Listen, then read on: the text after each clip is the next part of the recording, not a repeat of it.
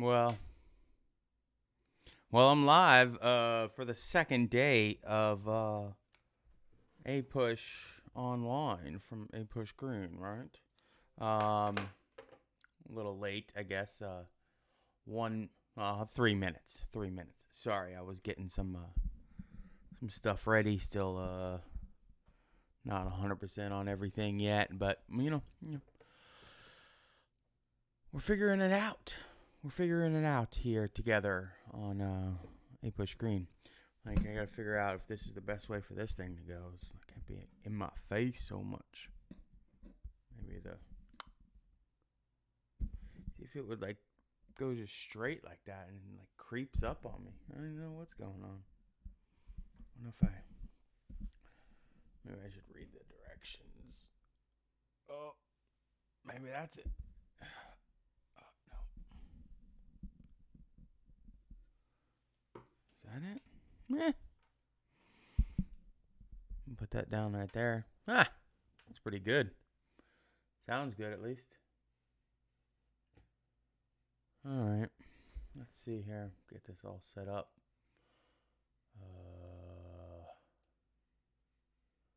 There we go.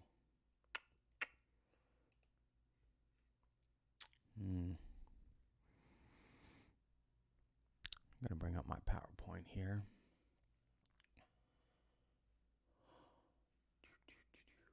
Put this up in here.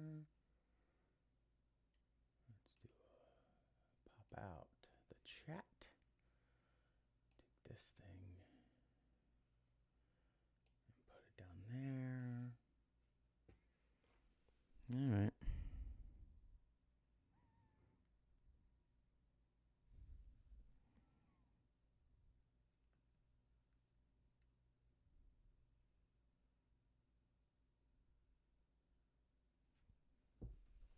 Cool. What the hell just happened? This thing creep up on me again. See it? Bring it all. No, I don't know. Keeps moving. Keeps moving. Stop moving.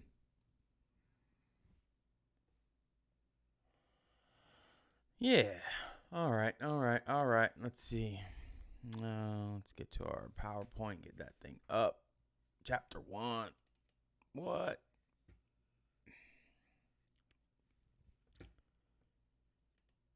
Uh-oh. All right.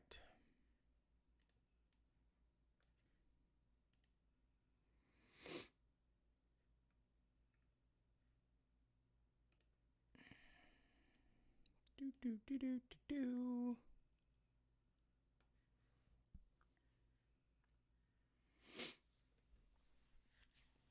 Oh, I didn't brush this very well this morning.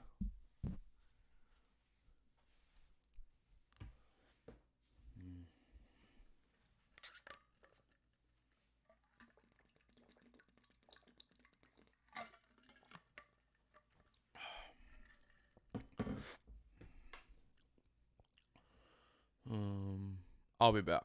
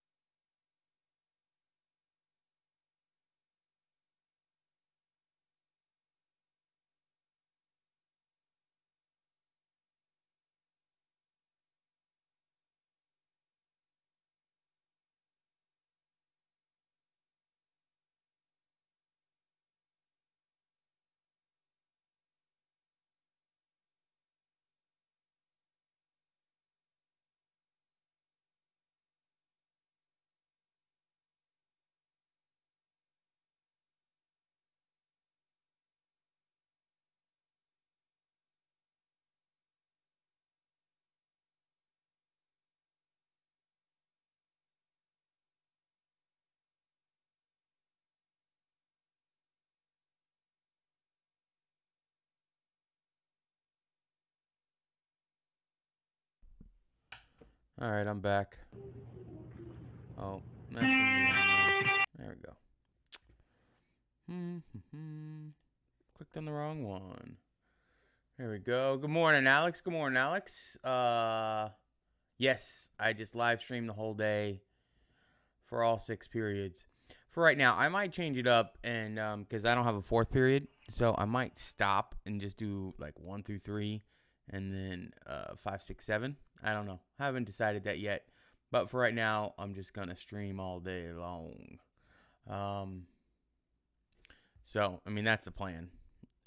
Yesterday during 2nd period, it kind of got a little messed up and had to do a meet off the real quick, like, so that wasn't fun.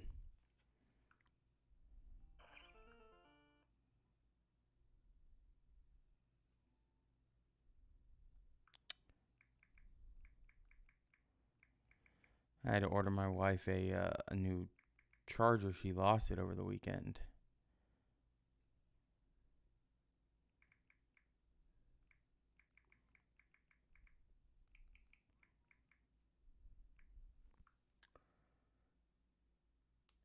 Would you prefer an asynchronous class? What are you talking about? Asynchronous? I don't know what you're talking about, Alex. Sorry, buddy.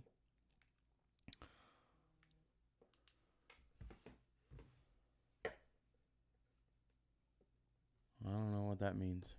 I guess I should look it up, but I got other stuff to do.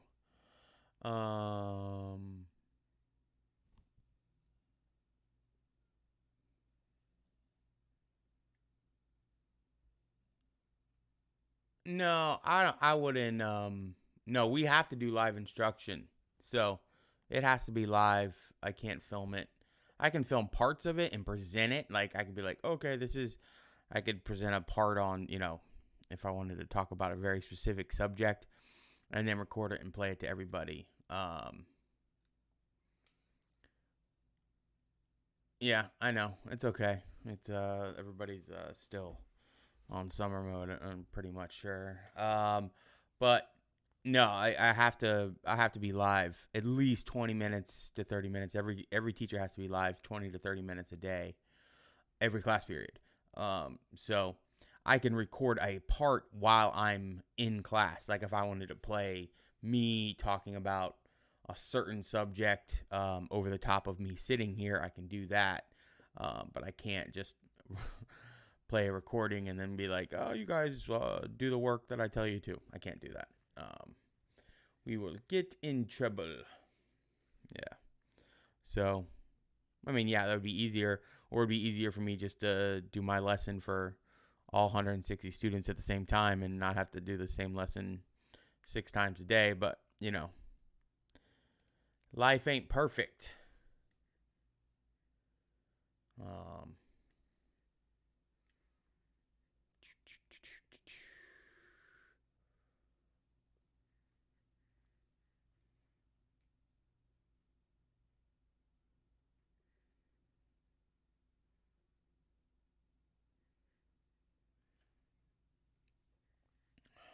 Let's see what we got here.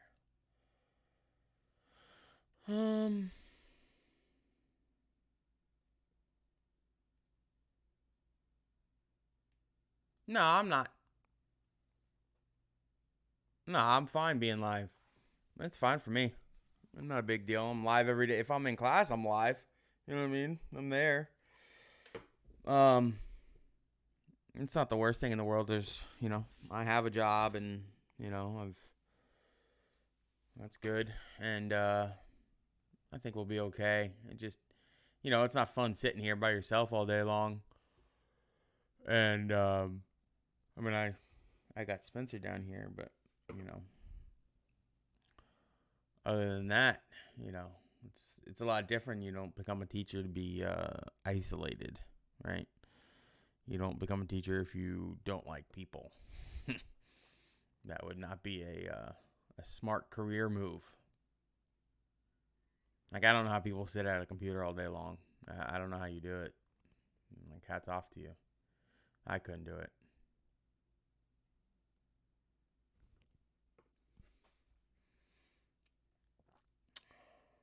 have what time is it? 8:20. All right, we got 10 minutes.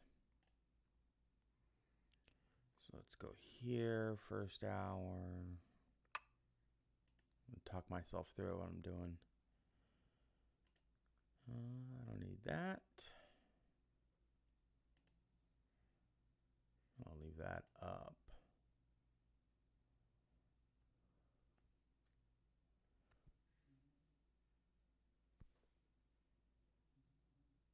I don't know if you guys can hear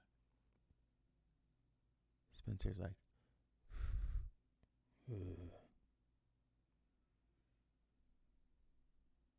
all right, Alex, I'll see you later, buddy.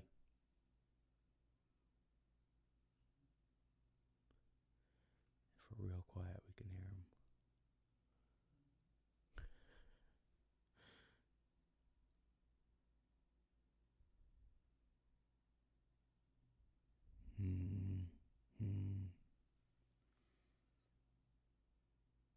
It's too early for him. He sleeps on the weekend. If I sleep later, he'll sleep later.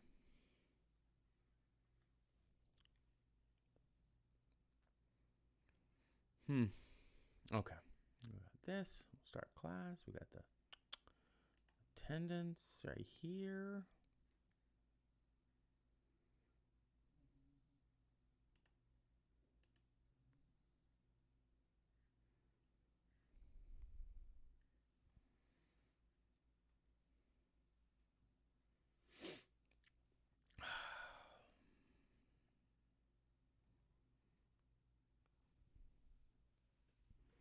Man, my beard gets stuck in this mic.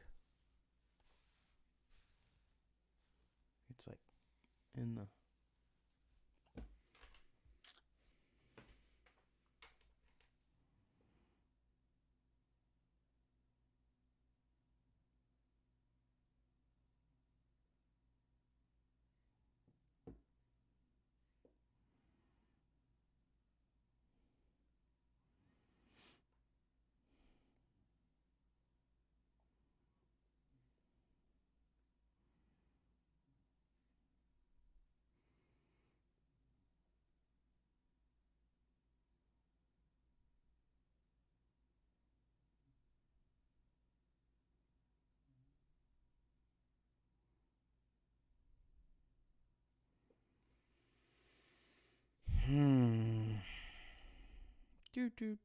Do.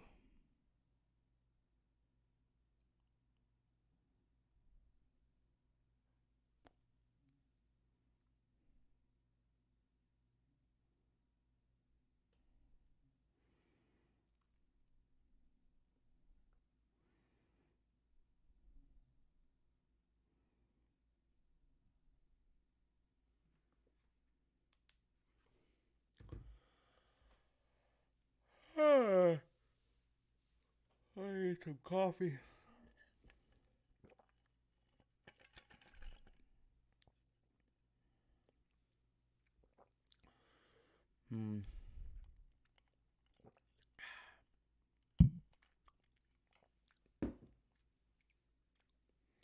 Okay, this should go. That way I'm in the center. I don't know, that looks better.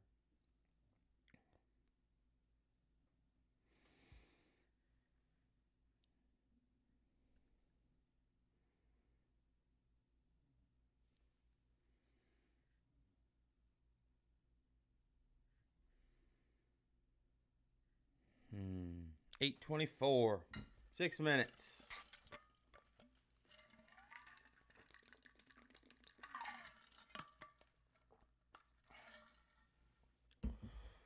Hmm.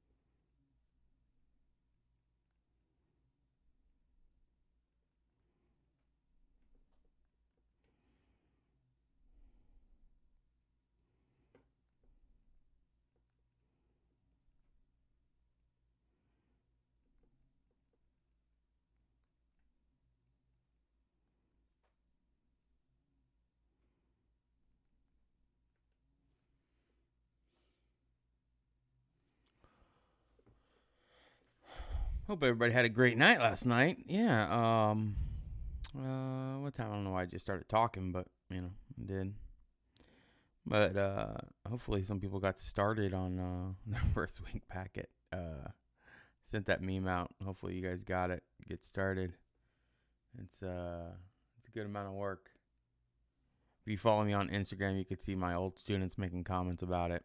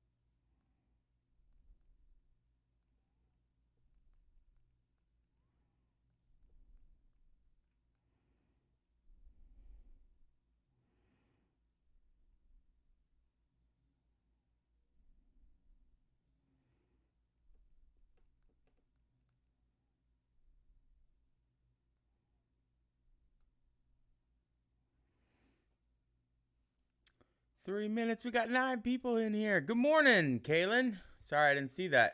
What was that? Oh, it's only a minute ago. Is it Kaylin? I'm assuming that's the correct pronunciation. Kaylin. It's cool. I like it.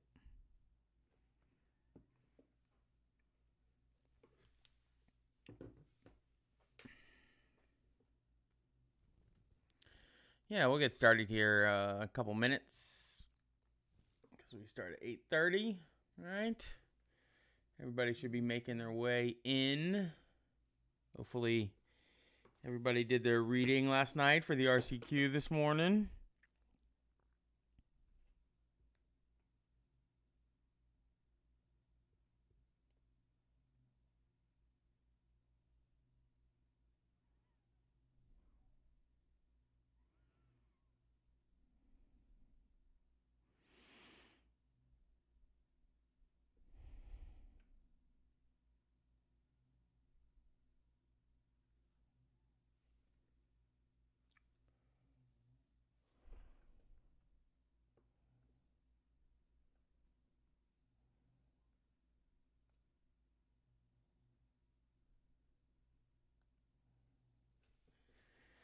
All right.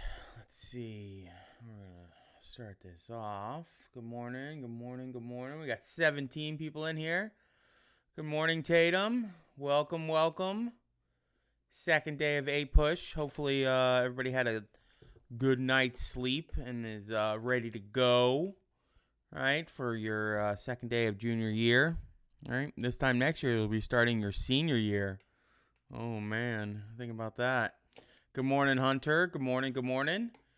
Hopefully everybody did their readings. We got 20 people in here now. How many people are we supposed to have in here? 26. 26. Good morning. Good morning. Good morning. Good morning. Daylor, Olivia, David, Lee Clinton. Not sure who you are, which is fine because you can take an RCQ. That'll be your attendance. But let me know what your name is, and I'll try to remember that and attach it to your username there. Lee Clinton, 1018. Jason Romero's in the house. What's up? Kana Emerald, thank you. Presley, good morning. Good morning, Grace. We are going to get started here pretty soon. Yeah, it's 8:30. Oh, okay, so it's Lee Clinton. There we go. That's what I thought it was. I was just, hey, you never know. You know what they say about assuming. So what we're going to do is have you guys, I guess before that, let's do the intro, right? And that'll be the first thing we do every morning. And then we'll get into the RCQ.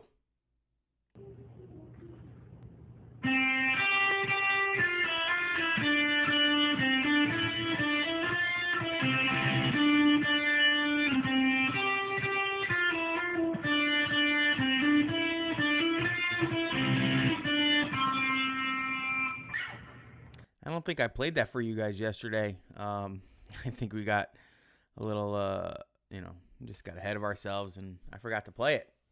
But yeah, that was one of my students from last year, Danny. I had the original music. That music is from Top Gun, if you don't know what that's from, which is one of the greatest movies of all time.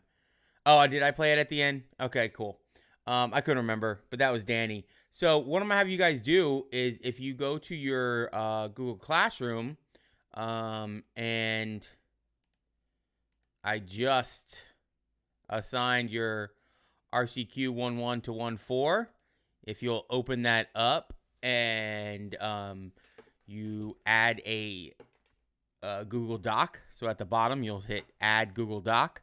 And then I'm going to put the questions up here on the screen for you. And you will answer those and submit them. I'm going to give you a minute to do that. Good morning, Cole. Give you guys a minute to get to the Google Classroom, pull up the assignment, and pull up the Google Doc. And you're going to write the questions and answers to these 3 questions. And then you hit submit.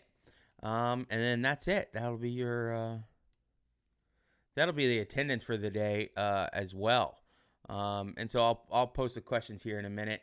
As soon as I'll give you guys another minute or two here. Yeah, so hopefully everybody had a good rest of your day and your other classes that you enjoy, or maybe you don't. I don't know. I mean, the history class. I guess I liked history my senior year.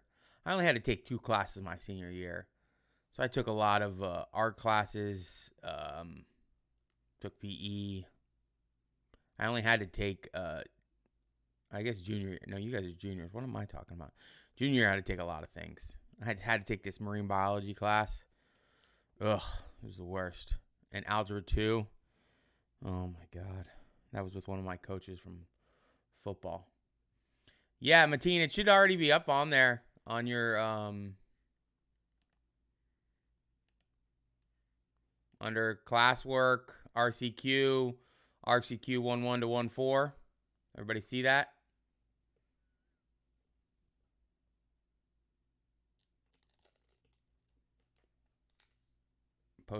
It posted at 8:31. You go to your thing and you go to classwork up at the top. And it's the first one, RCQ 11 to 14. Somebody give me a smiley face or a check mark or a, yeah, I got it.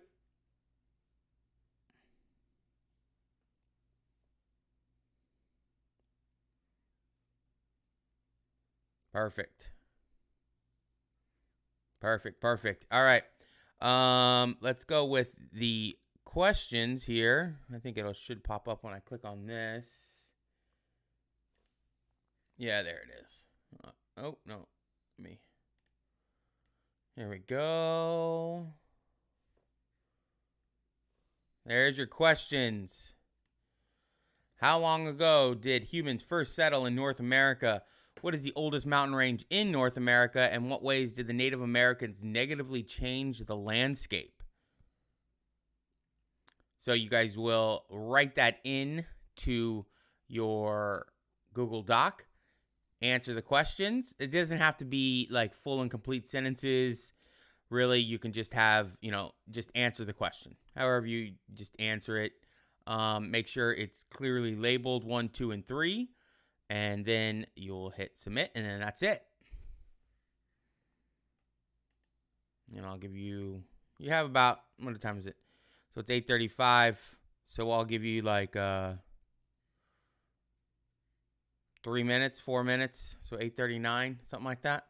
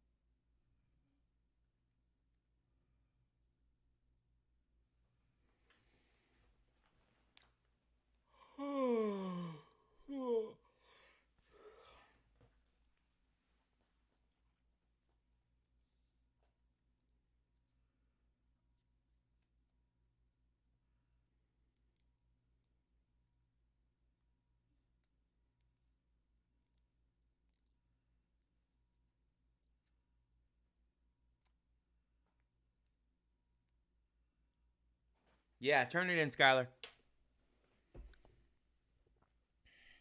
Whenever you finish, just go ahead and turn it in.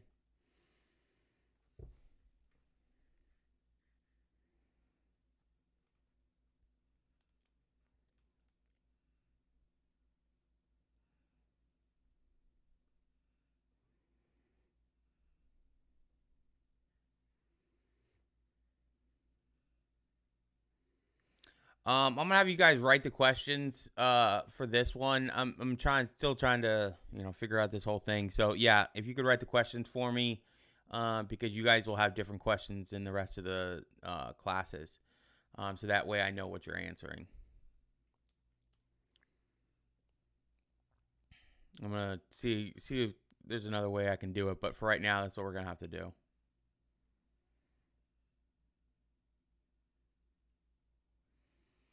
Thank you, thank you. You got 4. You turned it in.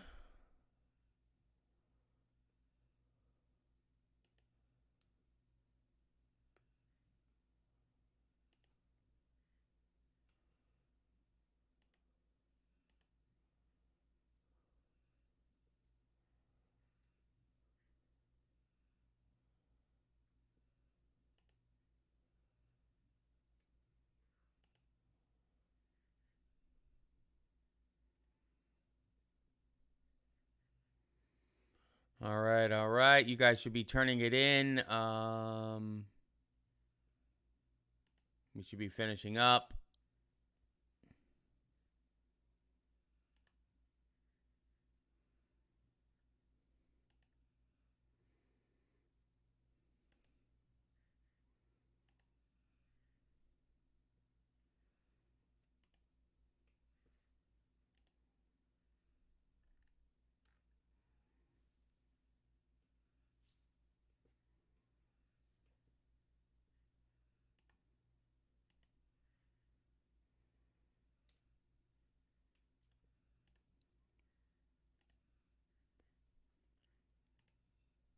Got 11.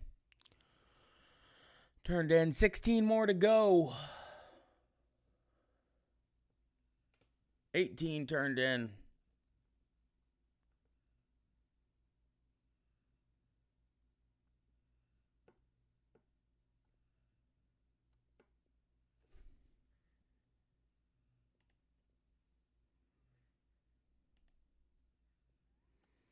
$21. 6 more to go. We can do it.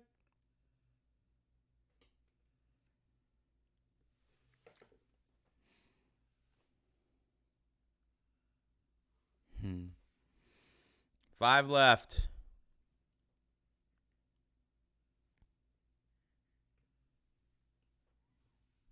I'm going to give you about one more minute, and then I'm going to close it. I think, if I can figure out how to do that. Oh, man. I can't.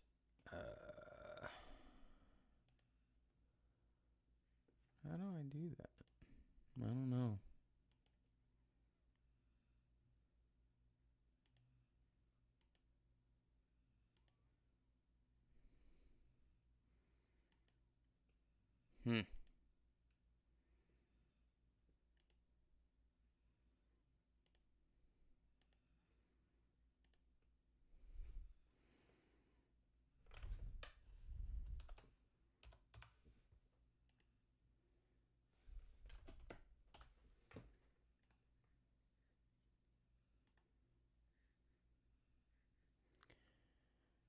You guys got one more minute, and then it's gonna turn in.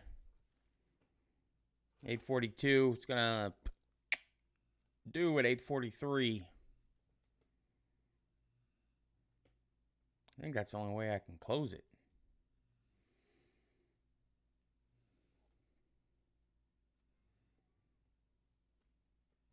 Two left.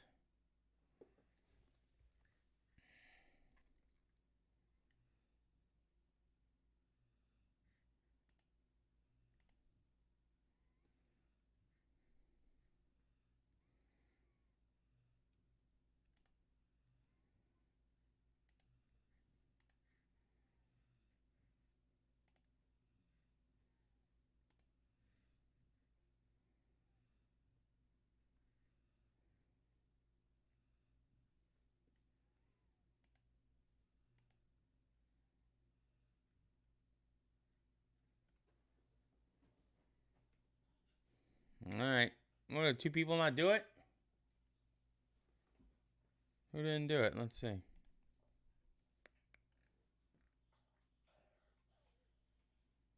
Oh, somebody did it late. Missing.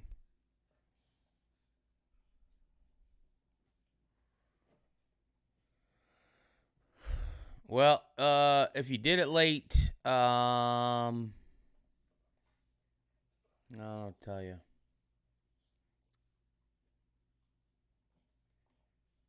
It's all right. The one of them, it said it was done late, but I don't know what that means. I don't even know. A couple of them.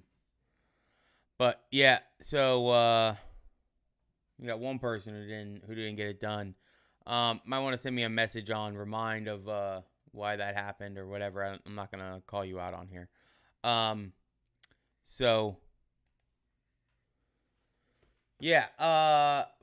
Give me a. Was that easy to do? Was that pretty straightforward? I know you guys don't want to write the answers.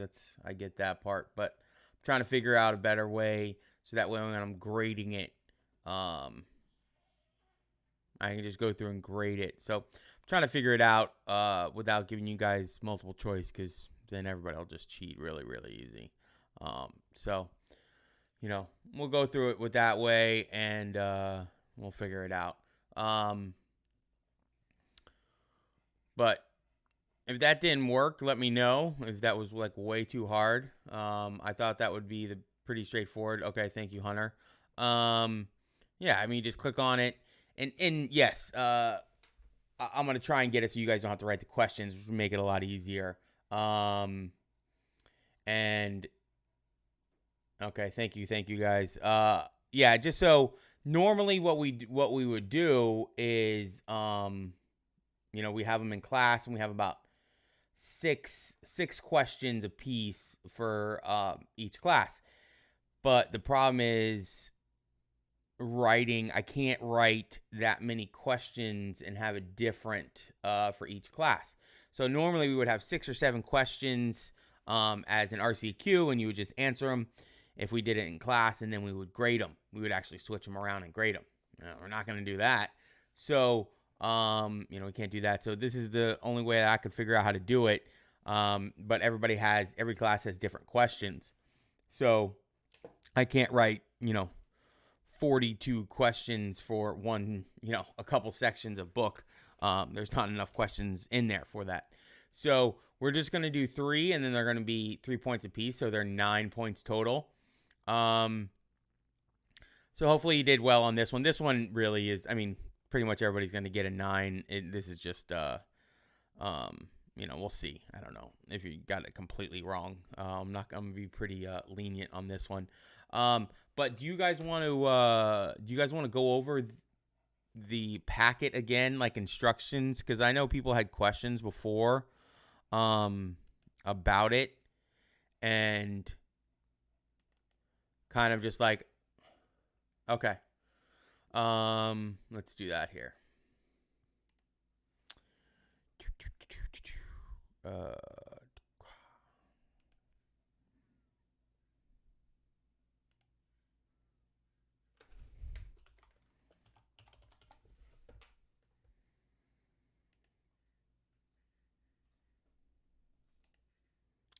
Okay.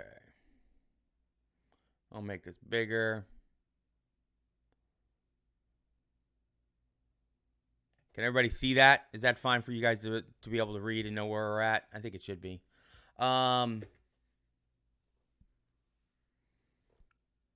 Cool. Thank you, Presley.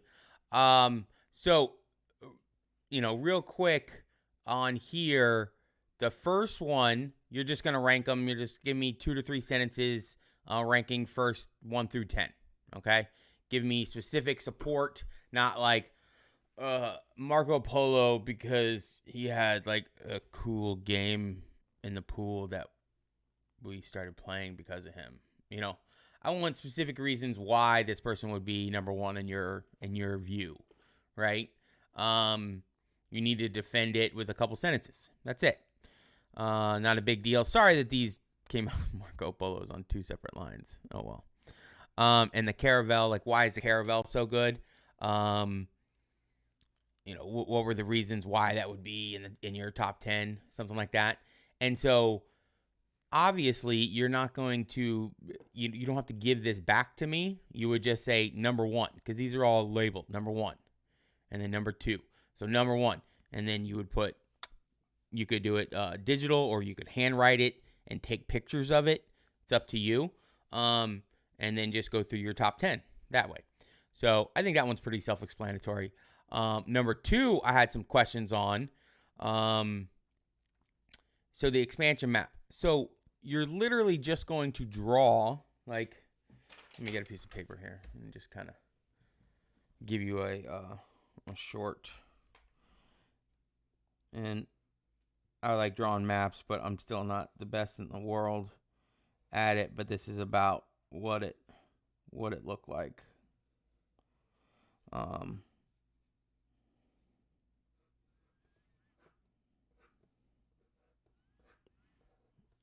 So that would be like your 13 colonies, right? And then you expand and you're going to add things like Florida. Oh, that's a horrible Florida. And I could draw Florida. But you're going to add Florida, right? It's going to be like that, and that'll be a different color.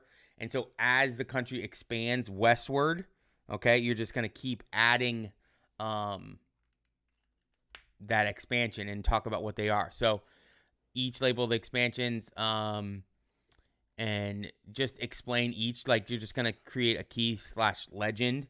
And you guys know that a key or legend goes like here, anywhere on the, goes like there. And you're going to talk about, okay, this color here is when we expanded the Oregon Territory in 1846. Okay. and then you just keep adding to your map as it goes across.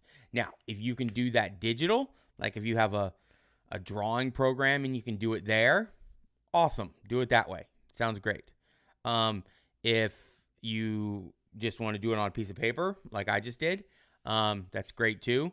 And then you can just take a picture and attach it to the assignment. No, it doesn't have to look pretty. But, okay, now this took me 2 seconds. It has to look better than that, okay? You have to take some time in doing it. It has to look neat. Mine, that is not neat at all. No, it doesn't have to look like an artist made it. But it has to look like you put time into it. Because I can tell if you put time into it or you're just a bad drawer. I can tell. So I'll take points off if it looks like you did it like how I just did it. Right? You have to put actual time into it. All mine are at school, the versions of it last year, which I had some kids do. So some examples. I have them at school. I haven't been to school. I know some teachers are there teaching, but I have not. Because I live 30 miles. Spencer is having some... I live 30 miles away from school, so I don't just pop down there. I live up in Palm Beach Gardens. So we got that one. Any other questions on that expansion map? All right. So the war chart. Okay. I got to set up my thing so when I draw something, you guys can actually see it in my other camera. So again, this would be not like this. I think I have a... Let me grab a... Hold on, let me grab a...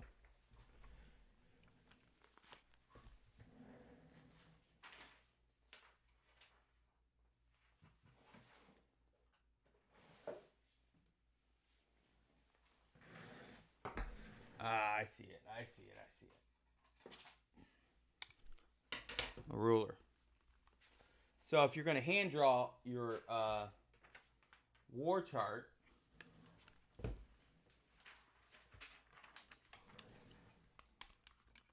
all I had was blue paper at a classroom when I went that one time and picked up a ream of blue paper. If you had the war chart, right? Okay, it's going to look like this.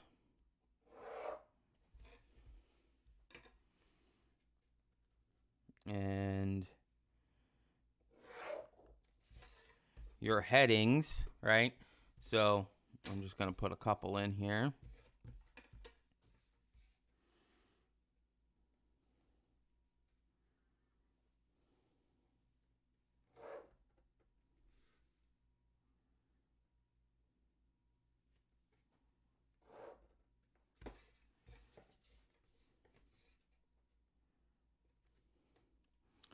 I'm just doing it the width of the ruler. Makes it easier, right?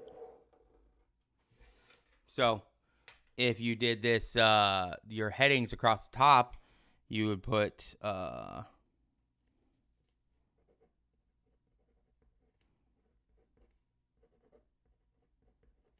name of war,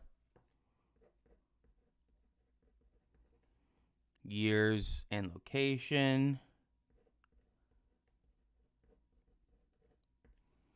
and then in the first one here, I'll put another one, and then I'll show this to you. Sorry, guys. I know you're just sitting here and you're just looking at the wall right now. Whatever you're doing, I know.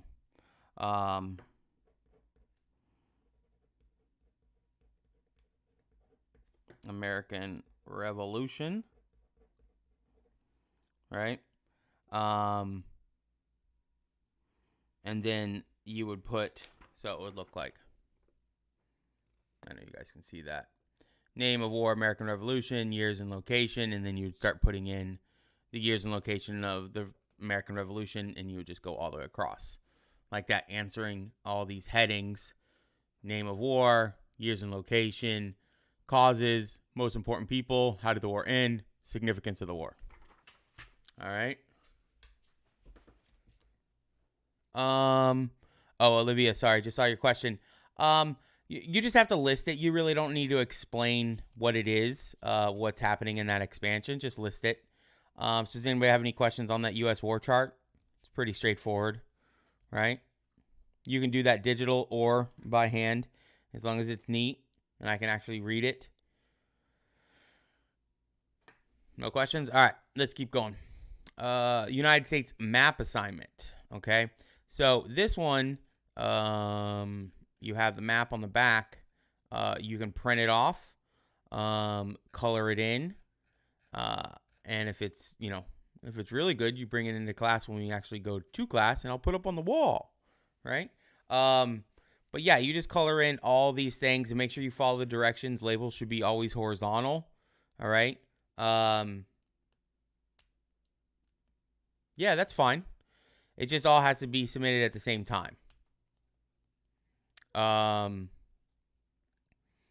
so this one, you would draw it, and then if you're going to attach it, if you have a scanner, you do, or if you have just do it with your phone, you can take a picture of it, something like that. And so then you're going to label all these things.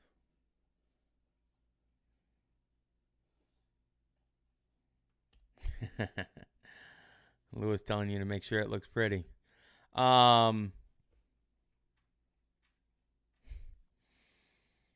then this one, the American presidents, you can download this and then fill it in. I also put in the PDF version, so you could print it off and write it in and scan it if you have a scanner. Or you could just, or if you have, like I have a PDF tool that I can write in or write on PDFs, but most people don't, so that's fine. The number 5, that's pretty self-explanatory. We don't need to have any questions on 5. And yeah, that one's pretty straightforward too. The final one, the political cartoon. Obviously, if you have a way to draw digitally, you can do that.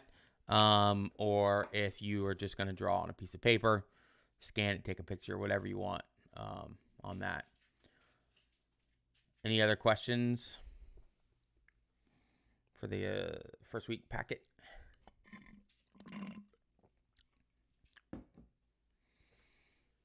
Oh, man. I'm still getting used to waking up in the dark. Right, Spencer? He doesn't like it either. Did I show you guys Spencer yesterday? I can't remember. I know I have the puppy cam.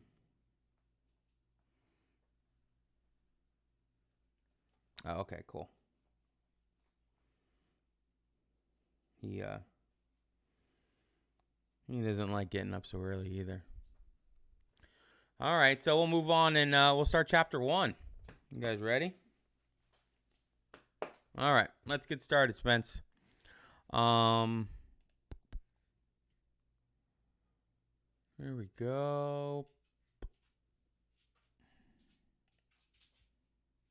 It should be here. There we are. All right, New World Beginnings. So this is going to be some of these PowerPoints from the very beginning I've used for a long time because they're the same information, even though we have different books. We got a different book this year. So this thing's going to be crazy long, this PowerPoint. And I'll post it here. I meant to post it this morning. I just kind of forgot. Actually, let me do that real quick while you guys are sitting here. Let me put it on our Google Classroom here.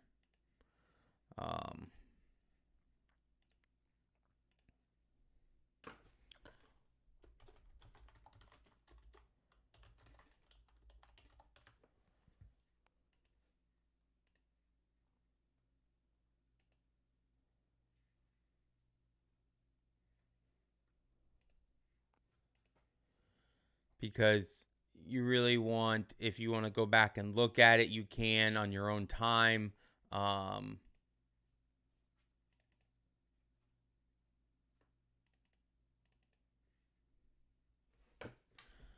You know, because you can always go back and watch the lesson again. Because again, what we did yesterday is on YouTube, and it'll be there. If you guys have questions, you know, about different things, you can always go back and watch a PowerPoint from the day before or 2 weeks before, because they'll stay up there forever. So I'm actually gonna post this for everybody.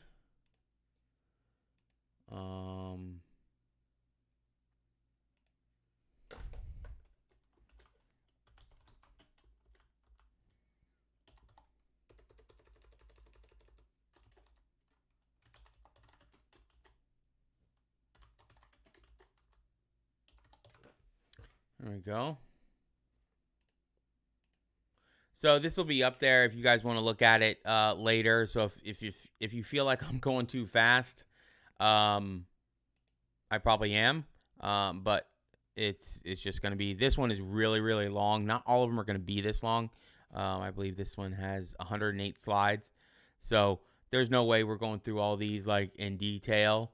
You know, some of these are just going to be skipped over. That's really because you're not going to have a big part of this on your exam. This is a very, very small part. Yeah, Skylar, we're going to take notes now. So, I mean, basically that's how this class is going to go. And that's why we're more, why this YouTube live is going to work better than the Google Meets, because basically, and it will get monotonous. I understand that, but basically you're going to come in, we'll do an RCQ. Before we would grade them in class, but, you know, we'd switch them around and grade them. So that way you knew what you got. And then also you knew the correct answers and stuff. But that doesn't really work, you know, in a setting like this. I have no way of distributing your test to other people, and that's just not right. So we're gonna come in, take the RCQ, we'll do notes, and then that's it. All right. Because we just have so much information to go through. That's what most of the class is going to be until we take tests. If we have special days that we break up, then that'll be different. But for the most part, that's what we're going to do. Just because the sheer amount, you know, some days we'll have writings where I'll just be like, okay, tomorrow we're not going to have PowerPoints. You're going to come in and you're going to do an essay. We might talk a little bit and we'll do an essay. Those days we'll probably do a meet rather than a YouTube. But if we're on YouTube, then what we're going to do is an RCQ, then a PowerPoint. Okay. So shaping of North America. So long time ago, we had the one continent, Pangea, and it really shifted. You know, you can see here. Oh no, there you go. That's how you can see me. I forgot that I have to do it on two separate screens. You know, you can see it, how it moves around, and you can see India right here. 65 million years ago, India was out in the middle of what we call today the Indian Ocean, and it slammed. It came up and it slammed into Asia. That's what made the Himalayan mountains. That's why the Himalayan mountains are so big, because you had this huge landmass out in the middle, and it just goes careening right into Asia. All right. And so this is Appalachian Mountains right here, right? They're already there in North America. So as North America moves across, and this is why if you see South America fits into Africa here, that's why they found things that are on both continents as far as relics and I'm not saying dinosaur bones, but I'm saying like things like that are very closely related because this was right up in here. Same thing with Madagascar, you know, the big island off of Africa. It used to be part of Africa and broke off, and that's why it's out in the middle of the ocean like that. So there you go. Yeah, there you go. So 350 million years ago, you had the Appalachians. They were first. Then you had the Rockies, Sierra Nevadas. And that's why the Rockies are so much bigger, is because they are so much newer. All right. They haven't been eroded with time.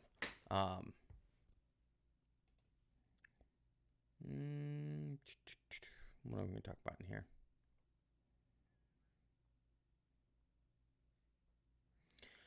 So, yeah, we're good on that one. Okay, so here you go. The Great Basin this year in Nevada's, if you ever been out and skied in California, I have not. I'm just saying. This year in Nevada's and it was a very big obstacle for the Intercontinental Railroad when we started building that in the late 1860s. As they're trying to go across, because these mountains, obviously the Rocky Mountains were it's really Lewis, for these slides, you know what I mean, you're really just gonna have to figure out how much you retain versus how much you need to write down. Did I play for you guys the student advice video from last year's students? I can't remember if I did that. I don't think I played it for every single class. Did I play that for you guys for last year? Okay, cool. Thank you. Yeah, I mean, some of the kids, wrote down a lot, and I think it's just going to be in the very beginning. You're just going to have to figure out what you need and what you don't. So, you're not going to need, like, this type of stuff will be on the first test, but you're not going to have a lot of it, if any, on the AP exam. So it's more going to be for on the test. Yeah, I know that's not a real answer to your question. I'm sorry about that. But you're just going to have to play it by ear, really. Just be like, what should I write down? You write down some of it because you're doing it with your readings. So you just kind of have to feel your way through of what you're going to need for the tests in the class. Because I'll give you kind of questions. Like I said, I don't know if I mentioned it yesterday. Again, I know I'm going to say this all the time. I don't know if I mentioned it yesterday. But I teach 6 classes of the same exact thing. So trying to remember exactly what I told you guys in each class sometimes gets confusing because, you're like doing the same thing over 6 times a day. But yeah, I do podcasts for the tests. So I'll record a podcast, send it out to you guys, and it'll kind of be a review of what you should know. I'm not giving you the information. I'm kind of giving it to you so you could play it in your headphones while you go run on the beach, or you go for a bike ride, or you go rollerblading. No, I don't think you guys are rollerblading. People got back to what is that called? Roller skating, right? No, but it'll just play in your head. It'll be a podcast, and it'll just be like, the Great Basin was located, know the geographic features of North America, right? Name the 2 main or the 3 main mountain ranges, be able to label 2 of the Great Lakes. You know what I mean? Something like that.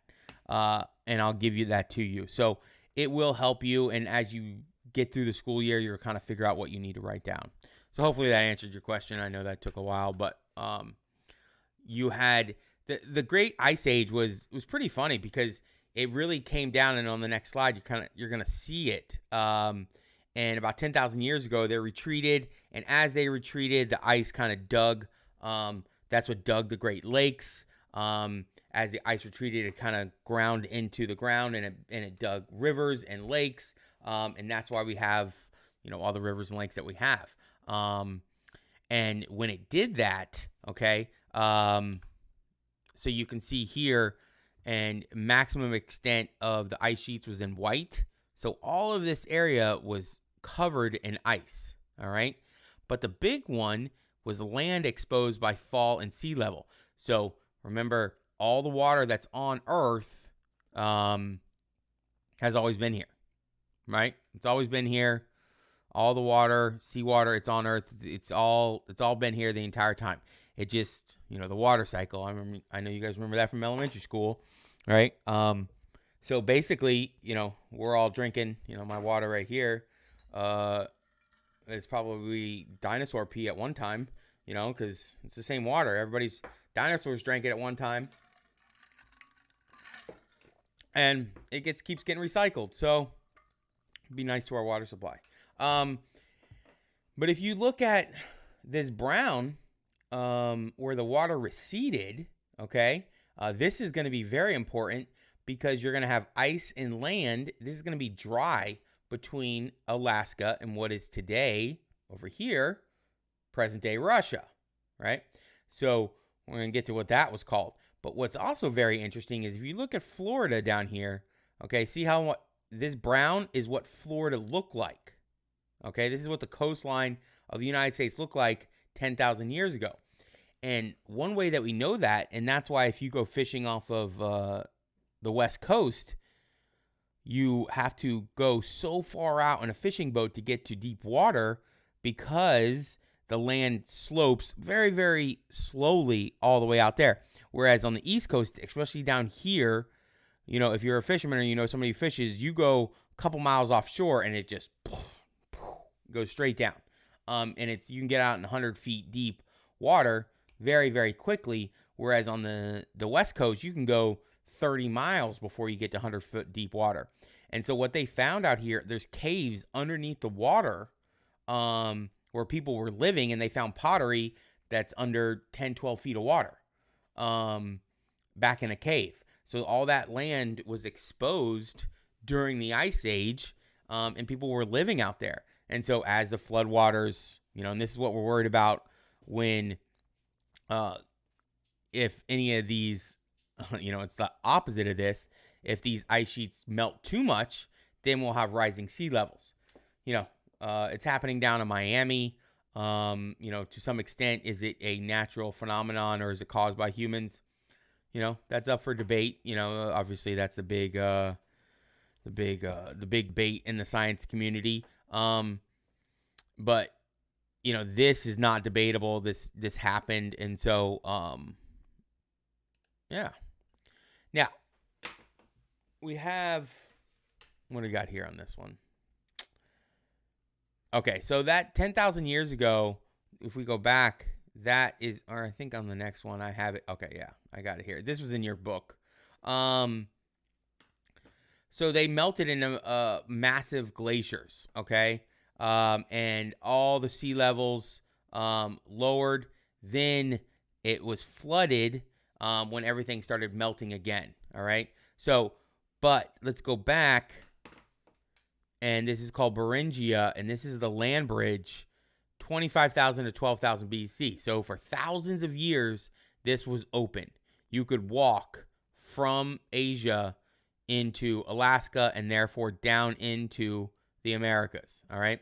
So they would definitely stick to the coastline because a lot of it they would be in canoes, and they would, kind of hopscotch down the coast to warmer waters. They were also following, because as this is all frozen, so much of the animals that they're following are trying to find warmer pastures, places where they can eat, where it's not just solid ice. Okay, so they're going down, and then that's what kind of leads to that's I think that was in your reading, the peopling of Americas, right?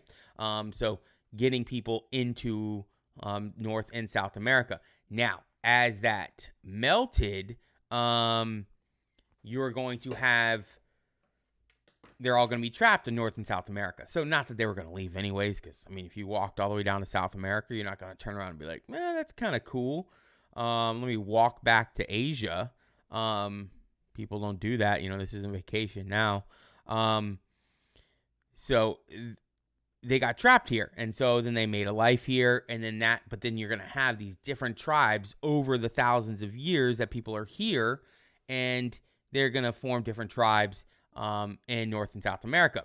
So when Columbus, quote unquote, discovered the Americas, which, you can't discover something when somebody's already living there, that would be like me going up to your house and, planting an A-push flag on it and be like, I discovered this land, it's now mine. And you're like, no, man, this is my house. And I'm like, nah, this is my house now because I discovered it. Like, it doesn't work like that. But Unfortunately, you just tell people it is, and you take them over and enslave them, and that's what happens. So that's what kind of happened. But when he did that, there's 54 million people living here, right? When he discovered it, and he wasn't even the first one, right? He was second, but nobody knew about the first people. All right. So this was the thing I always thought, like, you had people all the way down to the tip of South America. I mean, that's 15,000 miles away. Like, it's, you guys, if you've never been out west, like, it's really crazy. Like, I had a friend who lived in Alaska, and so I went to go see her, and I put in the map, I was like, okay, I'm going to fly. I think it'd be kind of cool. I'll fly to Washington and then drive up to Anchorage. Driving from Washington, all the way to the far west coast, and then driving to Anchorage, which is the capital of Alaska, is still like, I think it was like close to 1,000 miles. Even when you're already in Washington, right? So it's a huge long way out there. And so 15,000 miles from Siberia, all the way past Alaska, across the Bering Land Bridge, all the way down to the tip of South America is 15,000 miles. So those people, they put in some work. So you had the Incas, the Aztecs, and these were big, huge, very advanced civilizations. Oh, what time is it? Oh, I got 3 minutes. The big thing with them was growing corn. What is Hunter from Alaska?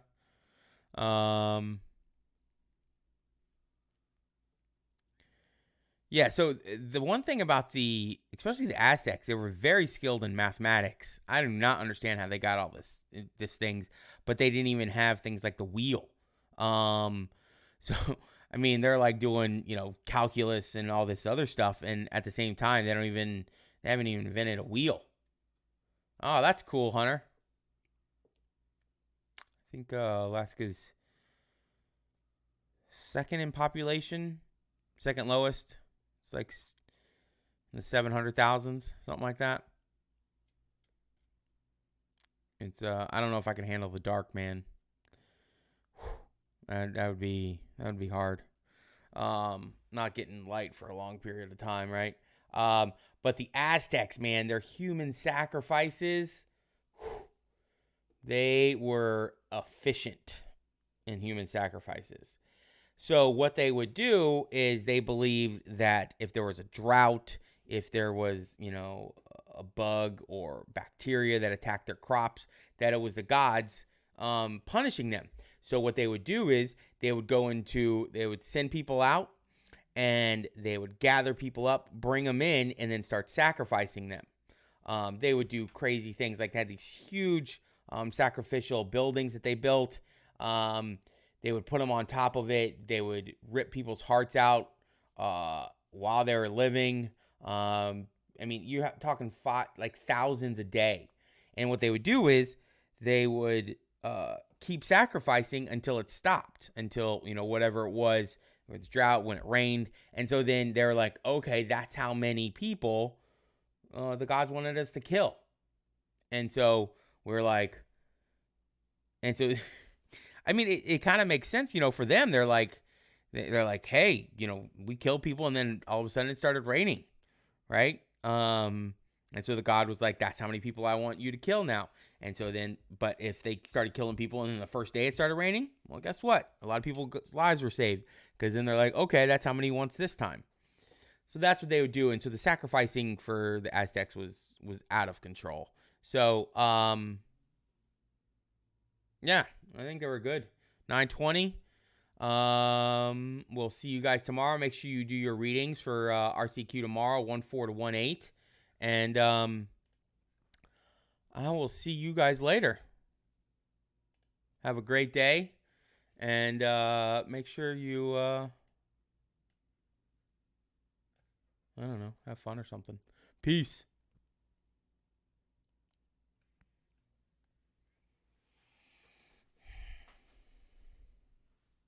Bye, period 1.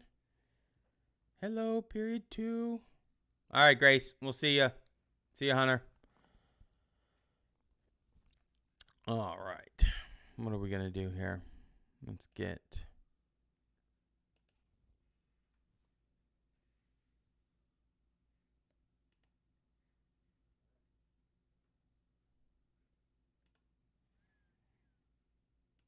Let's do... Good morning, Troy. Good morning. Welcome, period 2, as you're coming in. Just getting some stuff set up here.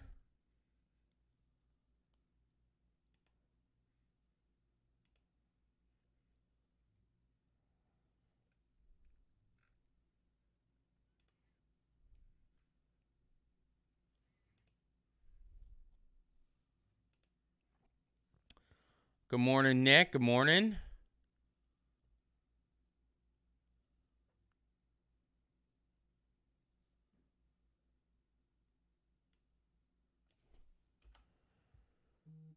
Good morning, Laura. Good morning. Good morning. Hopefully Dennis is doing well up at the old U of F.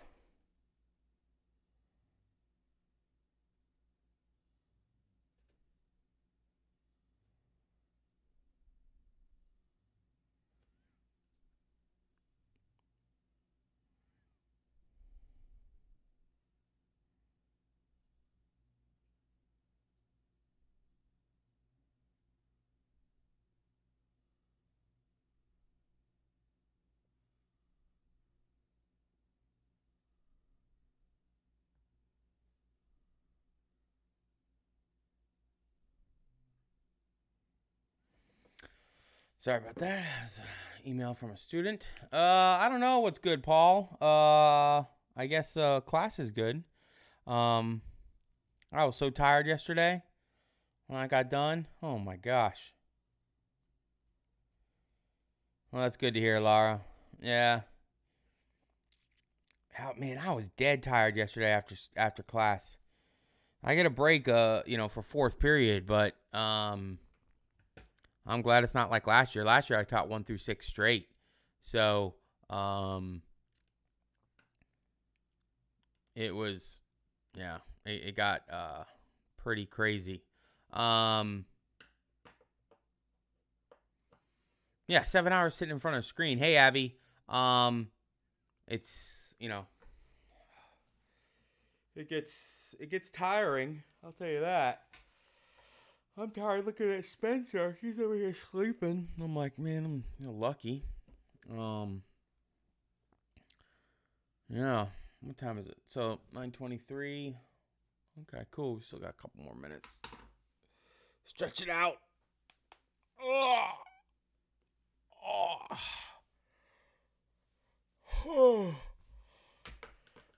Oh.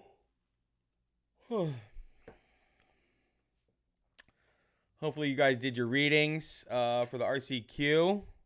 I think people got confused on the last one because I got an email from a student was like, oh, mine was late because I should have had the scans pulled up early. And like, guys, I'm not giving you time to look the answers up.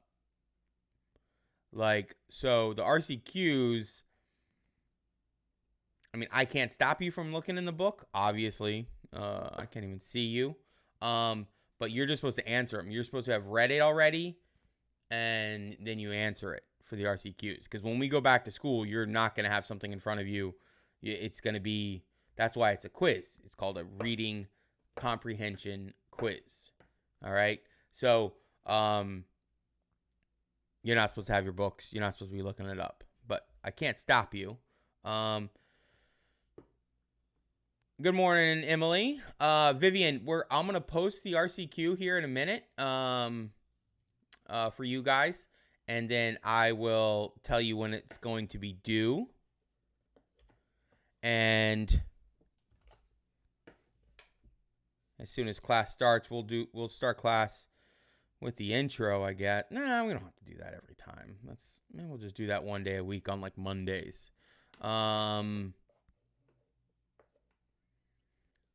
What's up, Logan? Hey, Faith. Yeah, so the RCQs you need to have already read. So they're just going to be 3 questions. And those 3 questions, you're going to need to write down the question and the answer. So,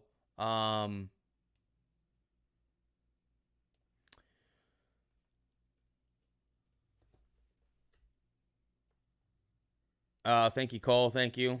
I don't know if you get it, what it says. If you get what the saying means. Typed, Anthony. Yeah, it says the greatest, but you notice that the great is spelled wrong. That's because they call the Testarossa the cheese grater, and so that would be Grate. Just a little humor. We're supposed to already started. Yeah, so what we're going to do is I'm going to post this, and you are going to have until, let's see what time it is now.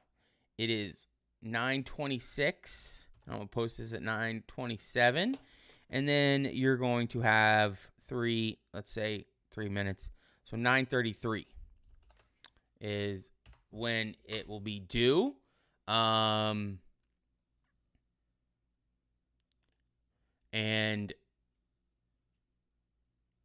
yep, I just did it. So what you're going to do is you're just going to go to Google Classroom. You'll see the RCQ will be up there. And I'm going to give you the questions here in a second. So if you get to your Google Classroom, pull it up. Oops. I'll give you guys an extra minute here. I'll change it around because I'm being dumb. Why isn't it working? There we go. Sorry about that. I'll give you guys some extra time. Don't worry about it. There's your questions. And yeah, Logan, I would guess so. Pre-calc is low on my list of things I would want to do. Yeah, there's your questions. So you open up the assignment on Google Classroom, you create a doc, and then you write the answers and the questions and answers. Yes, that's what the directions say. Write the questions and answers. I'm going to try to figure out a way you guys don't have to do that, but don't worry about it. For right now, that's what you got to do. It's only 3 questions. You're good. Because you should already know these answers. And then you just submit it right after that.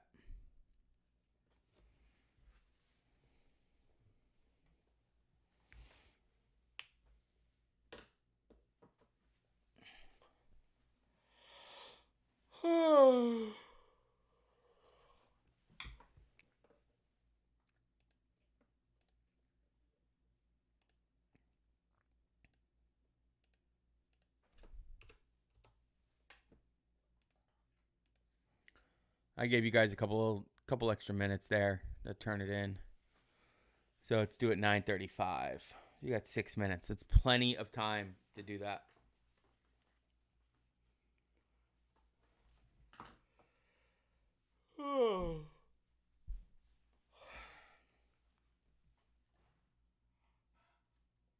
What's up, buddy?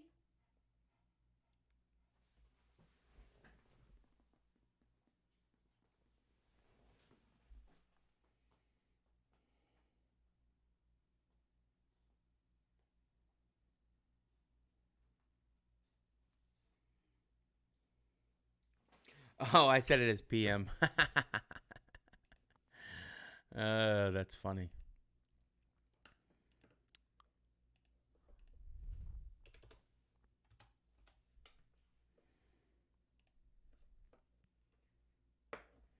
There we go. 9:35 a.m. Thank you, Abby. Oh. Oh, I'm yawning. Too much. Right, Spence? Too much yawning.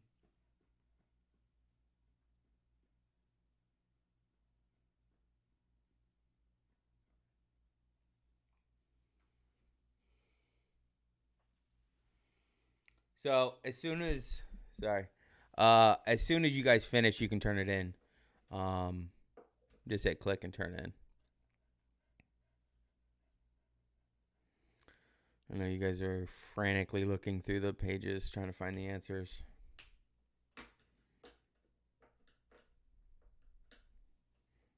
Right, Spence? I bet that's what they're doing. You talk to your dog a lot more when you're home alone with the dog. Spencer's like, yeah, I think you're going crazy sometimes. You just keep talking to me. I can't talk back.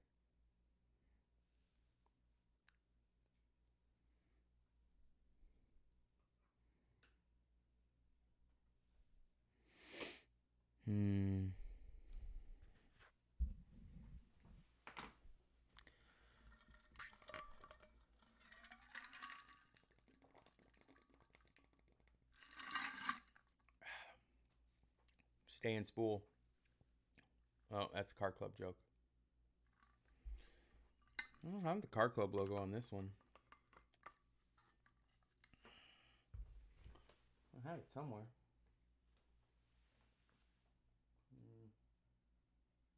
I think it's outside. Oh, well. Oh, 5 turned it in. Good job. Good job.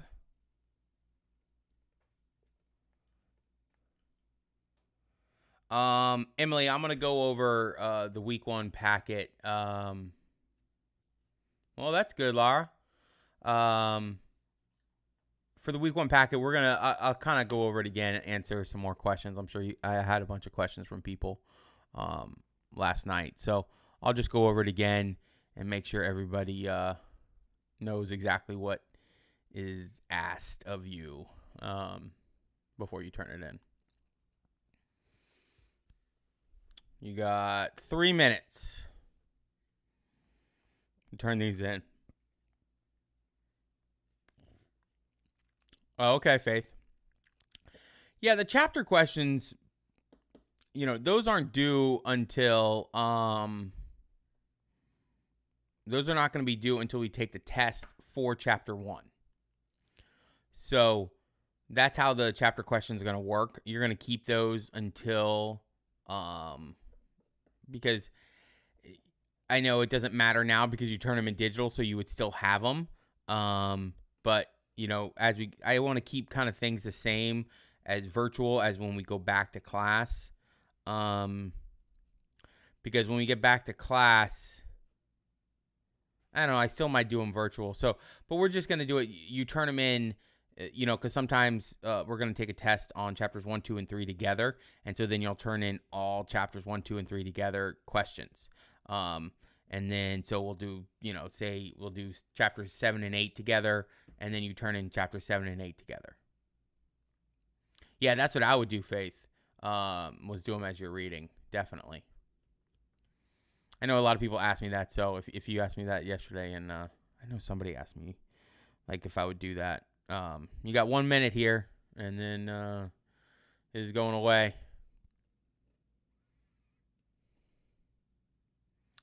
For the chapter questions, you know what I mean? You just need to answer the question completely. In a complete sentence, you need to make sure, my biggest pet peeve when you guys are writing, for the RCQ, no. You just need the answer. Sorry.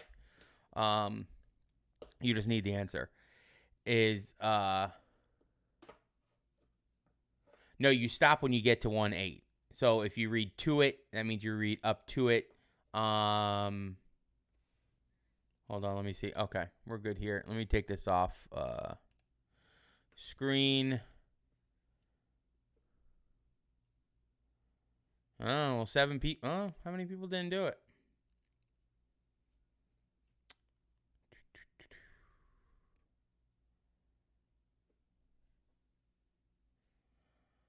Let's see. We got 25 people in here.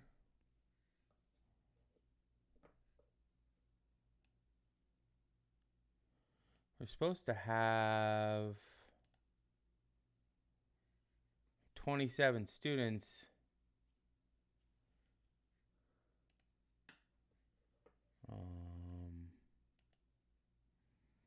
4 people didn't do it. I don't know.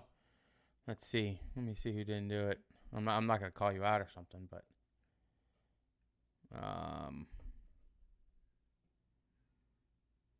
those 4 people who didn't do it, you're gonna be marked absent. So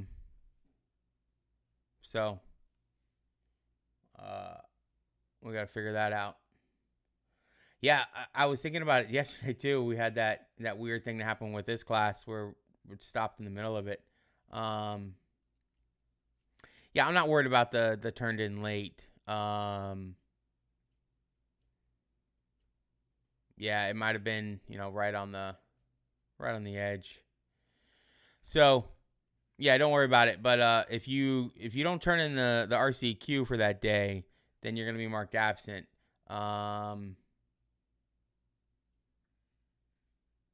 Oh, that's a fine emoji, Anthony. I get it. I know what you're saying. Okay, so we'll move on from the RCQ. Yes, those only need to be short answers. Just kind of get the answer across to me. I'm not working, looking for some big, huge thing.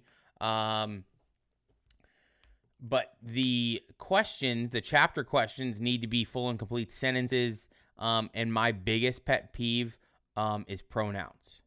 So, that being said, if I ask you a question, I guess I can pull them up. Or if I just ask you a question of, why did John Adams feel the need to pass the Alien and Sedition Acts? You have to write John Adams felt. You don't write he. Okay? So especially if there's multiple subjects in the question. It could be like, why did members of Congress such as Thurgood, just different people, and then you say something like they or them. You have to start off sentences with the actual subject of the question, okay? And we'll go over that more and more later. I'm not going to be like a big stickler right away, but it's just you need to work on that for writing history.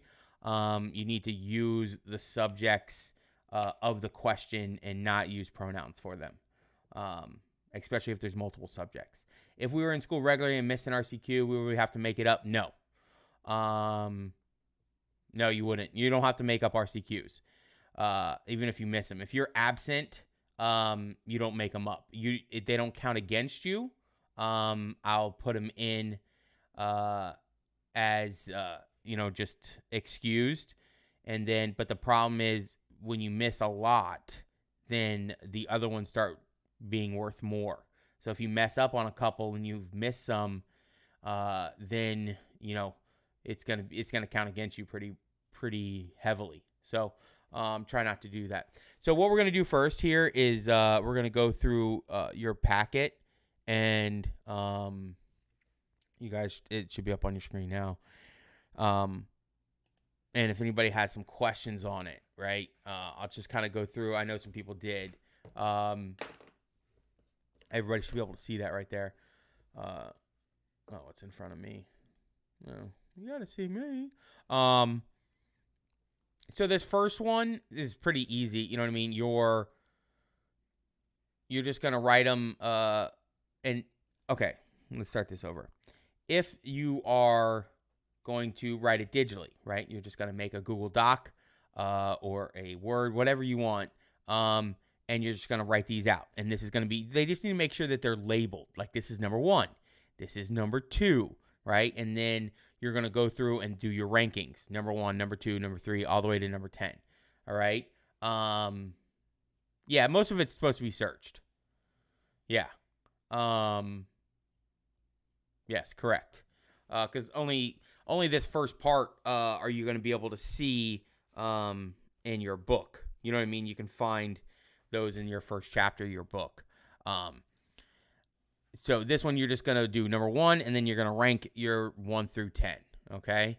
So make sure you're doing that. And again, if you have I want you to make sure you write the subject name, Marco Polo is this because, right? And then you can say he, because then you have the subject line it's only one subject. It's referring back to Marco Polo, that he.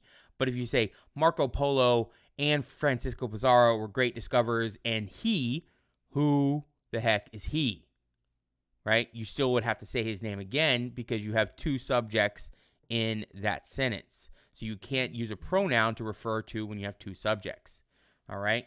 I know you guys just put up some questions. When we provide support, do we have to cite the evidence? No, you don't got to cite it because I'm going to know. It's fine. This would be like 2 to 3 sentences. You know what I mean? Good sentences. Like good, deep sentences would be fine. Would be more than fine. Okay? No,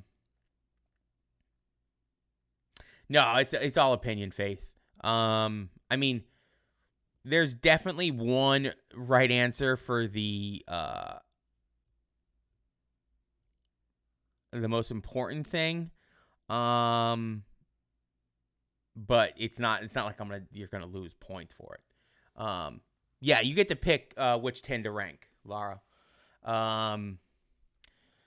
So I think that one's pretty good. Any more questions on that? Oh, my ears sometimes from those, they get squished. I think it's because I'm wearing glasses. Maybe I'll try and put my contacts in because then it's not pushing on them. Oh well. And these don't push that hard. It's just they're pretty light. I don't know. Okay, so U.S. expansion map for the next one. This one, okay, is you're going to take more time than I'm about to take right here, or actually I did last class. This is very, very crude, but you're going to spend more time labeling them, make it look decent. So you would have, this is the 13 colonies. This is the expansion of Florida session in 1819. And so these would be in different colors. You would have a key over here that labels these. I should have drawn a really good one for you guys, but I really was busy trying to convert everything to digital here. And I didn't get a chance to, and all my examples from school from other students are at school. So, and then you would just add the different things as you go across. Alejandro, you ranked 10. So you can say, you could say Marco Polo is number 8. The defeat of the Spanish Armada in 1588 is number 7. You know what I mean? So you could say the first thing is Sir Walter Raleigh, and then why he's the most important. So you're ranking everything against each other. You're not doing like 10 people, 10 places, and 10 things. They're all, yes, blend exactly, Faith. Good job.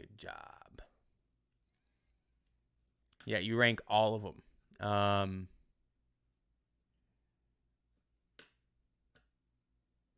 Yeah, you're going to rank out of all of these. Now, if you find something else that you think is more important, pick it out. Do it. I would love to hear it. Okay. Now, the U.S. expansion map. Okay. So I showed you guys that, right? So I know you guys were still on the other thing. My bad. But you're just going to do that, but do it better than I just did. I'm a pretty decent artist, I guess you would say. But yeah, try and get these as neat as possible and take your time on it. And you're going to as the expansion of the United States expands west across the continent, you're going to add it in a different color. All right.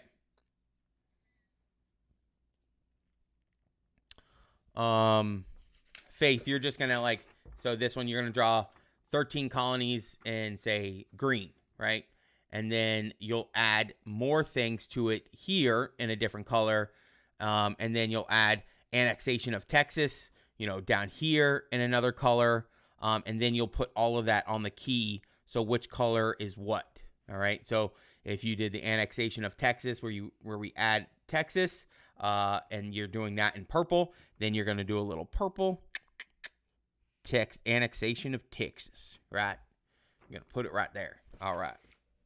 And then as you go farther south into the different parts of the South, that is my Southern accent. That's about the only accent I can do with any type of correctness to it. No, that's maybe I'll do the whole Civil War things in my Southern accent. Yeah, definitely, Anthony. You could, like, if they're not touching each other, but you could also put stripes in it. You could do the same color and then put, dots or stripes across, something like that. That's an easy way to distinguish between the two. You could do like if one is purple, but one has like your key. Sorry. One has stripes in it, and then one is solid, something like that. I think that's the biggest one. I had a bunch of questions last night, people asking me. So if you can do it digitally, like if you have like an iPad with like a drawing thing, you can do it there, or you can just do it on a sheet of paper and take a picture or scan it, whatever you have available to you. And if you can't figure out a way to do it, hit me up and we'll figure it out. All right. So the U.S. war chart. Okay. So I made a little one here. If you want to do it hand drawn, you can. If you want to do it digital, you can do that as well. So you can see here the headings: name of war, years and location, right? American Revolution. And so then you would have War of 1812, Tripolitan War, Mexican-American War, Civil War, and then you're going to answer all those things going across.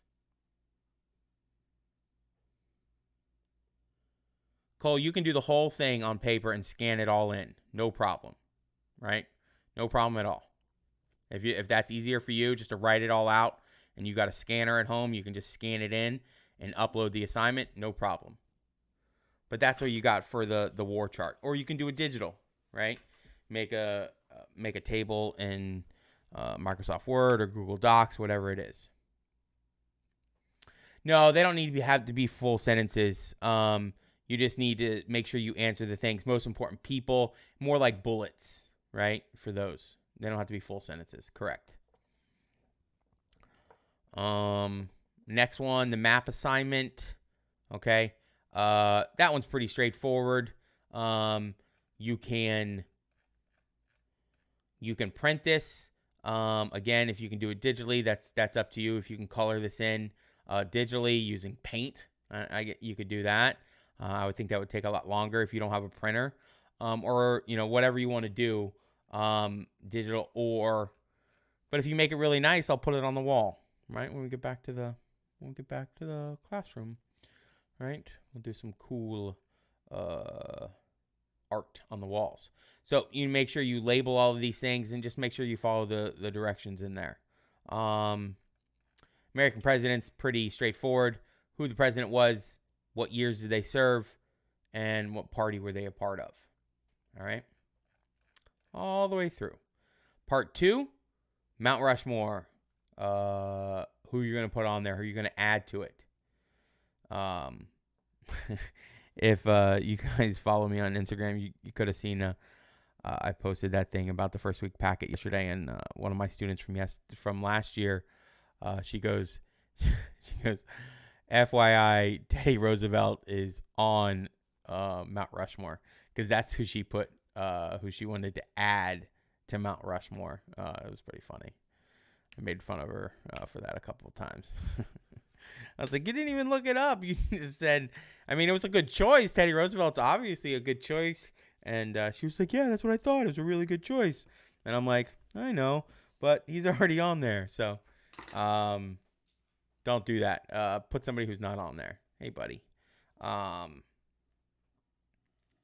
And yeah, I think all these other ones. Okay, and then the bottom one, the political cartoon. Again, if you can draw it digitally, that's cool. If you want to use stick figures, cool too.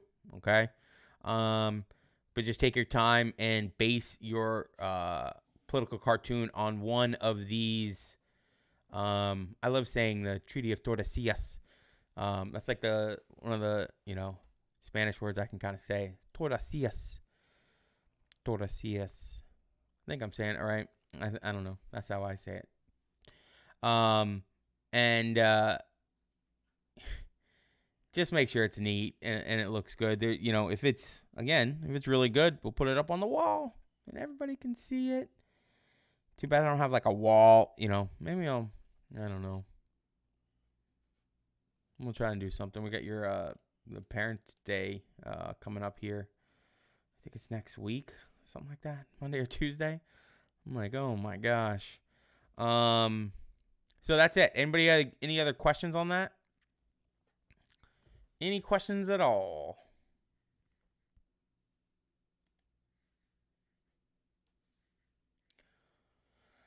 Let's see. Where's this at?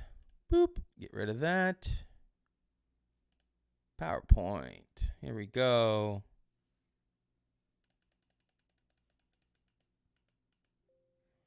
New World Beginnings. Okay, what's up, Vivian? Well, you will eventually, right?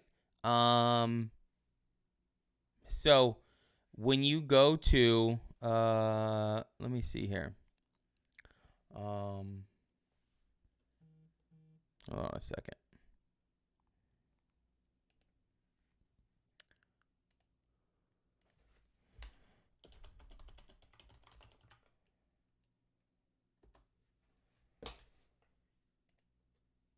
I'll bring it up here on the screen.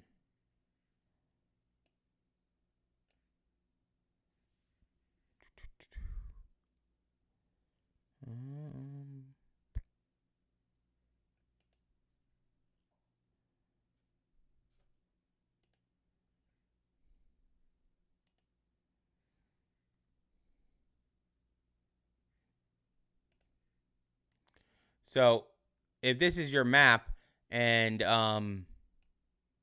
you're putting in the first 13 colonies, which will be, right here. It'll look like this. It'll basically be this first part here. And then you're going to add things as we expand across the United States. So eventually, you know what I mean? It'll look like the United States. No problem, Vivian. It'll look eventually like this, but in your drawing. So it's not going to be perfect. Like, I understand that. Like, the Gadsden Purchase is just this little tiny area of land right here that we purchased from Mexico because we wanted to, the Southerners really pushed it through Congress because they wanted to get the Transcontinental Railroad through there, and that was the flattest part because the Rocky Mountains run all the way from Canada through United States into Mexico, and this area of land here was not part of the United States, but it had the best land to run the railroad. So you'll add this in, you'll draw this little boop, boop, boop, boop, boop right there, and that'll be a different color than everything else, and you'll put that in your key, okay? So hopefully that helps. What is this?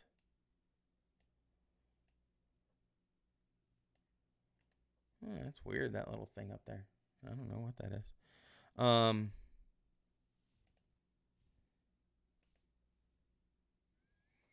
Little white thing up on top.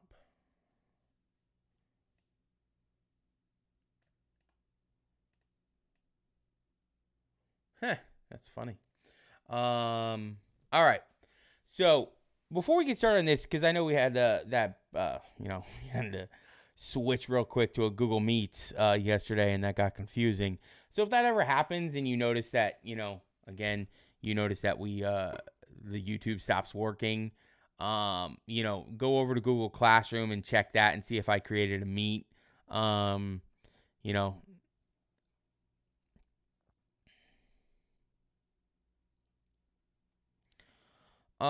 Anthony, I would, like, personally, you can do it either way. Like, you're just gonna have to figure out which works better for you.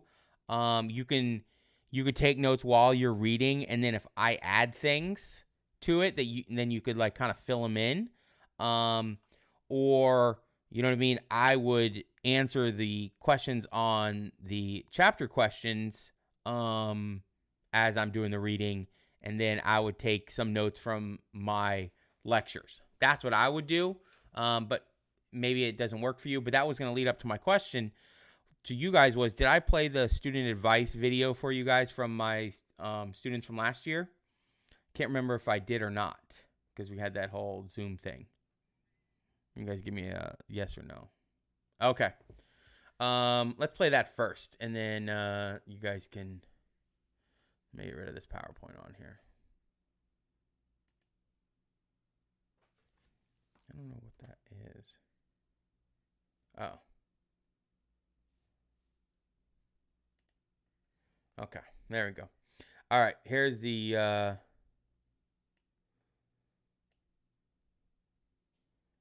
here's this. So just listen. This is some students from last year, giving you guys some advice. I asked them maybe a couple months ago over the summer to send in a video giving me some advice for you guys on ways. And so most of the people that sent this in, I think everybody on here passed, and some of them passed with a 5 and a 4. A lot of them, I think there was like 4 or 5 5s out of these people. So just give it a listen, and maybe it'll answer some questions for you for the year. Make sure to keep up with your APUSH homework. It catches up fast. I know that from experience. Please, God, do your homework. What's up, future APUSHers? Ryan Rodriguez here. If I could give you guys one big piece of advice for your upcoming year, it would be write down the notes as Mr. Green presents them. This will help you so much. Children, you gotta remember, Face-Off is not a game. Face-Off is a lifestyle. You want to utterly destroy your competition. Hello, my name is PB, and my advice for anyone taking AP US History is to make sure that you understand the rubric for all the writing sections on the AP US History exam. My advice for Mr. Green's APUSH students is to always read the assigned RCQ pages at home and try your best to get perfect RCQ grades all year. It's really easy and will boost your grade, prepare you for the exam, and even give you tons of extra credit. What's up, APUSHers? It's Frankie and Makana, and my advice for you next year is to study and read all your RCQs. Yeah, if you want to get a 5 like me, you gotta read every single day. Put in that work, Bobcats. I got a 4, you got a 5. That's all that matters, baby. So APUSH is a lot of information. So it's your job to read before you get to class, understand the lectures, see what works best for you, taking notes, listening to Mr. Green. If you're just looking at slides when you get home. Listen, it's your job to understand the event and understand what led to the event, the events before it, and it's pretty much just a cause and effect. It's a cause and effect, and you keep going all the way until 9/11. So it's really your job. You got this. Hi, incoming APUSH students. I know you guys are going to have an amazing year since you have Mr. Green as your teacher. My advice is to not procrastinate your note cards and to study hard for your RCQs. And also, if Mr. Green puts a math problem on the board as a hint to your test, double check with people around you that he didn't make a mistake, because math is not Mr. Green's specialty. And that's all. Have a great year, you guys. All right, so hopefully you guys can listen to some of that advice. I'll defend myself a little bit with Gabby at the end. She's the senior president. Some of the times you guys have, and I will post the notes, the PowerPoint notes. I think they're already posted. But sometimes on some of your multiple choice questions, there'll be multiple answers, like actual correct answers. And I'll give you guys a clue of like, there's 3 correct answers or there's 2 correct answers. And I asked a math teacher, because math is not my strong suit, to give me like a crazy Algebra 2 question where the answer is like 2 or 4 or something like that. And he gave it to me and it was wrong. So yeah, that was pretty funny. But it was really funny because a lot of people didn't catch it, that it was wrong. So that means that they like, because she's in my 6th hour and I have 6 classes, and nobody caught it until 6th period, that it was wrong. So that means nobody knew the real answers to the questions, and couldn't get the clue. So yeah, that was pretty funny when they actually pointed that out. I was like, oh my gosh. I was like, that was a teacher. That wasn't me. I am not a math teacher. Let me see if those notes are posted or not. Hold on one second. I was pretty sure they were.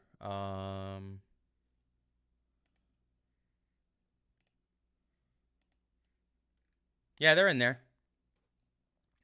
They are in there. I just posted them last period, so don't. It's not like they were up there and you didn't see them, Corin. But yeah, they're in there now.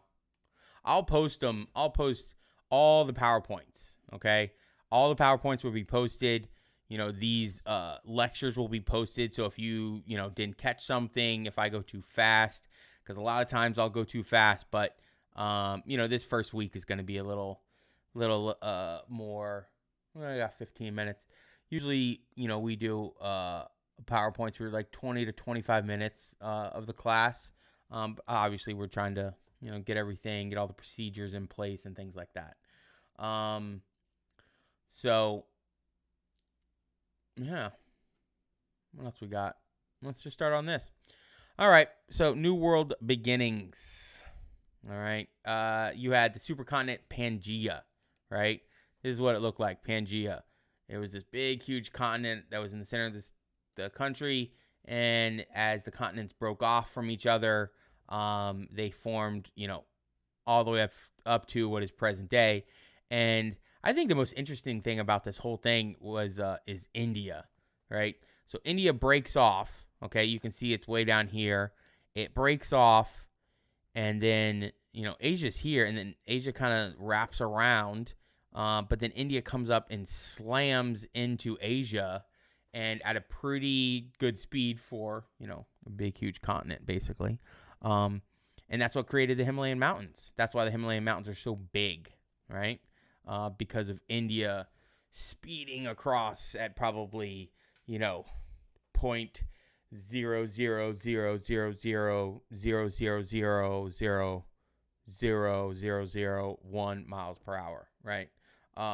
Which is just like breakneck speed. Slams into Asia and creates the Himalayan mountains. That's how we have them. And that's why you have, Mount Everest. All right. So Appalachian Mountains, they're the first ones to form in North America. And then you're going to have the Rockies, Sierras. Those are all going to form after that. They're going to be much younger. That's why they're more sharp. And the Appalachian Mountains, if you've gone up into Maine, Virginia, places like that, the mountains are very rounded off. That's just from erosion. That's just because they're so much older. That's why they're like that. When they were first formed, they weren't quite as high as the Rocky Mountains from what I've read, but they were a lot more peaky, right? When you think of mountains, not like big, huge hills, right? They weren't as rounded off. So we're not going to go through a whole bunch of this stuff. But if you get here, right, and you see the Great Basin, you see the Sierra Nevadas, which are, if you've ever been to California, that's why you can, go to the beach and ski basically in the same day. It's because of that. And then you have the Rocky Mountains that run all the way down, and they're huge here. And this is what I mean by the Gadsden Purchase, where the Gadsden Purchase is right here. So they didn't want to have to cross the Rocky Mountains, so that's why they bought this area of land here, so that way the mountains could go through, right, like that. All right.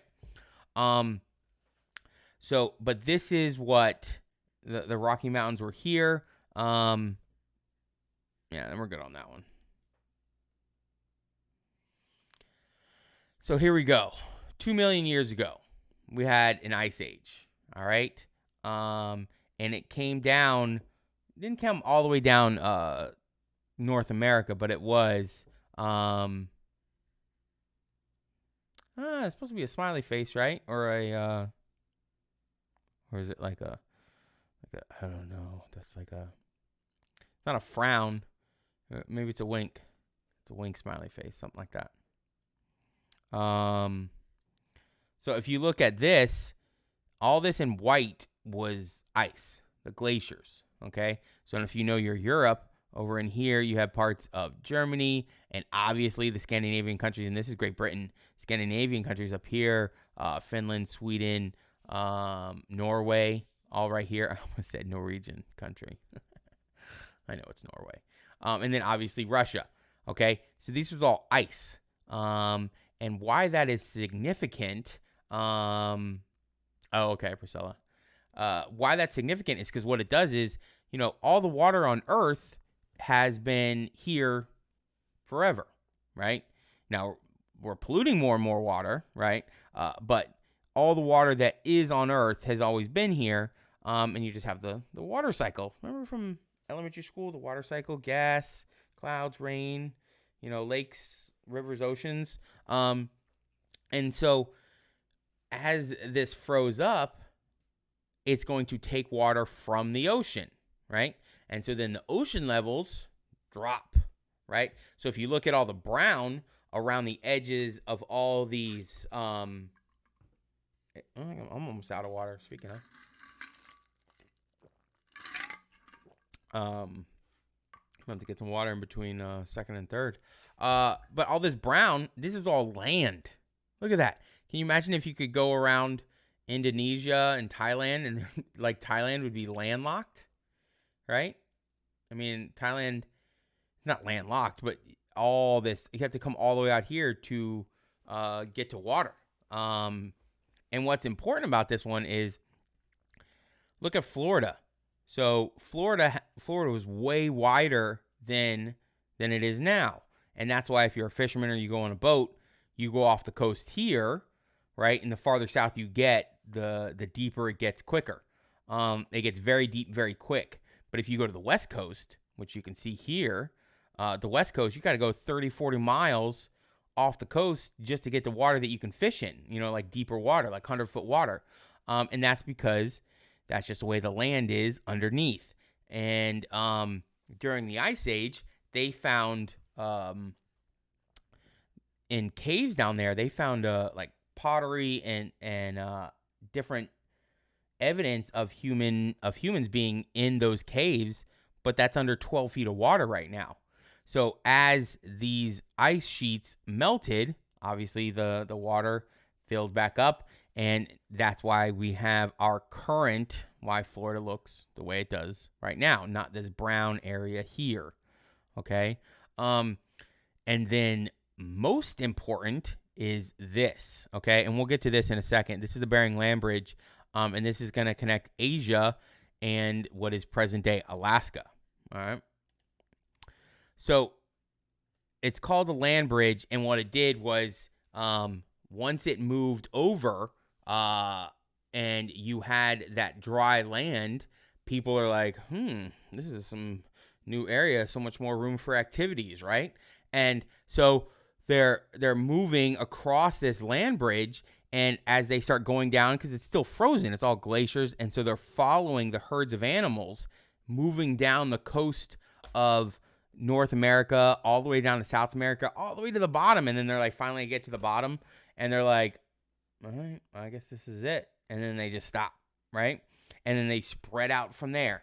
And people spread out across North and South America and started creating tribes. And they got isolated from each other for long periods of time.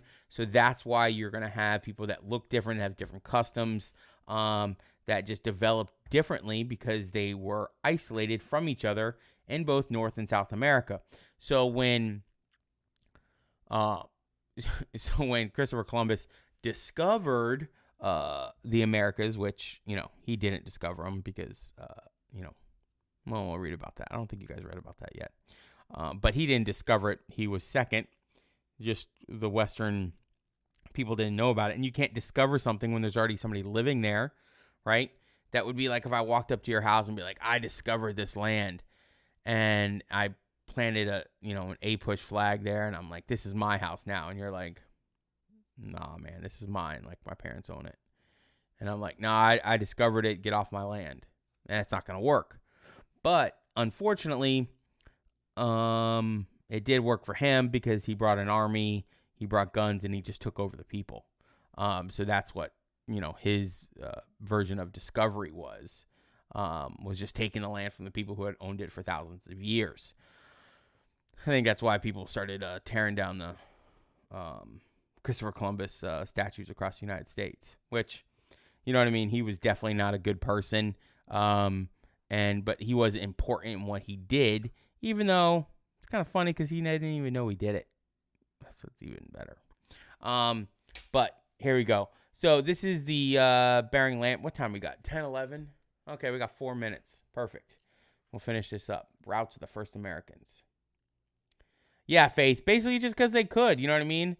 People just started moving around because, I mean, think about it. You get frozen. And this is over thousands of years. I mean, think about it.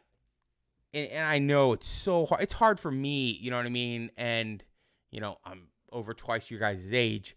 And I'm like, thousands of years. The United States has only been around for a couple hundred.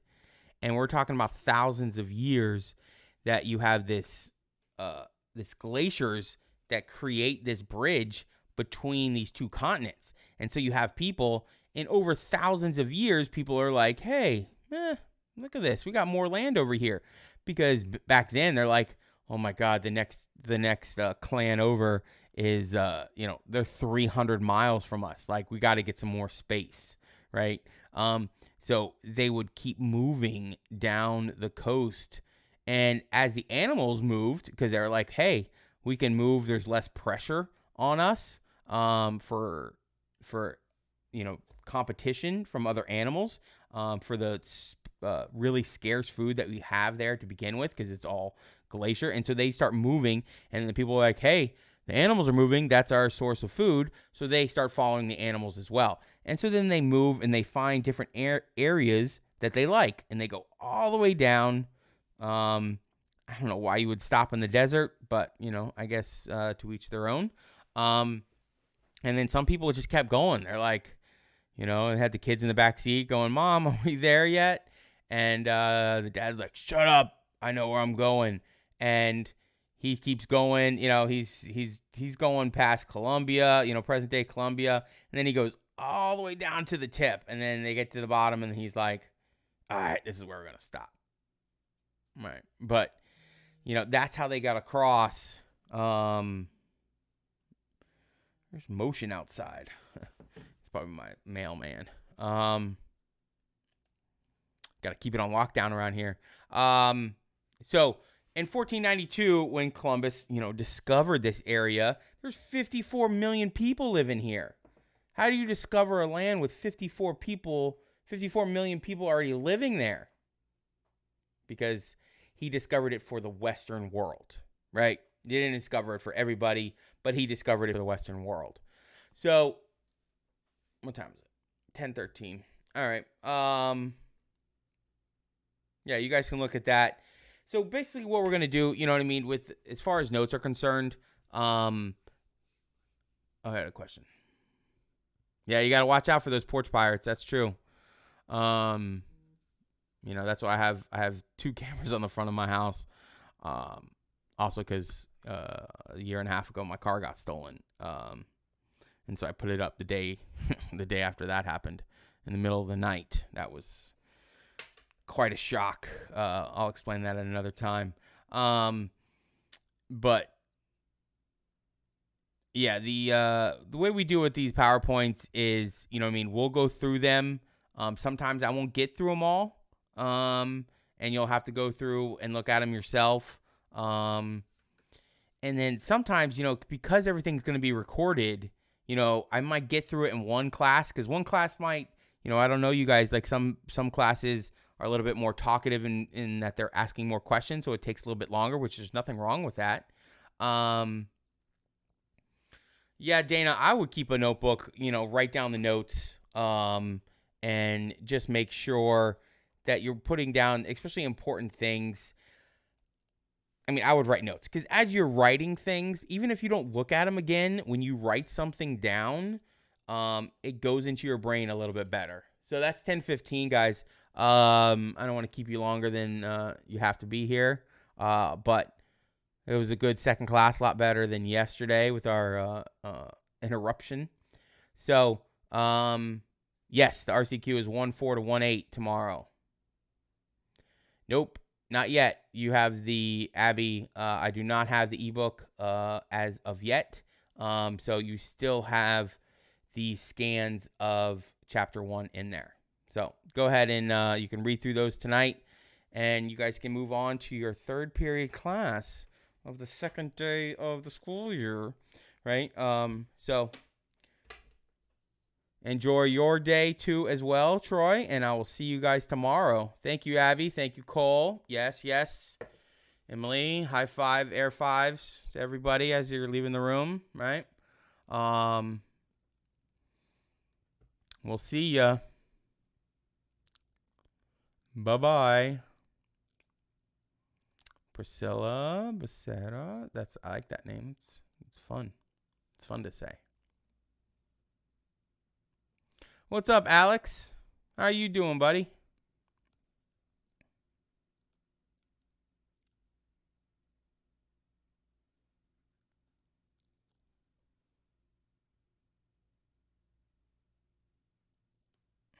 I'm doing great.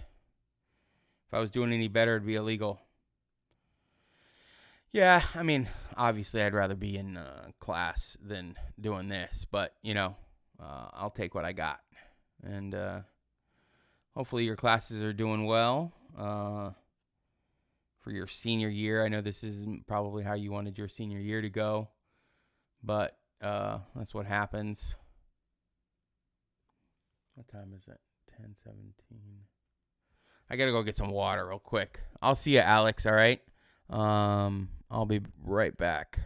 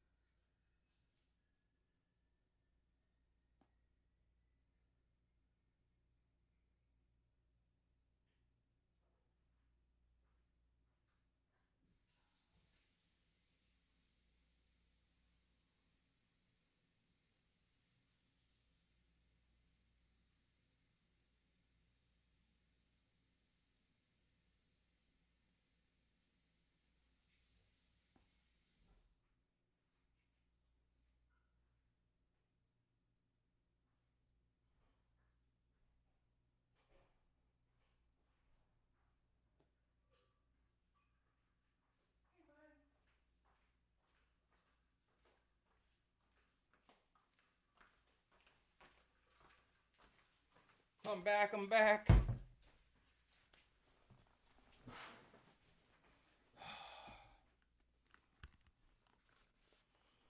All right, I'm here. There I am. Let me get rid of this PowerPoint here for right now. Here we go.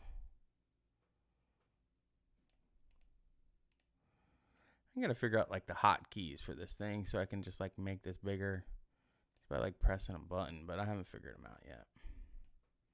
There we go. Good morning, John. Welcome back to second day of AP United States History. Yes, period 3. Oh, I got water on my paper here. Oh, well. Yes, this is period 3. We're going to have a great time today, right? You guys did your reading. You're going to do great on your your RCQs. And everything's going to be great and work out okay. Period 3 starts 10:20. So right now.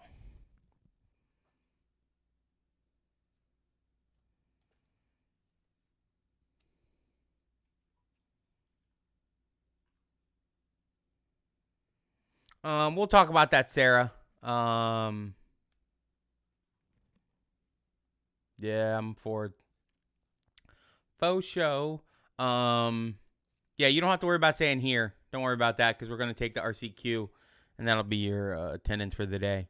Yeah, I'm definitely a forward person. I'm working on your RCQ here in a second, and we'll get started on it. And where am I going?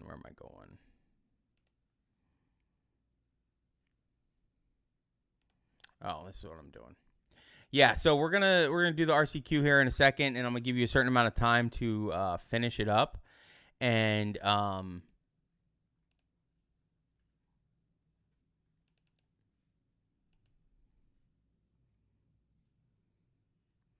ooh, nice, Michael. I have a 69 F100 out in my driveway. That's my sister's. It has a 390 with a 4-speed manual and a 3-speed granny low. And I'm getting ready to change the front brakes from manual drums to, I'm trying to do 3 things at the same time.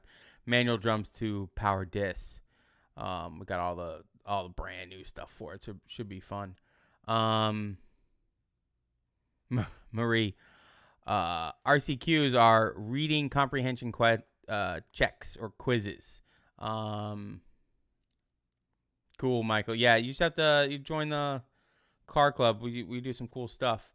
Let me get this going here. So we're gonna take a test today, and it's going to be due at, I'm going to give you guys 7 minutes. So 10:30 a.m. And so what you're going to do, you want to go to Google Classroom and open up the, you're going to go to RCQ, and you're going to create a doc as soon as I click on the button here. I don't know why this is being stubborn like this. And when you do this, you're going to just create a doc, answer the questions. Oh, this is so annoying. Why does it do? There we go. And you're going to answer these questions that I'm going to post up here in a second. So I'm going to sign it right now. It is assigned. So you want to go there, open it up, create a doc, because you're going to attach a document to it. And then you're going to answer these questions. Not those questions. These questions. Good morning, Daniela. Okay, so you're going to have until 10:30 to answer these and submit them. Oh, maybe I didn't do it right. Okay, hold on. I didn't do it right. Again, this is going to happen. No, that's the wrong one. Don't worry about it. But get there.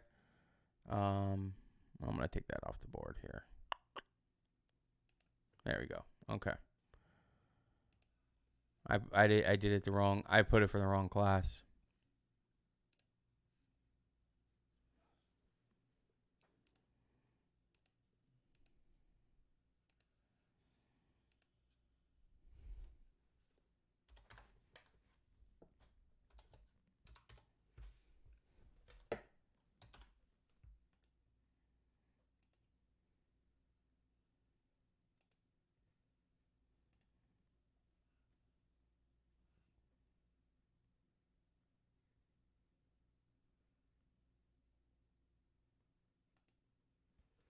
There we go.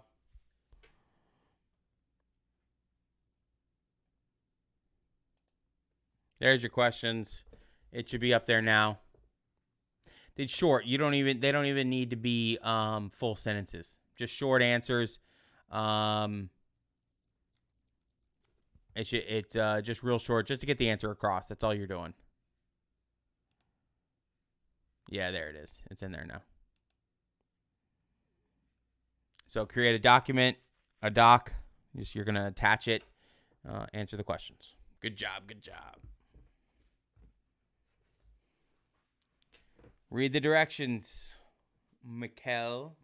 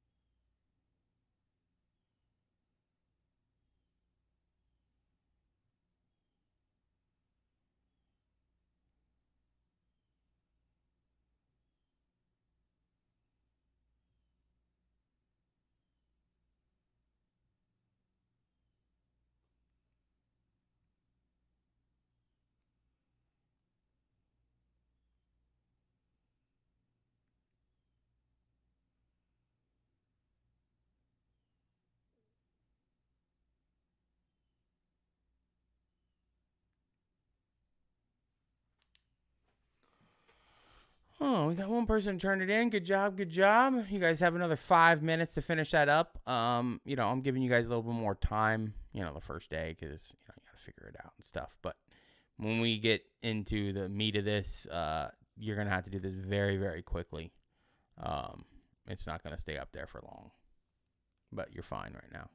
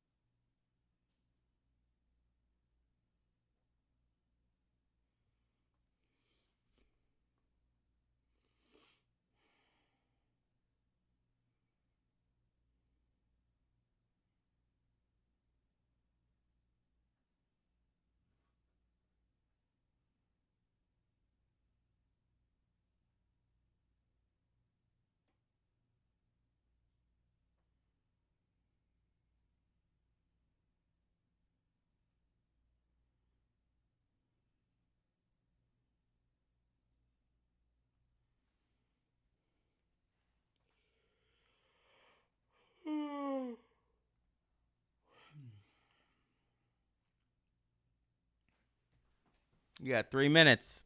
We got 4 people turned it in.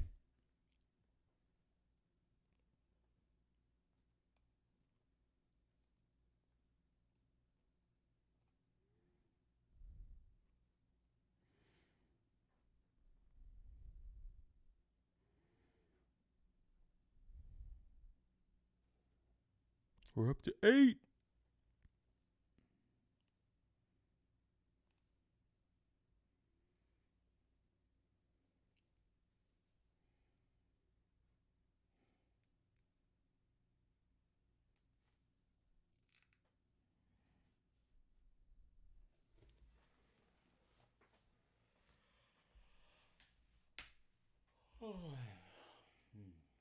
Take a nap.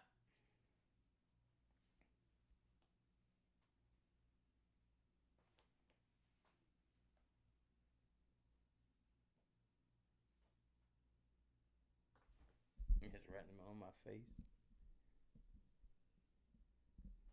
2 minutes. We got, what do we got? 11 people still got to do it. And when we have RCQs, this will be your attendance. Because if you do the RCQ, then that's your attendance. So if you don't do it, then you're going to be absent. You're going to be marked absent.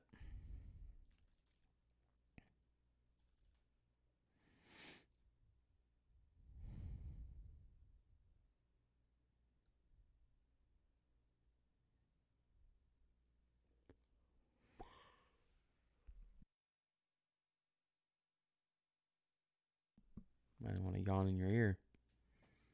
7 left.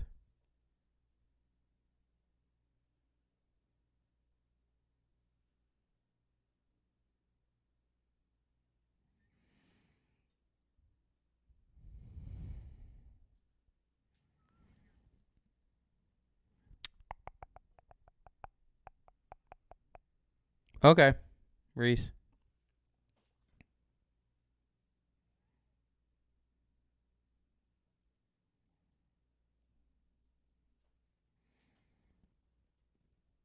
You can always watch, the recording. It'll post later on. We got 7 people still haven't done it, though. Oh, we're down to 4. Good job. Turn it in. We got 4 left. Less than a minute. Yeah, so remember all these, especially once we start getting into the real in-depth PowerPoints and presentations, if you don't understand something or you just want to go over it again, or if you just, love hearing my voice, you can watch it anytime. It's all recorded and posted on YouTube. You can watch another class so you don't feel like you're watching the same class again. So, yeah. All right, 10:32. Should be good. Thank you for doing that. Oh my gosh. That should be pretty straightforward. I don't think anybody should have a big problem with doing that. That's not a hard concept to master. That let me go back to the beginning here. Right. Okay, there we are. Yeah, it's not a hard concept to master. Do you guys want to? I put this up here. I shouldn't have put this up here yet. Do you guys want me? Because I know we had some questions about the packet. Do you guys want me to go over that again? Some of the instructions and stuff like that. Just give me a yes or a no on that. I can. Not a big deal. Okay. Yeah, so I think the first one, what you're going to do is you're going to, if you're going to make this, okay, let's start this over. If you're going to make this digital, it can all be digital, right? You can make, if you have the programs to do drawings, it can all be digital. It can be half and half, or you could write the entire thing, scan it, and upload it, or write the entire thing, take pictures, and upload it. It's up to you. Whatever way is comfortable for you to do it, okay? Just don't cheat. And so this first one, you're going to rank them, couple sentences, I would say 2 really good sentences or 3, smaller sentences, something like that per one. So you're going to rank what you think is the most important, okay, of the pre-1607 era. And so you'll go through all of those. All that is in your book. You can use the internet as well. And then you'll put, and so whatever you do, you need to make sure that everything is labeled. So this is number 1, and then you'll go through early American exploration, and then you'll rank the 10 most important. Okay.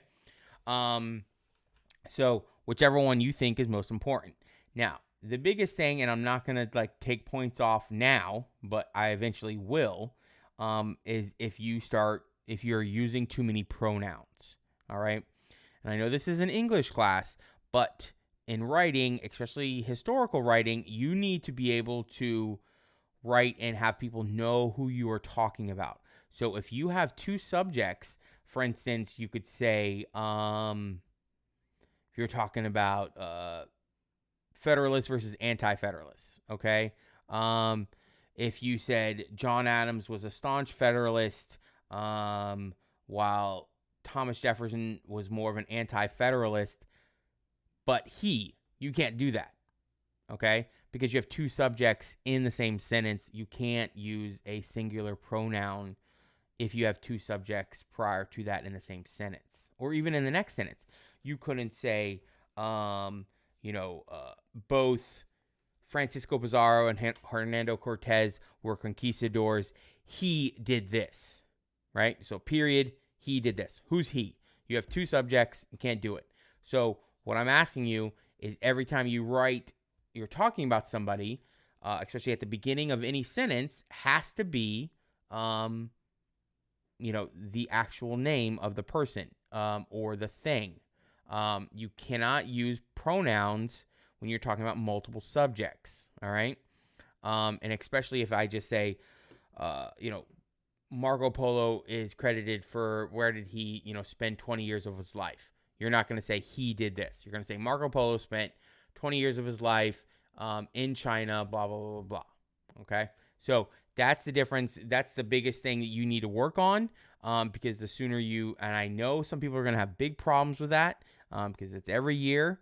But especially on your chapter questions, I'll eventually start taking points off for people who start sentences off with a pronoun. All right. You need the exact name of the person. All right. So U.S. expansion map, this one. All right. I had a bunch of questions of people on this one. So this one, I just drew first period, really, really quick. Yours should be better than this. At least, more organized and neat. Mine was just like all my good ones that I have are at school. So this is the 13 colonies, right? And then this would be this is a horrible drawing of Florida, added in the Spanish Treaty in 1819, okay? And this would be a different color than this, and you would put those here in the key. So your 13 colonies are blue, then you would put blue. If they're blue with little stripes in them like that, then that's what you put. So if you only have a certain amount of colors, you can put stripes, you could put polka dots, you could put, whatever you want. But as you go across the country, and so if I pull up, let me see here. As you go across the country, no, not that one.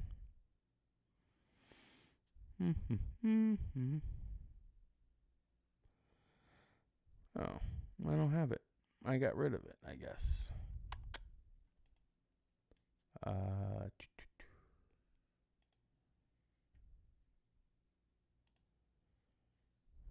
There we go. As you move across the country here, you'll be adding things, and it eventually will look somewhat like this. It's not going to be perfect because you're hand drawing it. So as you add the different things, like if we go back here, you know what I mean? You're adding the annexation of Texas, the Oregon Territory up here. As you add these are just going to be like blobs kind of close to each other. And overall, it's going to look like this, but they're going to be in different colors. Okay? And then you add the last one is the Gadsden Purchase, which is this little area of land right down here.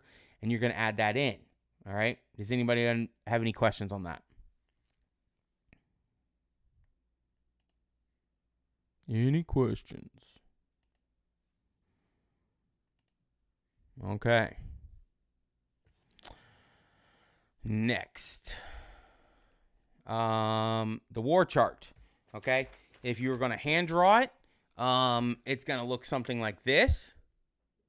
Name of war, years and location, and then American Revolution, and then you start filling out all the way across. Name of war, you have years and location, right? Causes, most important people, how did the war end, significance of the war, and then you answer all of those for the American Revolution, and you do those for all the wars across, okay? Again, you can do that digital, you can do that hand-drawn. It's up to you. Any questions on that one? Sweet. You guys are going to be good to go. This is a smart class. Oh, my gosh. I keep yawning, man. This next one, you have the map at the back. So you're either going to print that off, color it in, and label all of these things correctly, or you have a digital version that you're going to do and color in and label. That's up to you. Whatever you can do. All right. Any questions on that one? Okay. Here's American presidents. You're going to fill that out. That's pretty easy. Person, years that they were in office, and then what party they belong to. U.S. Presidents Part 2. If you're going to add one more face to Mount Rushmore, who would it be and why? Now, this is pretty funny. Yesterday, when I posted that meme to Instagram, I said, and I had a student who was like, it's like, FYI, Teddy Roosevelt is already on Mount Rushmore. So she was like, it was just kind of funny. I don't know. You had to be there, I guess. Yeah. So make sure this is just bulleted list. And I know I put handwritten, but you can type it out. It's not a big deal. So just let me know on that one if you have any questions.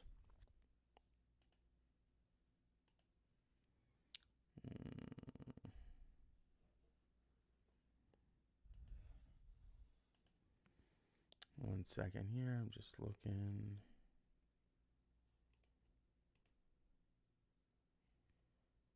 Okay, cool. All right. Primary source activity. The second one, that's pretty self-explanatory. The political cartoon is going to be about one of these primary sources. And yes, again, you can draw that with stick figures. You can draw that digitally. You can draw that by hand and scan it in, or take a picture and scan it in. It's really up to you. Okay. So any questions that I did not get to on that?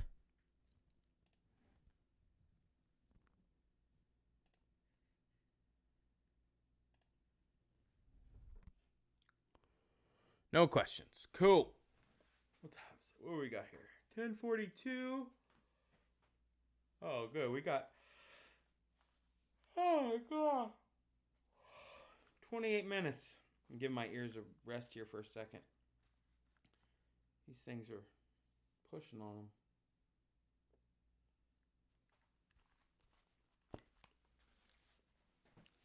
I'm sure you guys would agree that's the weirdest thing about like this online learning thing is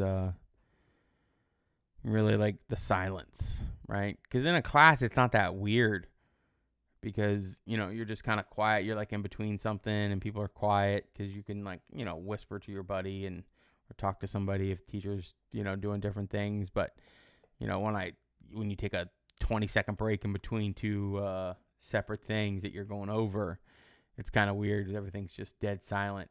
I'd play music in between, or I'd have a thing that I could play music because I could play it through my Spotify and just stream music in here. But the problem with that is YouTube likes to flag them, and then because I did it once in the 4th 9 weeks of last year, and they flagged it, and then nobody could, until I removed the music.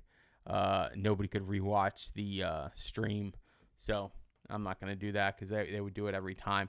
Certain music they don't, like if it's like, you know, really unknown music or, you know, something that's not really recognizable. But I was listening to something in the Beatles came up for like 5 seconds, literally, and they snatched it like instantly, and did a copyright thing, and I couldn't play.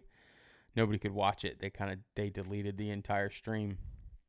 So, all right, let's get going with this PowerPoint.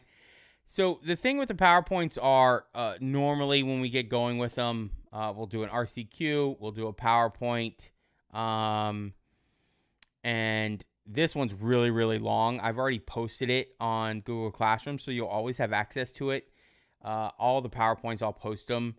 So if you get behind and you can't figure it out or you're lost or something like that, you can always come to me, but then you can always go back and listen to it again. You know, you could listen to any period you want. You could go back and listen to second period. You could go back to listen to sixth period.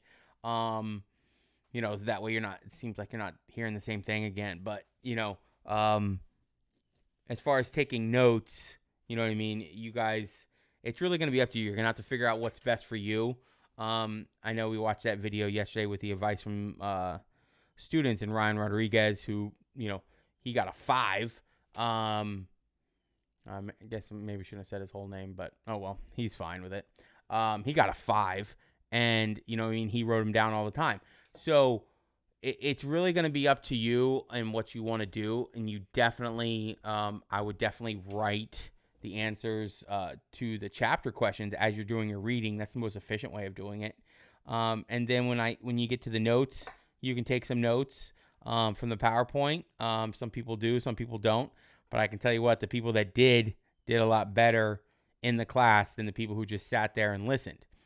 Some people can do that. You can just sit there and listen and absorb everything, and you're going to do fine. But most people, that is not the case. So, it might take some trial and error on your part to figure out what's best for you. But for right now, I would definitely take notes. And this one, I'm going to go very, very fast. So don't worry about taking...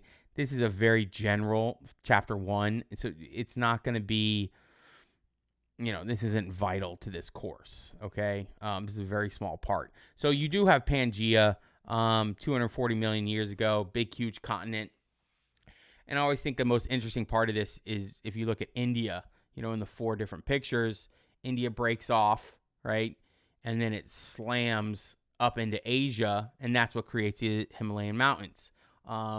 So it was moving very, very quickly, relatively speaking, right? It was probably like 0.00 to the 20th power, 0.1 miles an hour. You know what I mean? It's not going to move at some significant speed, but for a continent it is. And when 2 continents collide, that's what created the Himalayan mountains, and that's why the Himalayan mountains are so big. And then also you can see how South America fit into Africa, and that's what it was originally, just like that. And so Australia kind of breaks off from down in Antarctica, comes off and forms its own continent over there. All right. So 350 million years ago, you have the Appalachian Mountains. They're one of the first mountains to form in the United States. And then you have a number of years later, you have the Rockies, and that's why the Rockies are more rocky. No, more peaky. They look a lot newer. They're a lot sharper. That's just because the Appalachian Mountains have been worn down over time. So if they're 200, 200 million years older, right? A lot of stuff happens in 200 million years, if you know what I mean. So that's why. And if we go over to this next one, we're not going to talk about that one. So this is where you can see Appalachian Mountains. I know a lot of people have a hard time even pronouncing that word, Appalachian. That's where the Appalachian Trail is. If you guys ever want to do that over a summer, it usually takes a long time. Well, in summer you have to do it after high school, but people do that. You do Appalachian Trail where it's all the way from Maine all the way down into Georgia. Okay, it's a huge long trail that you can take. And then you have the Rocky Mountains. You have the Great Basin, which is in between the Sierra Nevadas and the Rockies. And that's why if you're in California, you can ski and surf in the same day. You know what I mean? Right here. But this is the area of the Gadsden Purchase, which we purchased in order for the railroad that they were going to try and build, because they were competing between a northern route and a southern route prior to the start of the Civil War. And they knew that it would bring much riches and resources and people through the area. So they bought this little tiny area in 1853 to kind of for the Intercontinental Railroad, because it was the flattest part to go across the Rocky Mountains, because the Rocky Mountains go all the way from California, from Canada through the United States and down into Mexico. Most people don't realize that the Rocky Mountains do that. But this part was about the flattest part there was, and so that's why they bought it from Mexico. Not that you need that right now, but you will eventually. That's going to be a very important part. But that's the end of territorial expansion in the United States. In 1853, that's where our outer borders were set and have been set since the end. So 2 million years ago, you had an ice age where we had glaciers covering major portions of the world's land areas. Now, what's significant about that is that when they cover those land areas and you have these huge ice sheets, right? All the water on Earth is all the water on Earth, right? It's ever been. So when if I take a sip of my water, which I will in a second because my voice is getting, this water has been filtered, thousands, millions of times, because it's the same water that's always been on Earth. And so when the water freezes, it has to come from somewhere, so it comes from the ocean. So if you look at this map, you can see the brown is where land became exposed that wasn't normally exposed because of this expansion of ice sheets across many parts of land across the world, really.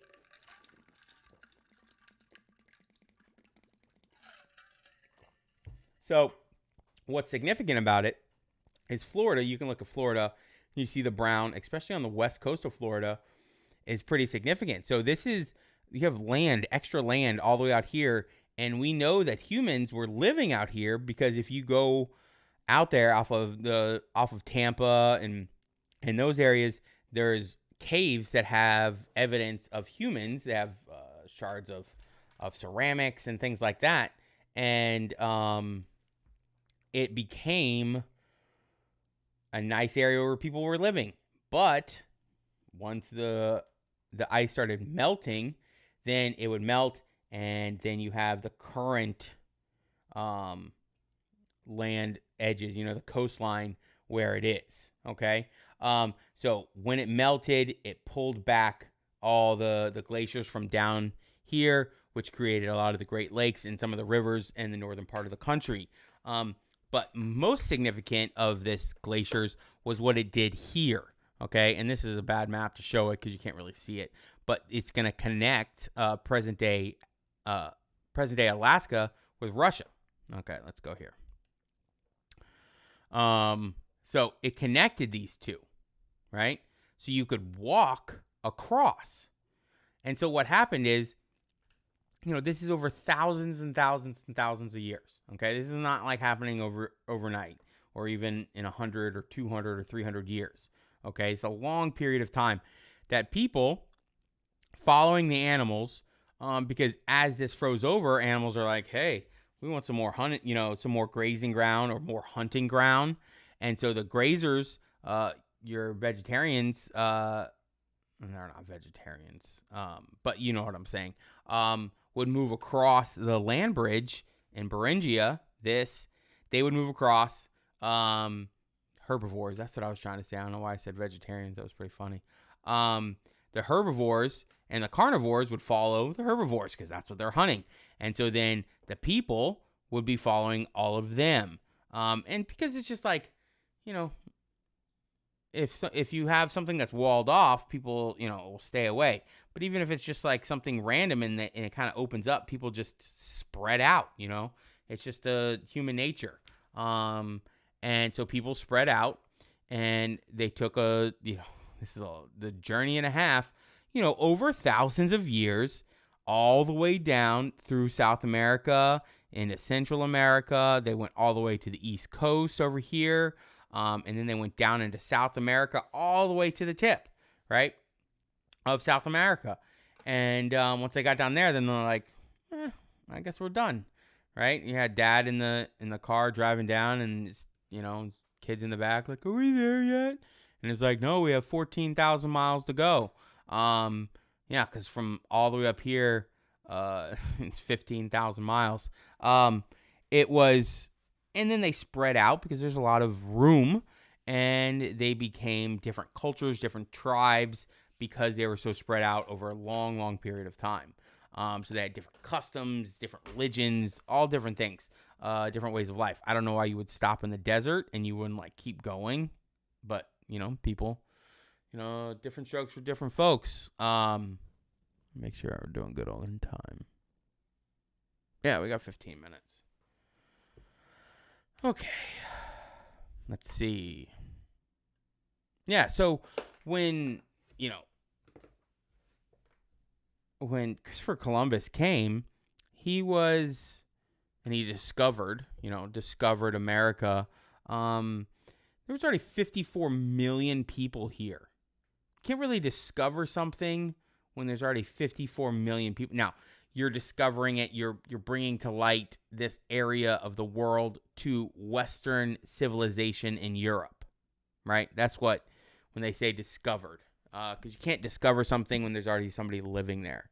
That would be like if me and Spencer showed up at your house and I said, I planted my A-Push flag and I said, I've discovered this for A-Push, this is mine.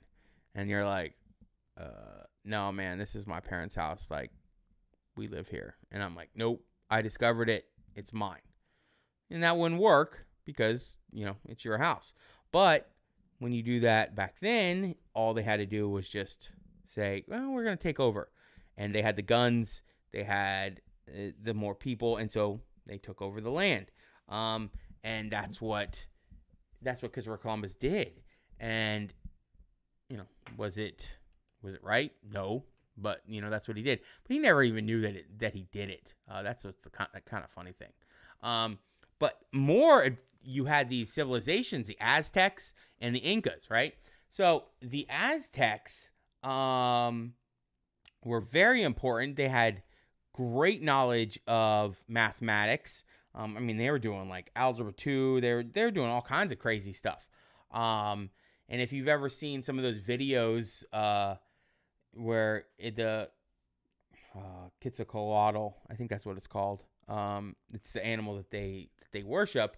There's this one, and it's a bird, and you could clap in this area, and you would hear this crazy sound. It's down in I can't remember now off the top of my head.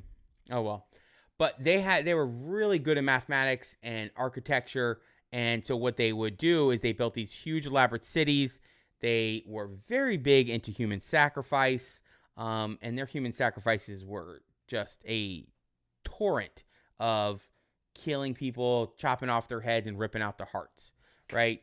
It became, whenever there was a drought or something bad happened, the Aztecs would fan out into the countryside, kidnap people, bring them back, sacrifice them to their gods, and then once the god was appeased, aka it started raining again, maybe because it was a drought or the bugs left, they're like, okay, that's when we can stop killing people, right?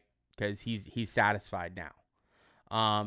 And oh my God, when you had the eclipses and things like that, those blew their mind. But they could figure out when they were, and also with the Mayans as well. But the Aztecs were quite adept at human sacrifice, and they did it by the thousands and thousands a day, right? They could have 30 days of killing people every single day, all day long. So it got pretty and so that's why a big reason why when you had Cortez come on shore in Mexico, that the Aztecs, it was going to be not the best thing in the world for them. This word, I've been talking about it for a long time, ever since, and I'm pretty sure the correct pronunciation is Tenochtitlan, but I always said Tenochtitlan. I know that's not the right way to say it. I think it's Tenochtitlan, because it's like Tenochtitlan, like Tenochtitlan. I'm pretty sure that's how you're supposed to say it, the correct pronunciation. But that was their capital city of the Aztec Empire, and then you had Cusco and the Incan Empire. The problem with all of these is just going to be their natural resources that they're going to have there, especially the Incas. The amount of silver in the Andes Mountains is very, very significant.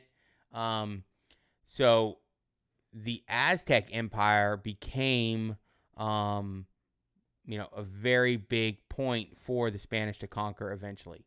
And this is in 1500, as you can see. So here you go. Aztec priests holding the heart from a human sacrifice. So they would reach in.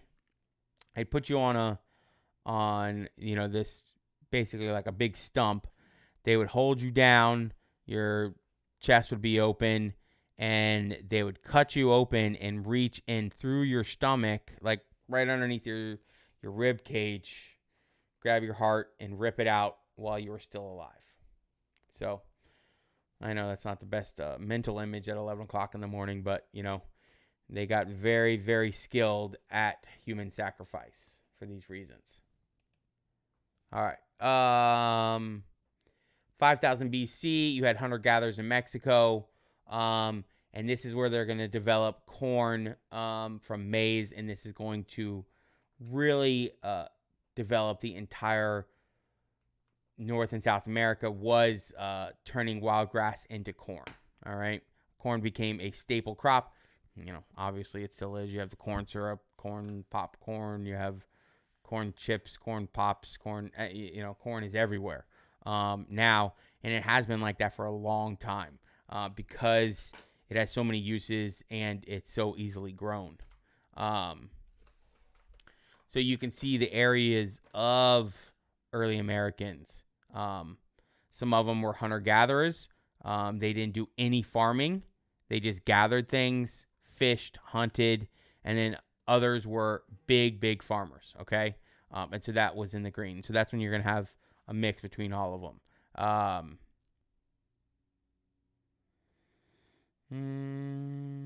The Pueblos, the biggest thing with them is they had these multi-story buildings, and they had pretty good irrigation because they were in the desert. Again, I don't know why you would want to live in the desert, but they did. And so they would have these big buildings like this, which have influenced architecture in the area, even to this day. But that's a big thing that they're known for. Okay. North American Indians, they were a lot different than Central and South Americans. There was not big, huge groups of them. They weren't dense. They didn't have big, huge cities like Aztecs. Tenochtitlan was a huge city. They had huge cities, and they didn't have those. So it was a lot easier to conquer them for the Europeans' point of view because they weren't organized. They weren't together. So they didn't have to worry about fighting as many. I'm trying to sit up straight here. How much time we got? What is this? 11:10. I got 7 minutes. Cool. I'm actually getting farther than everybody else. I think we're gonna stop right about here though. We'll do 20, so that way it's easy for me to remember. The biggest ones, the mound builders in Ohio River Valley, they're pretty important, but a lot of it became, that's all you're going to really need to know for this one. And then we'll get to that. Yeah, we'll stop here. We'll stop at slide 20. So if you want to read ahead, you have these PowerPoints that's on there. You have an RCQ tomorrow on 1.4 to 1.8, so make sure you are reading up on that. And as we get used to doing these RCQs, the time is going to shorten. So I'm sure people were looking them up, and you're going to look them up in the book when you get the book, and you're going to look them up. But when you get to class, you're not going to be able to do that. So I understand I can't stop you from doing that, but at the same time, that's why it's called an RCQ. It's a reading check quiz. So you're supposed to read it, and I'm supposed to see how well you comprehended your reading, okay? So if you're just not reading and then just going to be like, oh, I'm just going to look through the book, like, you're not going to have time. Like, as this gets more efficient, you're going to get less and less time to submit your answers, and you're not going to be able to look them up. So I would suggest just getting used to it. They're not really that hard of questions if you do the reading. But if you don't do the reading, it's going to be difficult for you to be able to answer them in that short period of time that I'm going to give you. So just make sure you're doing that. And yeah, I'm not going to keep going. I know it's a little early, but we're a lot farther than everybody else. So everybody just stay in here. And if you have questions, feel free to ask them. All right. I'm going to work on a couple things here. If you want to do some reading, you have 14218 for tonight.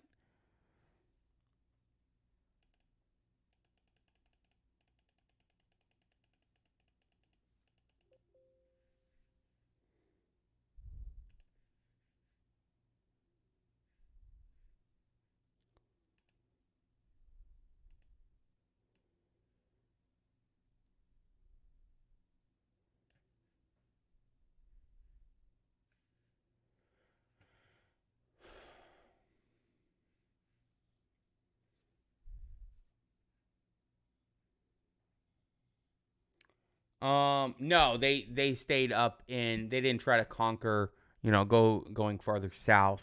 They stuck in their areas, really. I mean, they would go down there sometimes in war parties, to try and take slaves. They took slaves a lot, but that was about it. I personally, Sarah, would not take notes as I read. I would just answer the chapter questions as I read, and then take notes when I'm doing the PowerPoint. That's what I would do. Personally.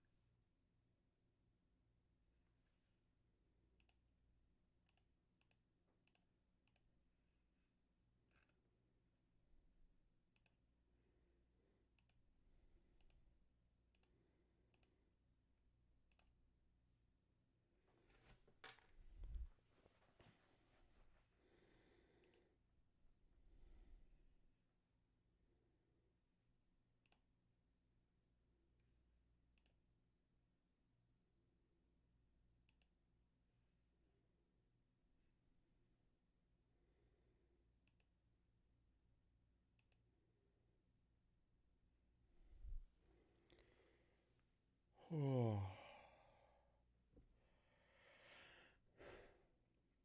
1-4 to 1-8 on the chapter scans. That's what you got to read. So it's just reading 1-4, 1-5, 1-6, and 1-7. So you're reading up to 1-8. And hopefully we get our book soon. Hopefully.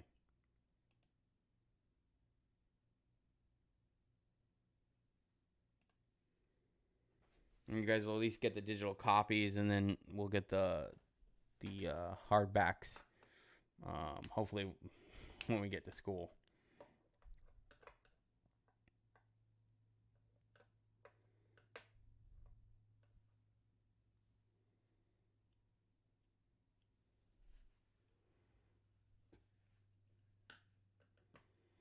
Most of you guys go to lunch right now, or do you go to 4th hour and then go to lunch? Because you guys probably all gold lunch, right?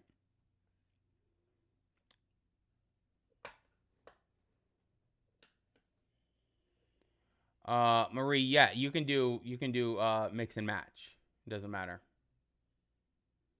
Okay, so you guys go to 4th hour right now.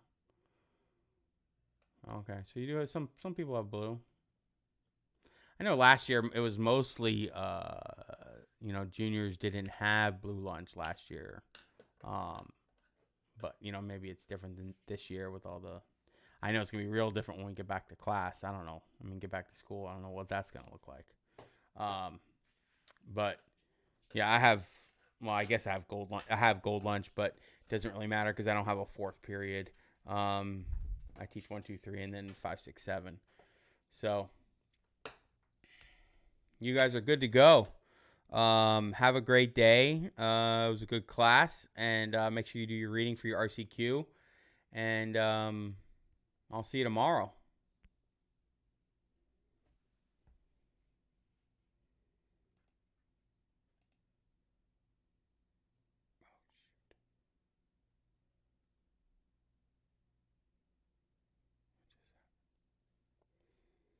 All right, we'll see you, Hunter. Thank you. Have a great day. Have a great day.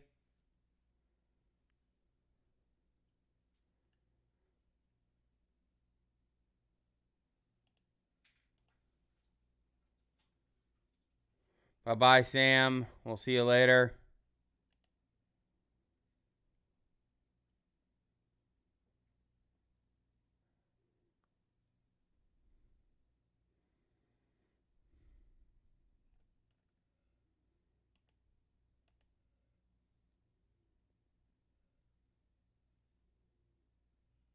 You too, Marie.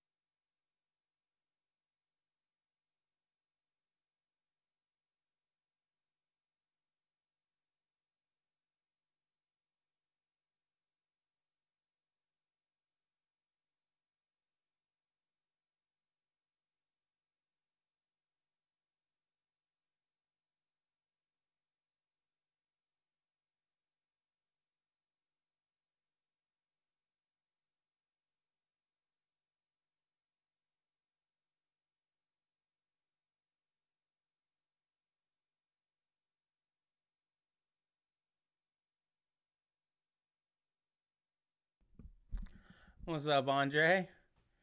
How's it going, buddy? How you doing?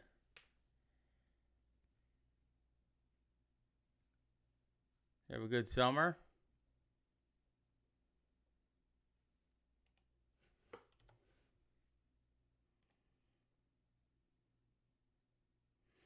Hey, Tamara. How you doing?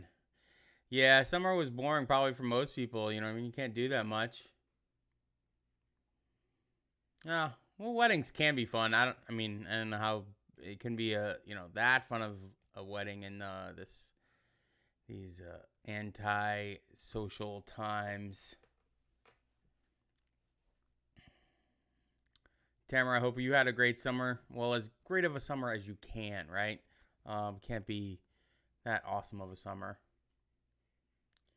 But I'm sure you guys are not happy that your senior year started off like this. Can't be the best start in the world.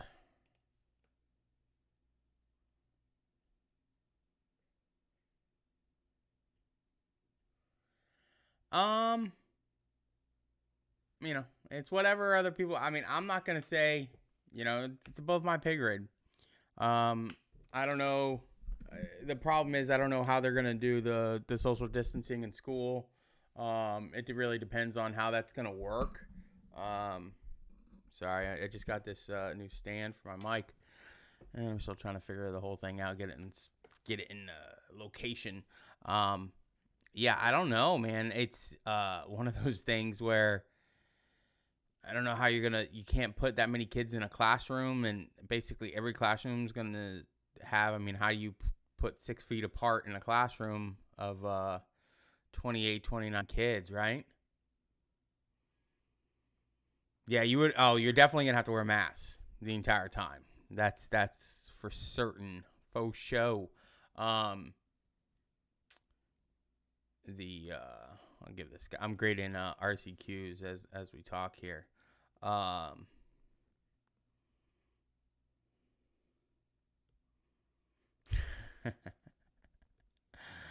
know what you mean, Andre, but it's gonna be a different thing. You know what I mean? Like, it's a lot easier to see if somebody has a mask on. You know what I mean? Like, it's just gonna be one of those things where you have to bring one. You know, it's gonna be interesting, especially for some of the freshmen and stuff like that.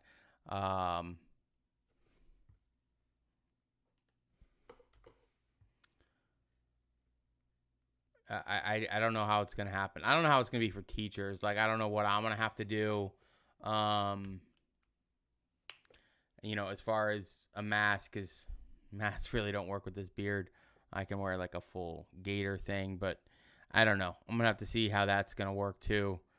I think teaching to online and in person is gonna be the really the hard thing to figure out the best way to do that. I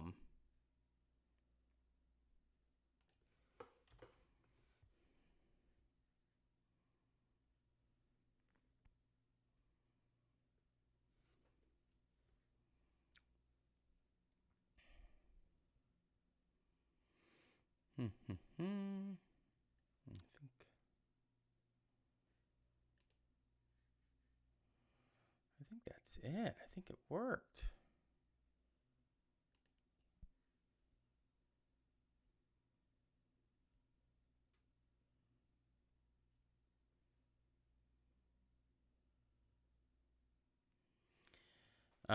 Yeah, it's I don't hear students at all. They have to comment, so they comment even less. You know what I mean? I don't hear it at all. But yeah, because I haven't even done a Google Meet yet. All I've done is YouTube. Yeah, it's not ideal, the whole situation, but it's not a real good way of teaching, I think. You know what I mean? Especially in a class that needs a lot of discussion. My class, it would be better with a lot of discussion, but I don't think, like you said, waiting 15 seconds for somebody to answer is not possible. Like, I can't wait that long in between. Like, we got to keep going. I mean, yeah, there's not really a good solution. And I think for my specific class, like YouTube works, but I don't think for most classes this would work at all. But who knows? Um, doing a lot of this stuff is definitely more cumbersome and a little bit harder to figure out. I'm still trying to. I thought I just. What?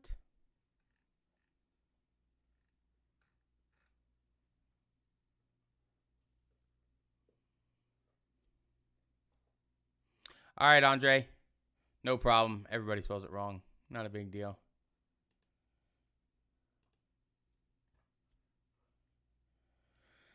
Hmm.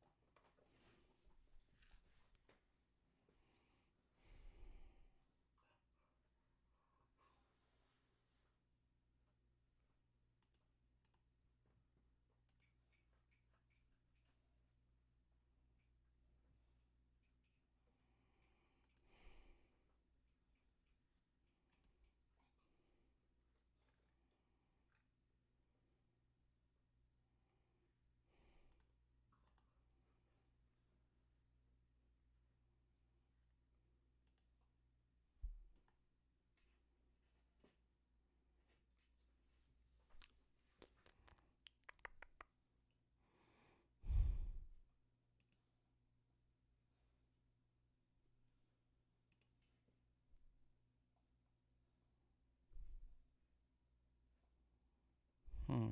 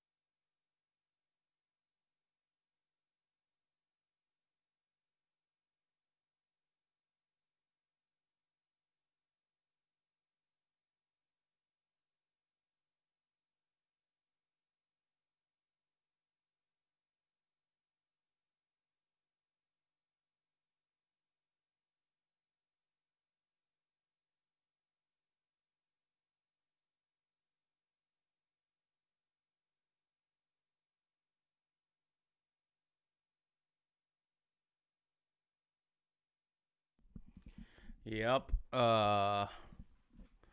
It's going a little bit better. Second hour was fine. Didn't have any problems with YouTube. Still weird doing this every day, all day long. It gets a little tiring.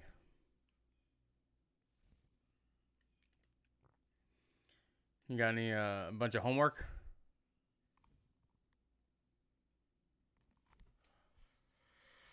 Yeah, luckily I only had it that one class for like 10 minutes.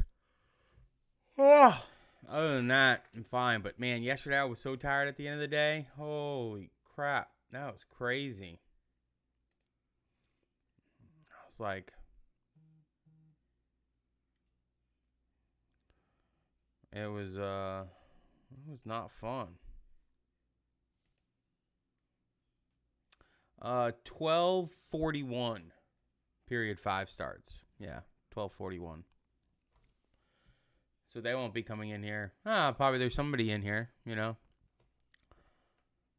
You got 6 people in here right now.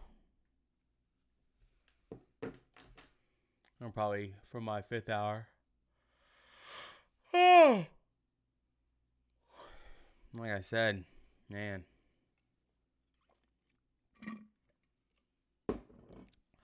Drink some more coffee or something.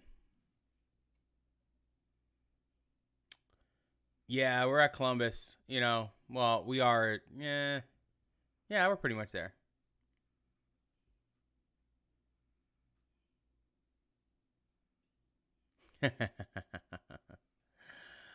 Oh, Shay. Yeah. First week, junior year is no joke. I'm sure Yvonne can tell you that. Shay Yvonne was in my class last year. He's a senior now. Yeah, we just got to Columbus talking about how he, enslaved the people and how he didn't even know he discovered the new world, while he was alive and didn't even know. My beard keeps getting stuck in this mic. It's getting really annoying.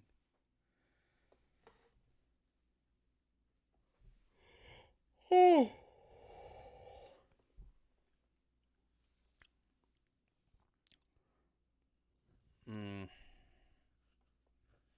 Let's see.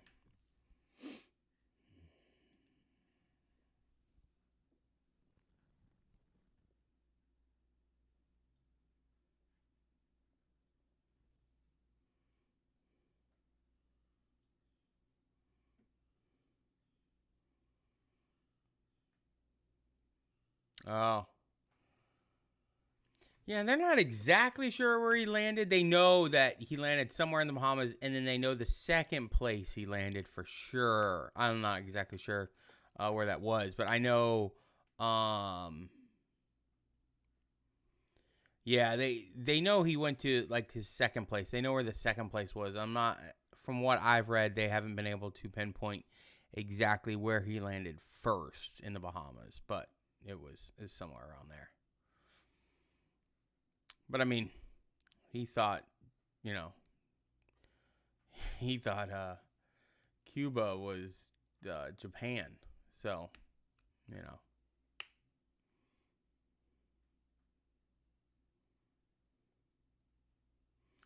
Quite confuzzled. Well, that's a word, confuzzled. I haven't seen that one before. I mean, trying to figure where you could see that the best. I mean, if you just look up the individual things we're going to go over the packet, like how you can do it. Yeah, he thought Cuba was Japan. He thought he discovered, Asia. He thought he was in the West Indies. That's why he called them Indians. Yeah. He's the, one of the greatest failures of all time. Because he didn't do what he set out to do, but he thought he did, which is actually funnier. But Shay, yeah, we're going to go through that pack, and if you have questions, and I'll kind of go over a lot of those things. But I think if you just look up the individual expansions, like Texas then you just add Texas as a separate thing. And then you add the Louisiana Purchase, you add those things. And they don't have to be perfect. They just have to be somewhat, accurate. And just remember to color it. Unlike Avon, did not color.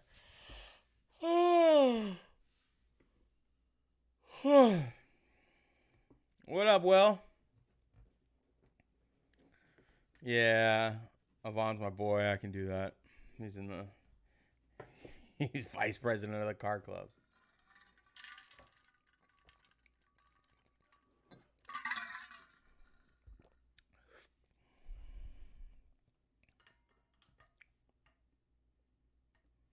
Yeah, I got a 7th. I just don't have a 4th, which is, I'll take that. It's actually better because having to do this 6 times in a row without a break. Yeah, I'd take it all day, though, because I get a nice hour and a half break in the middle of the day where I can do, work, eat lunch, do whatever I want. Like I was grading papers, reading up for tomorrow on things and sitting on the couch. So that was nice.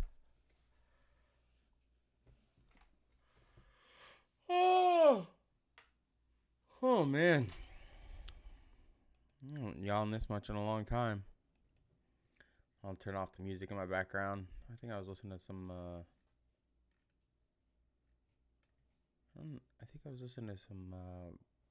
wasn't Bob Marley. I think it was Steel Pulse. It was good. Some nice reggae.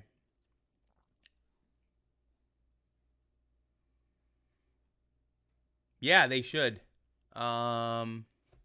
Yeah, Lindsay, he's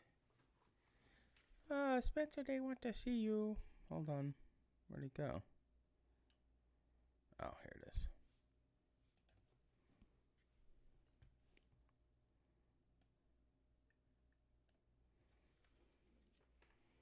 Hey, buddy.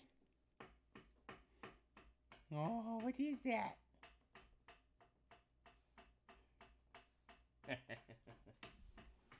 I know. They wanted to see you, bud.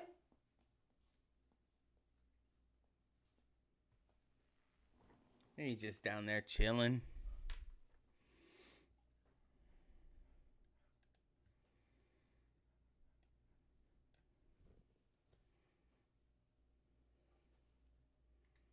Spencer Cam, there you go. Yeah. Yeah, if I could get another one, I'd like to put it down and you can hear him whenever I look down at him. He starts wagging his tail, hitting the desk. Hey, bud. He's a cute one. His breath stinks, though. Oh, that's what happens with older dogs, though. Oh, 12:41. Oh, class has started.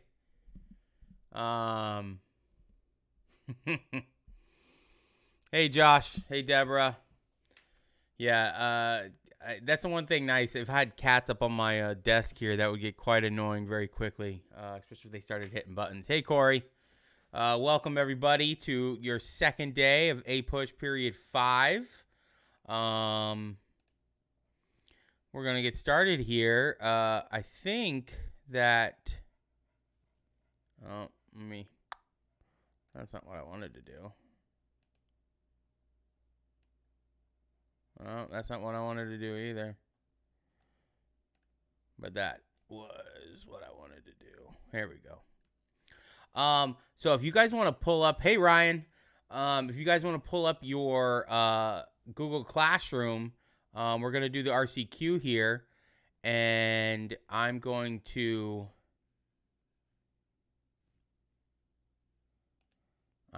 add something to it here in a minute. You're going to see RCQ as a category, and I'm going to add your RCQ on there.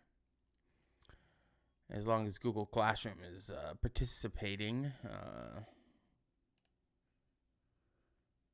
Hey, Marley, how's it going?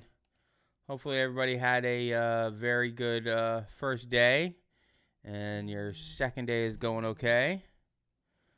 What's going on? Oh, I think it's my mailman. I got motion in the driveway. Reuse. I'm sorry, it wasn't working real good. Let's do this. There we go. All right, Aiden. That's fine. Yeah, I know you just got switched in here. That's fine. Not a big deal. Just write that. Just do the assignment and write it in there. And then I'll adjust it from there. Okay. So you guys are gonna write the questions and answers. I'm gonna give you the questions here in a minute. But you should have the. Well, I'm gonna assign it right now. And so you're going to have time to do it. So it's 12:44. Let's give you guys 8 minutes. So 12:52 p.m. And then it'll pop up on your period 5. You're going to attach a document. And you're going to write the questions and answers for this RCQ. On that doc, and then submit it. All right. So that's not the questions. Don't write those down. Those are for a different class. Yeah, we'll do this one.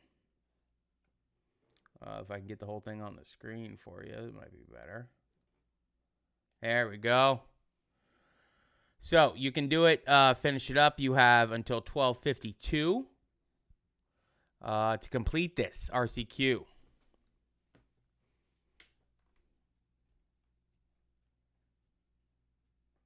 I need to come up with like a cool music that I can put on the background while you guys are doing RCQ, so it's not like but something that won't hit the copyright laws. I'll have to find something.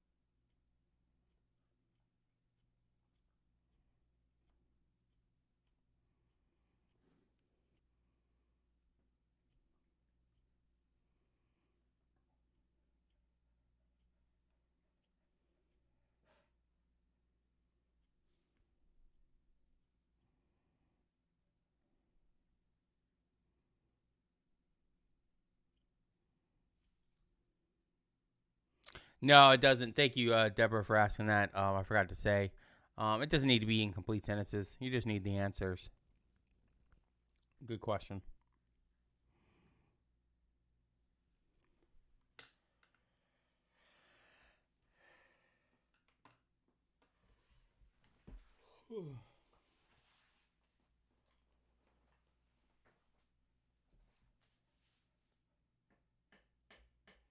Hey, buddy.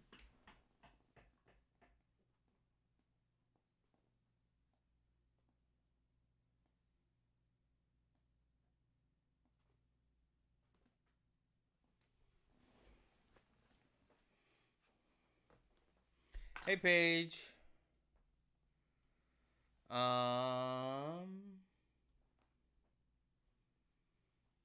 Just you should have about two. Two. Yeah. What's up, Max? Nobody, you're supposed to have read the pages from last night, and then you just know the answers.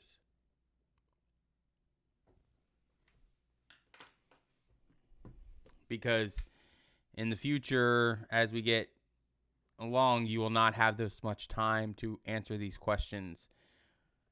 You're supposed to know this automatically. You will not, and when we get back to class, you won't have anything to read with. You will have to know it off the top of your head.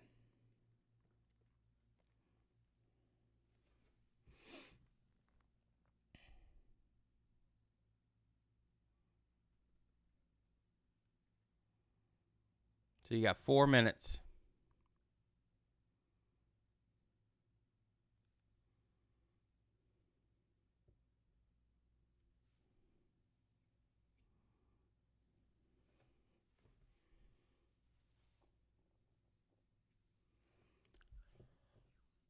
Hope everybody had a great first day.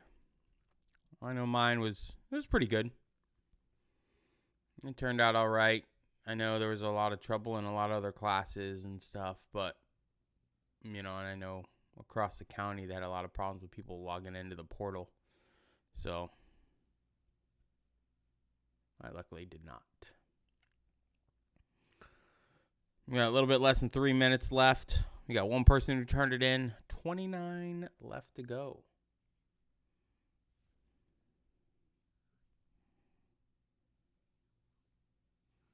Oh, 4.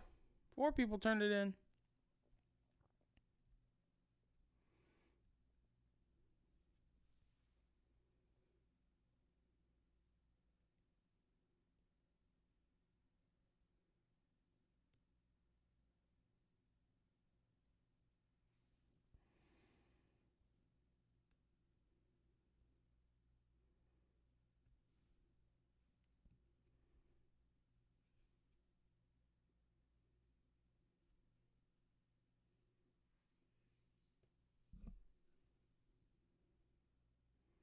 Eight. Double the numbers.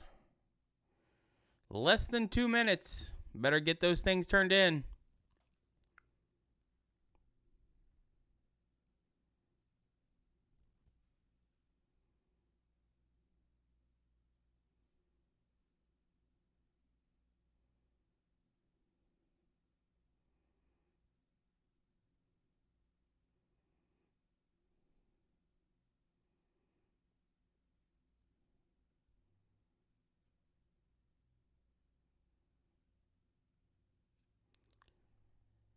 $13. We got 17 left.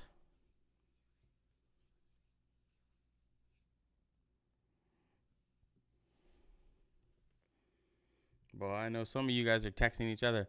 What's the answer to number 2? I don't know.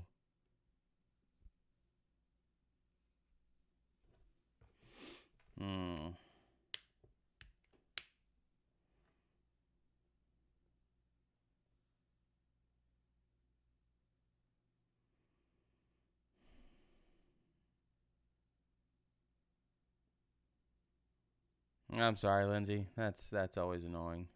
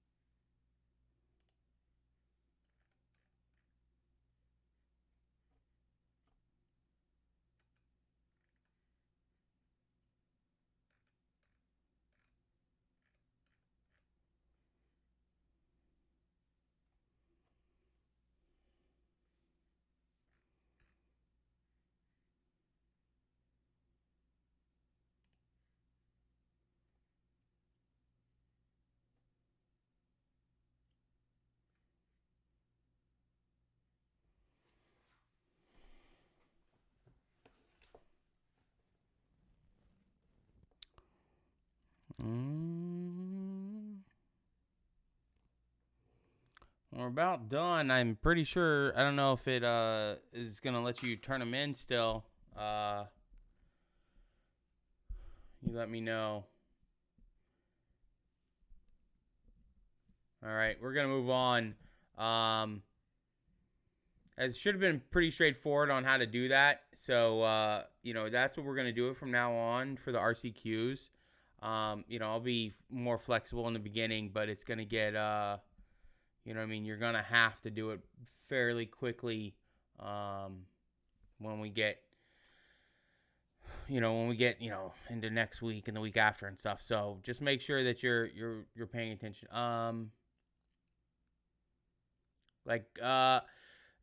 In class, if I do it on paper, I give you guys a little bit more time because you guys usually have 6 or 7 questions, not just 3.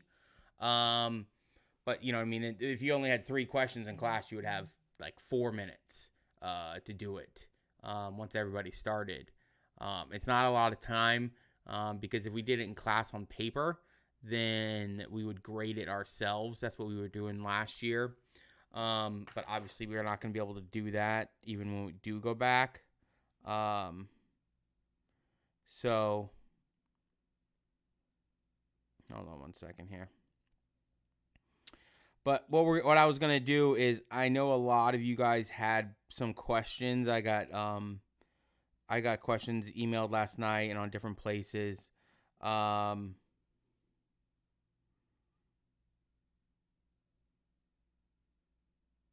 Let me know. I'm still missing 3 people.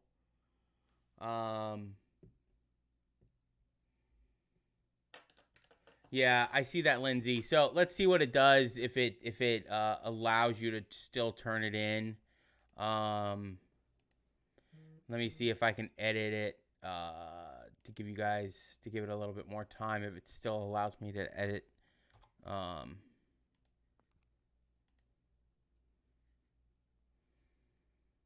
Maybe it should. But yeah, I'm going to be lenient in the beginning. I'm not a crazy person. I understand things happen and we're trying to do stuff. But do you guys want me to go over the packet again to try and, if you guys had questions on how to complete it and turn it in, just say a yes or a no. Give me like a couple people. It's fine.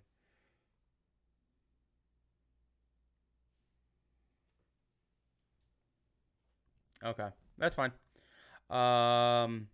So here you go. The first one's should be pretty self-explanatory. Shay, it's under, if you go in, it'll say chapter scans under classwork, and then the pages will be there.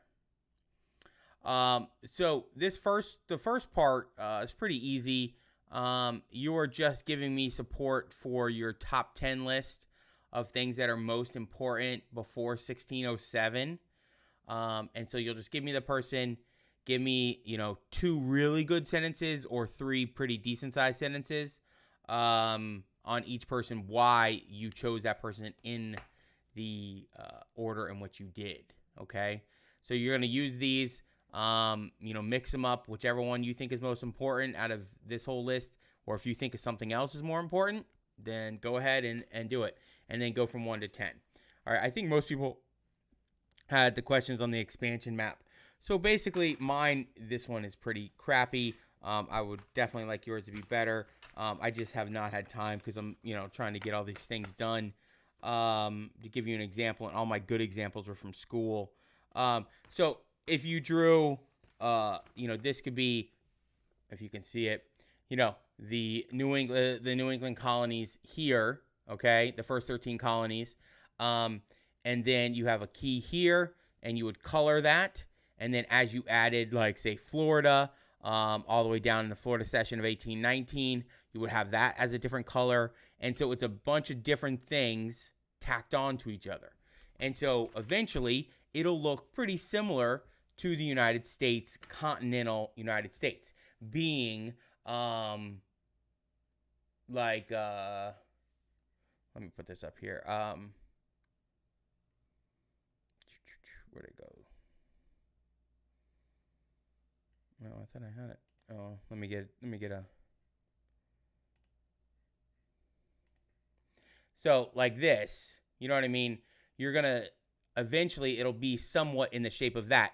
As you add Texas, as you add Florida, you have all these things you're going to add on to the United States, and there'll be different colors. And then under the key, no, you don't have to draw the state lines for this one because most of the states aren't going to be there. So you don't have to worry about drawing the state lines. It's just the overall adding to the map. You know what I mean? And then finally, the final thing you're going to, the Gadsden Purchase in 1853 is the thing that makes our outside borders complete since then. The inside borders changed a lot, but in 1853, we had the Gadsden Purchase, which is right down here. Okay?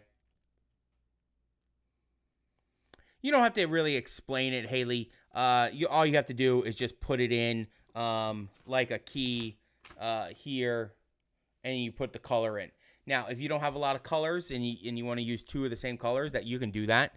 You just use just do like a like stripes or polka dots or something like that. I don't know. But if you don't have a lot of colors, to do all of them in completely separate colors, that's what I would do. So let's see. We don't need this anymore. Okay, let's move that to the bottom. All right, so we have this expansion map, and then we have the war chart, okay? So the war chart is literally just a table, all right? Across the top, you're going to have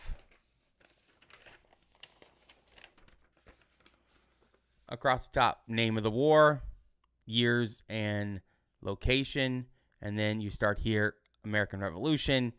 What are the years and location, American Revolution, blah, blah, blah, blah, blah, all the way across. So for American Revolution, you would have years and location. Then next you would have causes, most important people, how did the war end, and all the way down, okay? And you can do that digitally or write it on paper. Just make it neat, okay? I don't want it scribbled. And then the next one, the map assignment, you have this map at the end that you're going to color in. You can print off and color it, or if you have a way to digitally color it, that's fine too. Turn it in, label it with everything that you're asked everything that I asked you to label. Presidents, that's pretty straightforward. We already went over that. You don't need that. Part 2, Mount Rushmore, okay? You need to make sure that you are, putting somebody on there that deserves it. It could be any person that you want. It's your opinion, and just come up with a list of why you chose that person. That's pretty easy. The next one, that's pretty self-explanatory. We went over that yesterday. The bottom one, the political cartoon,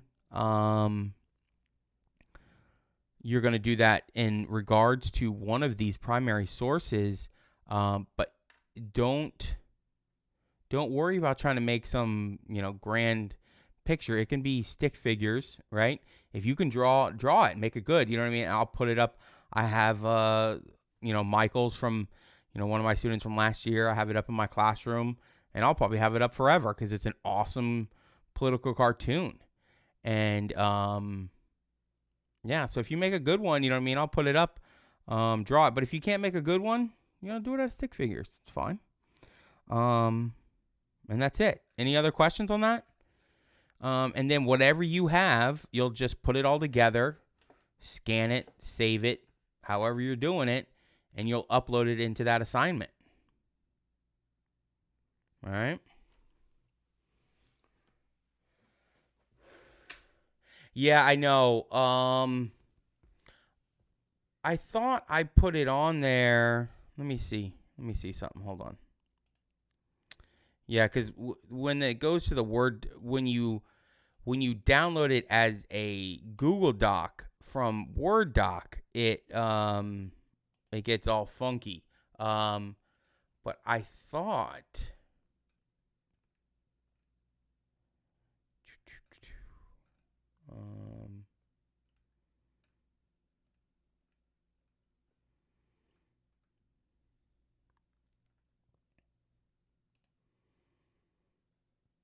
I did it in the PDF form.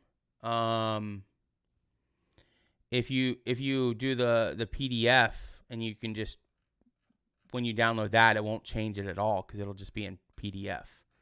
Because there's two versions of it right next to each other on the assignment. Okay, you have the doc, you have the Word, and then you have PDF. So if you download it as a PDF, it won't change around at all on you. Okay. Hopefully that helps.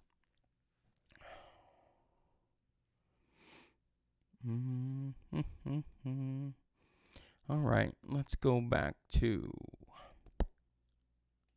PowerPoint. There we go. So we're going to start this thing off.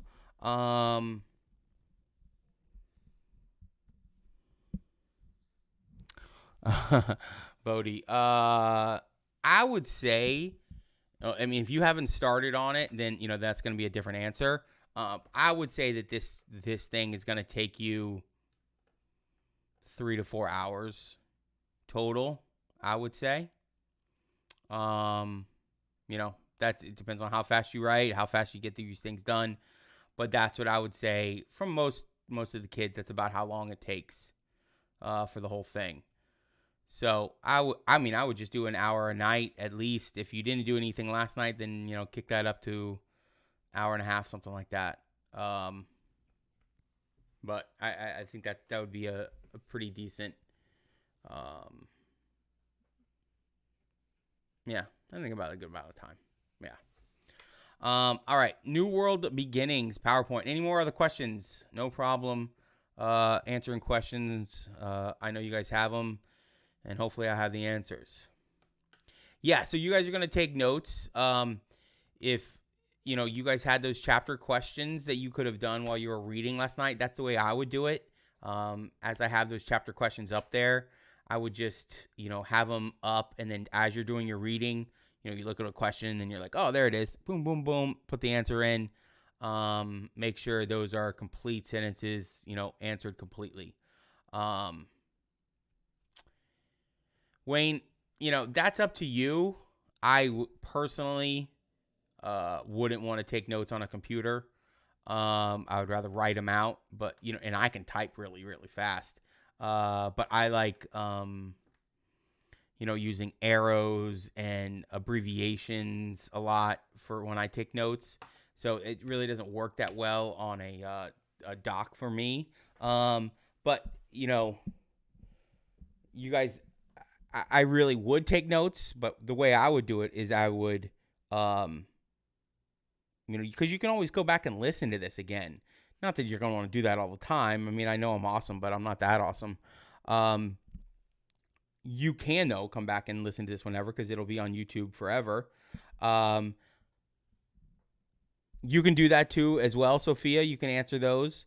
I don't necessarily answer the chapter questions verbatim, but I'll probably, get most of that information. And a lot of the chapter questions are there because that might be some information that I don't cover in the PowerPoints, and that's information that you're still going to need to know because, like I said, I can't cover all the information in all the book in class. It's just not going to happen. It's just too much information.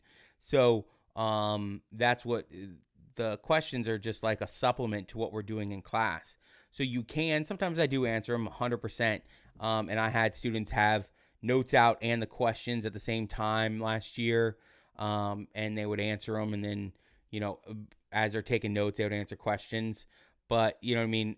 I played you guys the student advice video yesterday. I'm pretty sure, right? I know some of those people had some advice for you about this exact topic. And I'm pretty sure we played it in here. But I would take notes while I'm talking. And then, or if you want to take notes while you're reading and then add to it as we're talking, that's kind of how I would do it. Okay, so I didn't play that video for you guys. Okay, well, let's do that first then, because we got plenty of time. Let me bring that up.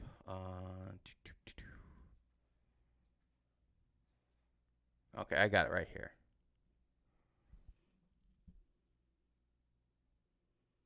No, well, Wayne saw it. I don't know. Whatever. We'll play it again. It's not a big deal. It's only 2 minutes long. But this is just from students who, did pass the AP exam. Some of them with 4s and 5s.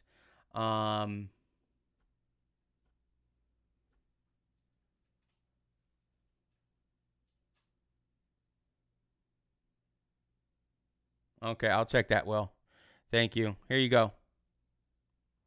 It should play. Make sure to keep up with your A-Push homework. It catches up fast. I know that from experience. Please, God, do your homework. What's up, future A-pushers? Ryan Rodriguez here. If I could give you guys one big piece of advice for your upcoming year, it would be write down the notes as Mr. Green presents them. This will help you so much. Children, you gotta remember, Face-Off is not a game. Face-Off is a lifestyle. You want to utterly destroy your competition. Hello, my name is PB, and my advice for anyone taking AP US History is to make sure that you understand the rubric for all the writing sections on the AP US History exam. My advice for Mr. Green's A-Push students is to always read the assigned RCQ pages at home and try your best to get perfect RCQ grades all year. It's really easy and will boost your grade, prepare you for the exam, and even give you tons of extra credit. What's up, A-Pushers? It's Frankie and Makana. And my advice for you next year is to study and read all your RCQs. Yeah, if you want to get a 5 like me, you got to read every single day. Put in that work, Bobcats. I got a 4, you got a 5. That's all that matters, baby. So A-Push is a lot of information. So it's your job to read before you get to class, understand the lectures, see what works best for you, taking notes, listening to Mr. Green. If you're just looking at slides when you get home. Listen, it's your job to understand the event and understand what led to the event, the events before it, and it's pretty much just a cause and effect. It's a cause and effect, and you keep going all the way until 9/11. So it's really your job. You got this. Hi, incoming A-Push students. I know you guys are going to have an amazing year since you have Mr. Green as your teacher. My advice is to not procrastinate your note cards and to study hard for your RCQs. And also, if Mr. Green puts a math problem on the board as a hint to your test, double check with people around you that he didn't make a mistake, because math is not Mr. Green's specialty. And that's all. Have a great year, you guys. All right. Yeah, so there was some good advice in there. But those were from, you know what I mean, everybody that you saw, I'm pretty sure, like, at the end there, Abby, she got a 5. You know what I mean? Ryan got a 5. Like, a lot of those got 4s and 5s. So, you know what I mean? I would take their advice, you know, seriously, because, you know, they got good grades. I changed that on the chapter questions. Thank you very much. Hopefully nobody copied her, because then you would just get a 0. You know, but that's up to you. Yeah, so, I mean, that's...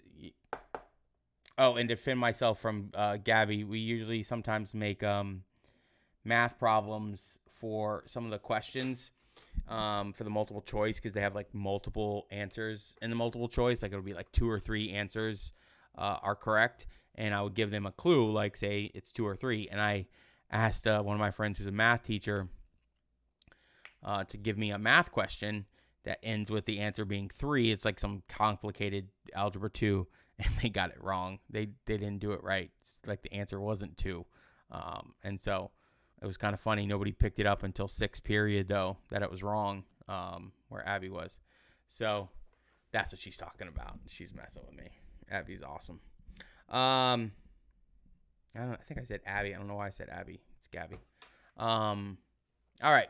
So let's start with the PowerPoint, okay? Any other questions? We're good to go?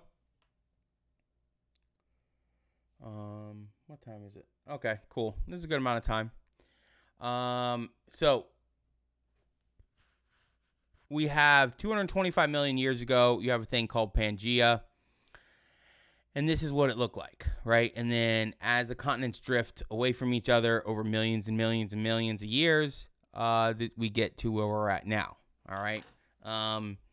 And this is how we got the Himalayan mountains, India slamming into Asia, causing the Himalayan mountains to form. In this, you know, you can see Madagascar was originally a part of Africa. And it's split off and creating the island that we have today. All right. So that was a long, long time ago. But as things shifted, that's how you get the Rocky Mountains. That's how you got the Appalachian Mountains. And That's why the Rocky Mountains are so much more rocky, more jagged than the Appalachian Mountains, because they are so much younger. All right.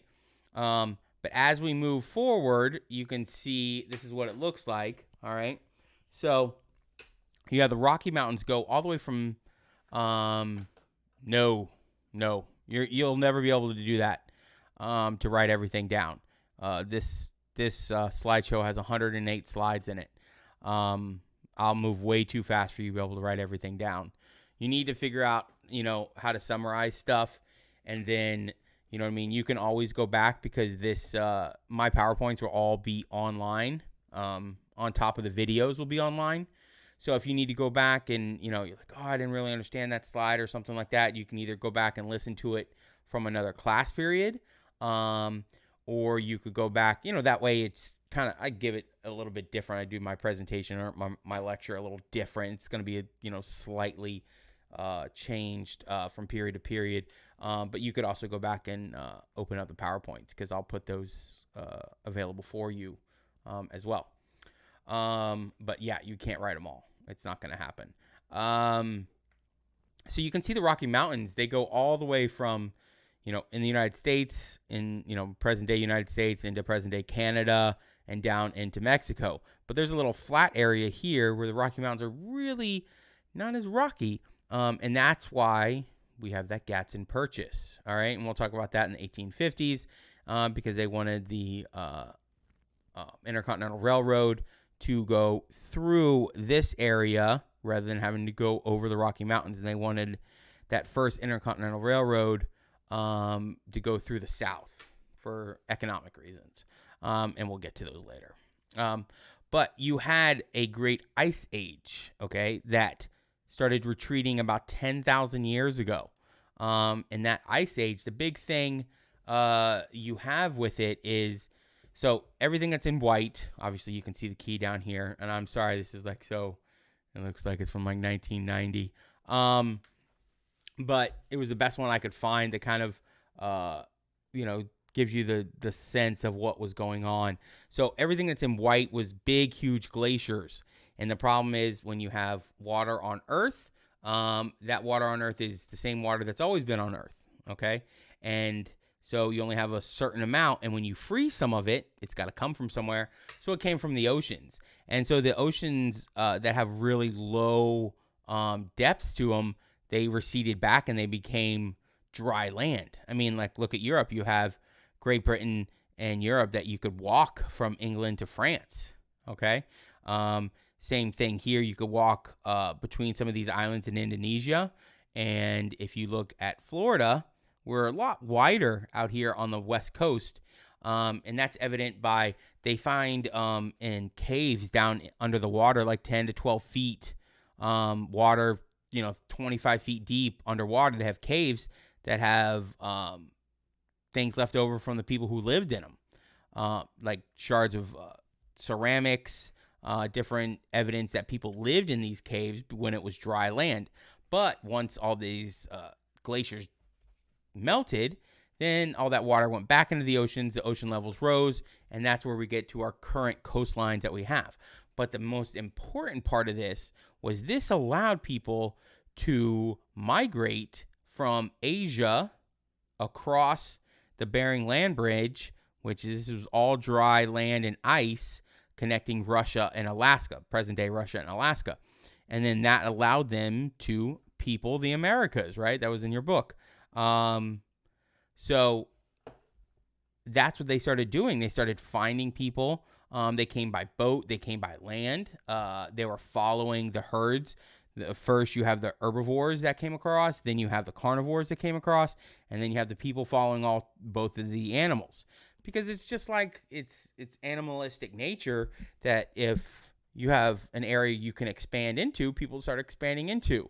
Like, people just like to, walk around, see what's going on out there.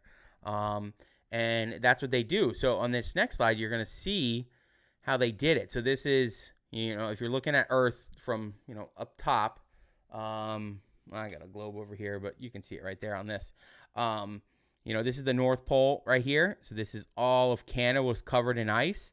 but you could walk from Asia down Alaska through present-day Canada, and then people just kept going. You know what I mean? It was like a guy in the car with his kids in the back, like, Mom, are we there yet? Dad, are we there yet? And he's like, nah, not yet. Just keep going. And the mom's like, well, maybe we should check a map. And then the dad's like, nah, I got this. And, he kept driving. Obviously, he wasn't driving. This is all satirical.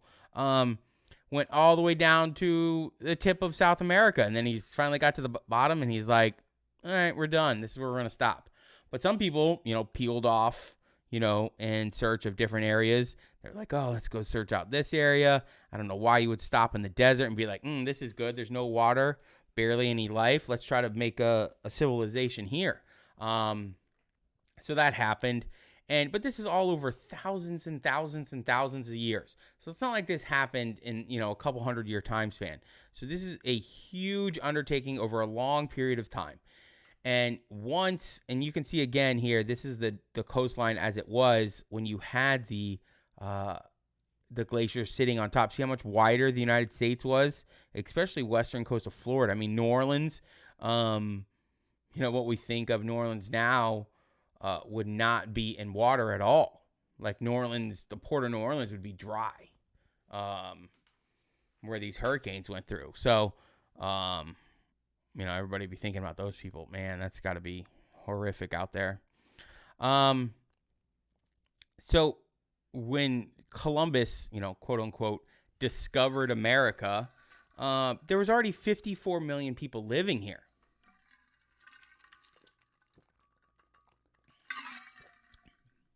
Man, you get thirsty when you're talking this much. So 54 million people here when he, like, quote unquote, discovered America. I mean, I don't know how you discover something when there's 54 million people living here. And he wasn't even the first person to discover it, discover North America. I'll let you guys keep that on as a clickbait there, for who actually discovered it. We're going to get to that later. But when he got here, there was tribes, there was different religions all over the place. And he just acted like this was his. And he did discover it for Western civilization, you know what I mean? But there was already people living every single place that he landed. So, oh wait, yeah. So,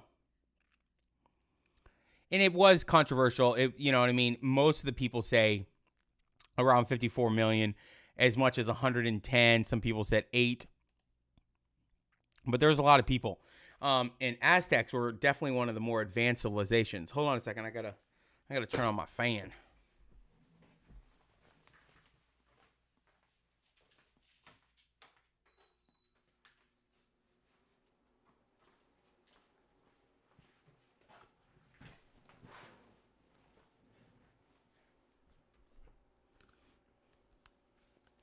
Gets a little stuffy in this room with this computer and monitors running and lights and all this stuff later on in the afternoon. I don't want to crank my AC down too much.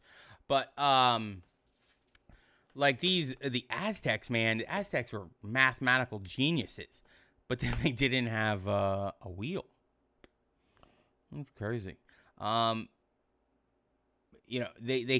They came up with these crazy algorithms, but, you know what I mean? Just, I'm obviously not a good math person, but, they had the building, the way that they built the cities was very, very advanced, but they did it all without a wheel. So they were moving stuff without wheels. I mean, but what they really got good at was human sacrifices. So they would have these human sacrifices when something would befall the country, like, say, a drought or, like, locusts came in, something like that, something bad was happening. They would do things like they would go send people out, war parties out into the jungle, and they would kidnap people, bring them back to the capital of Tenochtitlan. And I know that's a weird word if you've never heard it before, but you'll see it in a minute here. And they would just start sacrificing people left and right. I mean, you're talking hundreds of people a day, just like one after the other. And they would do things like rip the hearts out of people who were still alive. They would go in underneath, like they'd cut right around right underneath your chest and reach up in there. The priest would and rip your heart out while you're still breathing. Yeah, not the best way to go. And then they would cut your head off. You know what I mean? But they would do this until the drought, until it started raining again or the locusts left. And they're like, see, that's how many people our God wanted us to sacrifice. They would just sacrifice until it stopped. So it got kind of crazy. Sometimes it would be a couple months. They would just be sacrificing people. And they'd be like, man, he needs some more. Go get some more people. And they did that because you had big, huge civilizations. Make sure we're good on time. Yeah, we're good. Okay. So you can see the Aztec Empire, which was in Mexico and then South America. You had the Incan Empire, okay, right along the coast. These are the Andes. The Incas, they are up in the mountains. They were very hard to capture because they were in the mountains. And if you know anything about, military strategy, if you play Call of Duty all the time, right, you get in high ground, right, and then you can take people out. It's a lot harder to capture something when you're on top of a hill. Tenochtitlan, I think that's how you say it. I think it's Tenochtitlan.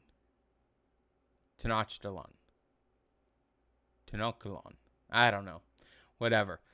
It's somewhere around there. And that's the capital of the empire. And these were huge cities. They're vastly different than what was going on in North America up here, where these Native Americans, they did not have huge cities. They were much more spread out. And they didn't have to, so it made it a lot easier for them to conquer the Europeans, to conquer these North American Native Americans because of the fact that they didn't have huge cities and big, huge armies like the Aztecs did.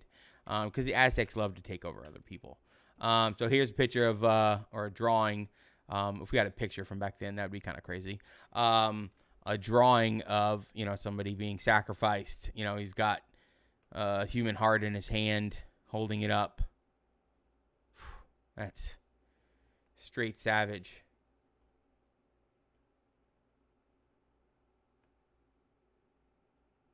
I think Tenochtitlan. Tenochtitlan. Well, that sounds good. I'll go with that one. Well, Tenochtitlan. So corn really transforms everything about the lifestyle for most Native Americans, because you go from a hunter-gatherer, which is somebody who hunts and gathers. Wow, that's such an original name. Yes. You're going to do 1-4 to 1-8. All right. Yeah. I think it's 1-4. Yeah, 1-4 to 1-8 is the reading for tonight. And as the corn got spread, the cultivation of it really transformed people from being nomadic, meaning they don't have to move from place to place to follow the food. Because when you can grow your own food, then you don't have to move. You can just start, you can put it down and build a permanent house, and you have farming, and then you can live there, and then everybody's singing Kumbaya and doing so well, right? But it really made it, and so we're going to use, maize is the other word for corn. And it really follows as different areas developed corn, it made those areas develop better. So corn is a direct causation for development of these Native American societies, because as you could grow more food, that means you can have more kids because you can support them. And as you have a more consistent food base, your people live longer, they become stronger. Therefore, they're better in battle because they're stronger. It influences everything, and that's what corn did. So corn is a big, big part of, as well as something else that we're going to get to tomorrow, right? As far as like vegetables and stuff like that, if you guys know what I mean. You probably, I know you guys know it from AP World, because I know Mr. P talks about it a lot. But yeah, I think we're going to stop here. Yeah, you can see, there's different areas of farming compared to hunting gathering, which some people had a little bit of farming and then a little bit of hunting and gathering, where you had big, huge, and you can see why this is big, huge, intensive farming area for right then, because of, the weather was very conducive to that. Just up to 1/8. All right, I'll see you, Lindsay. You guys can, if you need to go to your 6th hour. Yeah.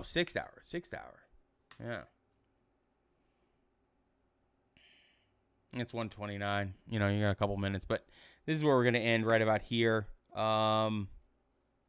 So make sure you're reading for tonight. Make sure you're working on your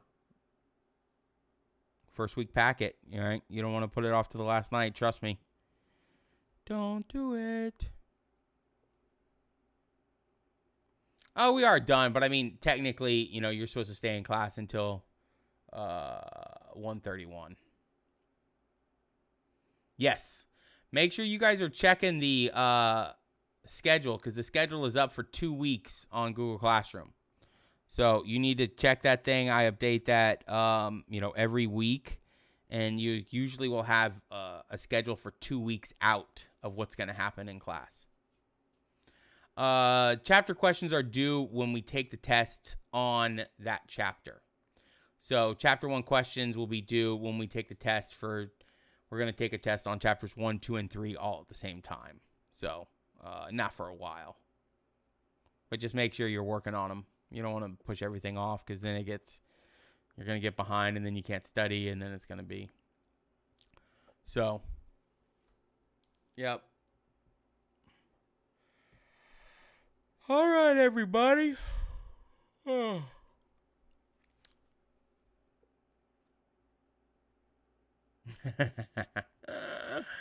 No, we don't have them, but we have them a lot. I mean, we're going to take, probably close to 100 of them throughout the year. So it's going to be a lot. Some days I'll skip them just to skip them. Oh. Yeah, go ahead. You guys go to your 6th hour, and I'll see you tomorrow. It is wonderful, Deborah. See you, Daniel.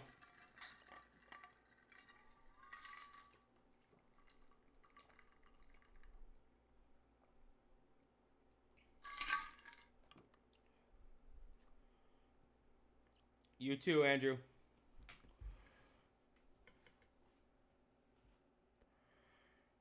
Oh. Oh.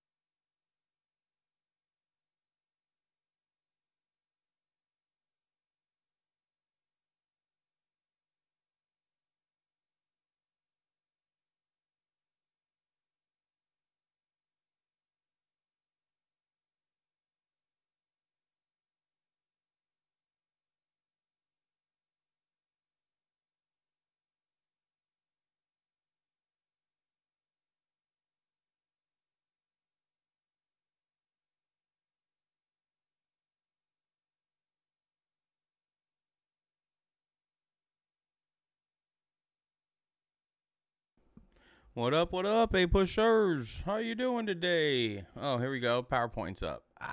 Let's get it out of here. There we go. Boom. Hopefully everybody had a great first day and you're having a decent day number 2, numero dos. Got 22 people in here. Let me set up here. Get ready for you guys. Period 6.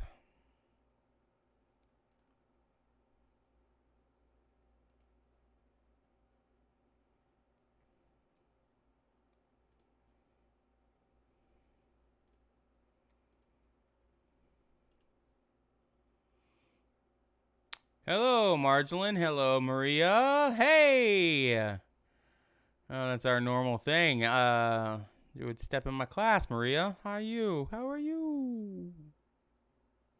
I'm gonna get you your recommendation. Don't worry, I will. I promise.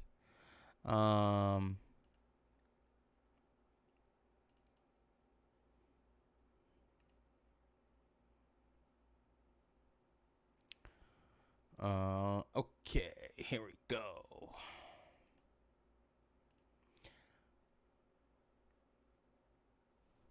Let's do 1:48.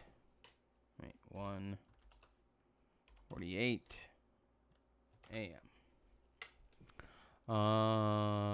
There we go. Boom, boom, pow.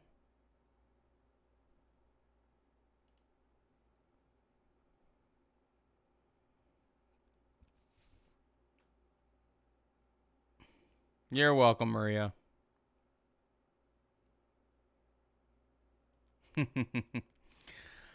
I'm glad A-Push Live, you like it better than Google Meets. I like it better too. Hopefully the kids do as well. That's somebody for everybody in 6th hour. That's somebody from my 1st hour last year.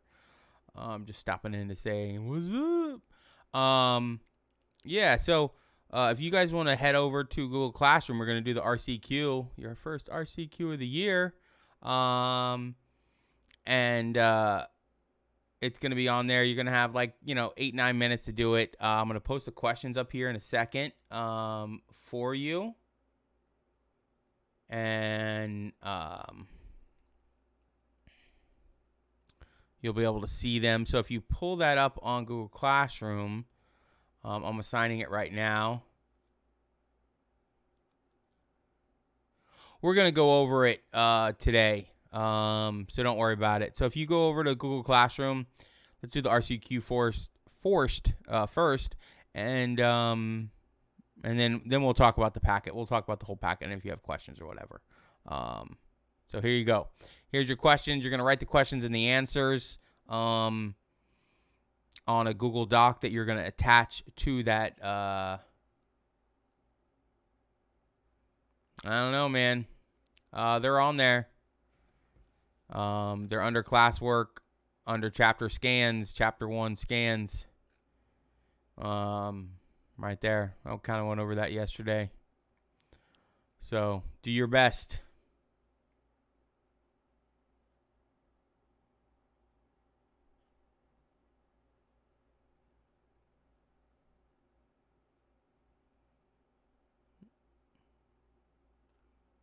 Yep, that's what it says in the instructions.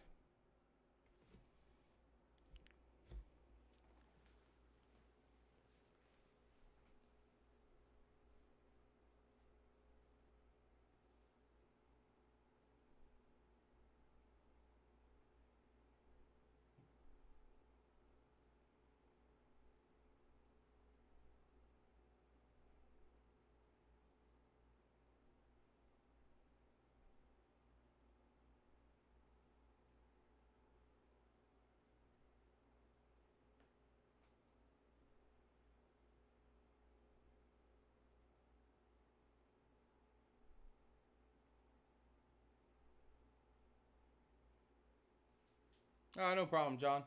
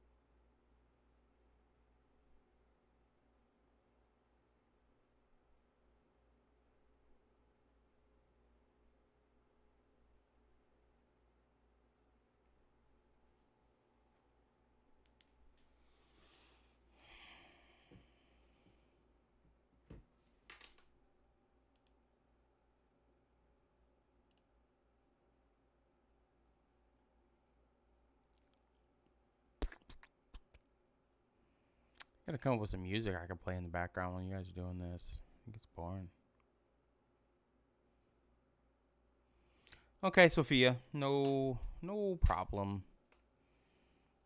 Let's try to get it done.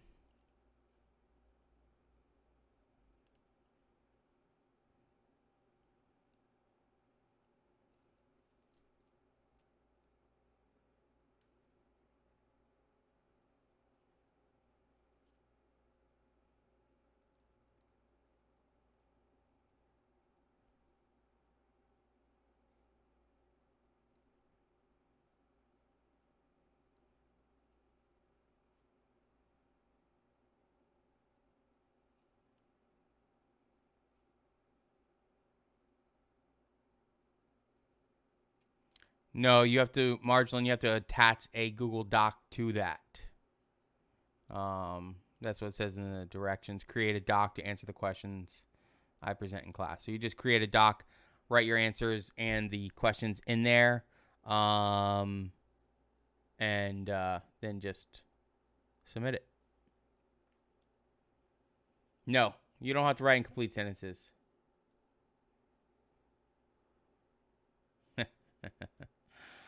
Thank you, Danny. Yeah. No problem, Marjolin.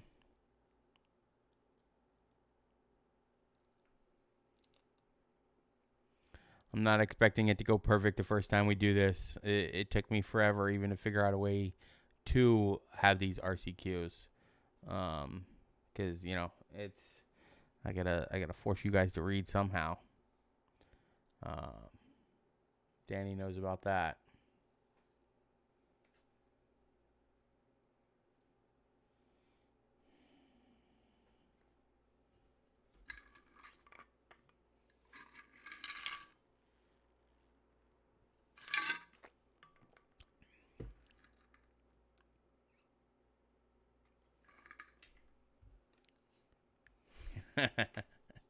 Yeah, that's funny. A push for life. They haven't gotten to that part yet in the podcast. A push forever, forever, forever. I know it didn't work, man. It's because I was so busy doing stuff. Because you have to do those things where I have to, do the take these classes so I can collect money, and it's all this big, huge nonsense. I'm gonna try and do it this year. You can buy one. I'll make some cool ones. We're definitely doing them this year.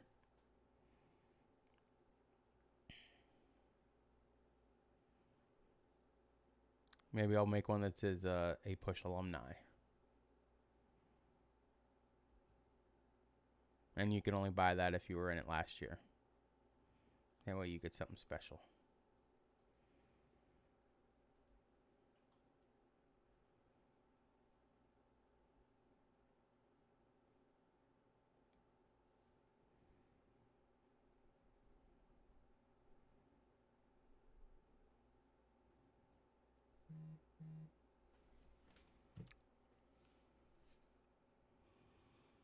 Mm-hmm.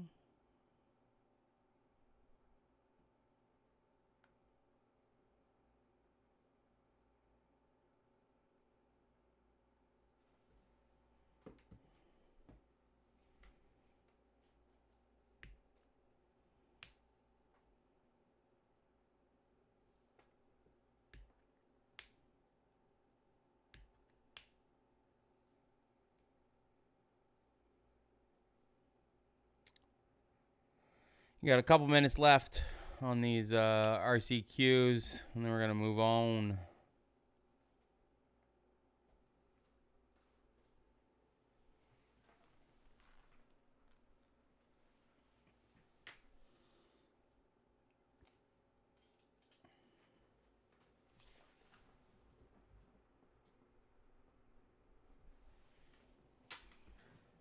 I'm going to give you guys a puppy cam for a second here. That'll be funny.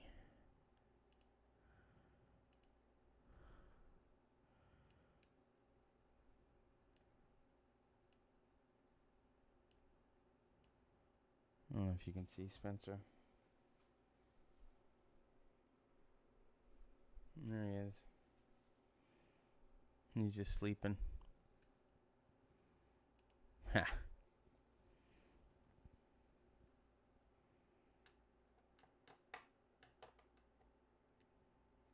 Oh, did I do AM? There's so many things to adjust. Oh my god, I forgot. It's so annoying. This digital stuff it's more work, I think. But, you know, some people love it. There you go. 1:48 p.m. Black dog. Yep, that's a black dog. Marjolin, why are you lost? What's going on?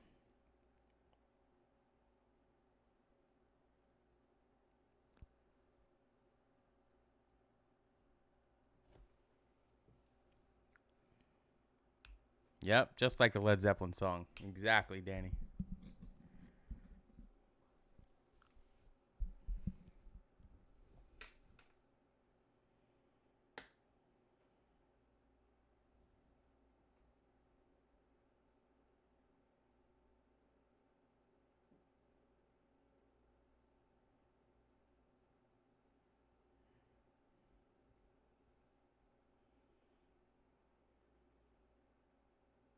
Yep, just these three.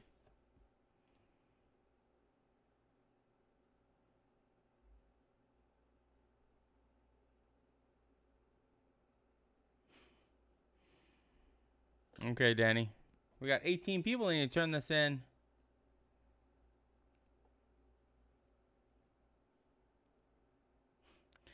Yeah, I remember the ghost dance. That was we never did that in my class. Not me. No way.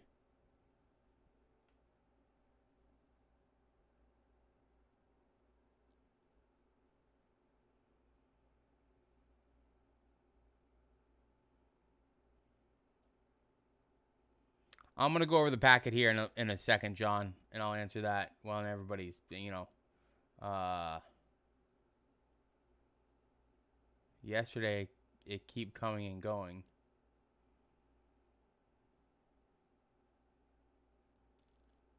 What kept coming and going? I'm not sure what you're talking about. Sorry about that.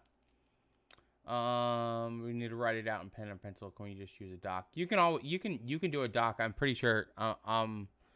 Let me look here for a second.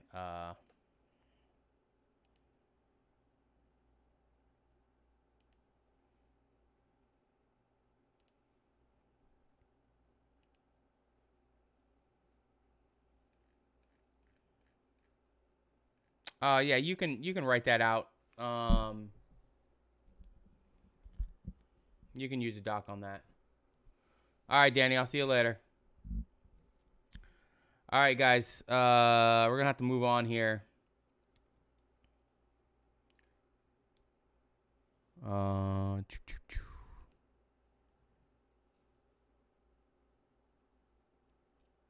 Yeah, it should be okay. Just try to get those things turned in. We're gonna move on. You know, we're gonna move on to because I'm pretty sure you guys had some questions. I got some questions from you guys yesterday about the packet. So if you have some questions about it, you know what I mean, go ahead and ask them. And then I'll answer them. So basically, I think a lot of people had questions on the number 2, the expansion map. So, I mean, it's basic, you know what I mean? I did this one really quick, first hour. You're just going to draw, I mean, try to make it a little bit better in this because I did it really, really quick.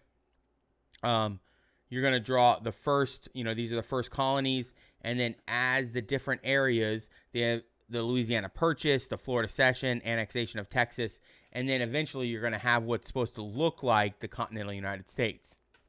And then you're going to have a key in the bottom corner, which is going to match up to the colors that you draw these in. So this key, you know, you could be, you know, if your colonies are green, then you're going to have green, and then you're going to say the first 13 colonies, right?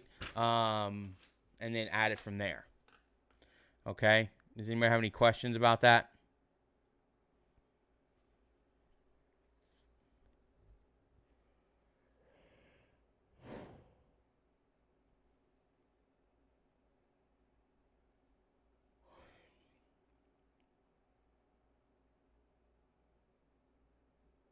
Yeah, you're just going to draw it in pieces. So you're going to draw the first one, and then you're going to keep adding to it until eventually you're going to get you're going to get something that looks like the map. And I clicked it off. But eventually you're going to get something that looks like the map of the United States, but it's going to be different sections kind of smashed together. Let me pull that up. Hold on. I'm trying to see what you're talking about, Gabriella. Are you talking about for number 2, the expansion map? Yeah, just literally the briefly explain each is just, just label it. Basically all you need. You just need to label it what it is, right? Because I've already put it. That was annexed and that's all you need. You don't need anything more than what I put.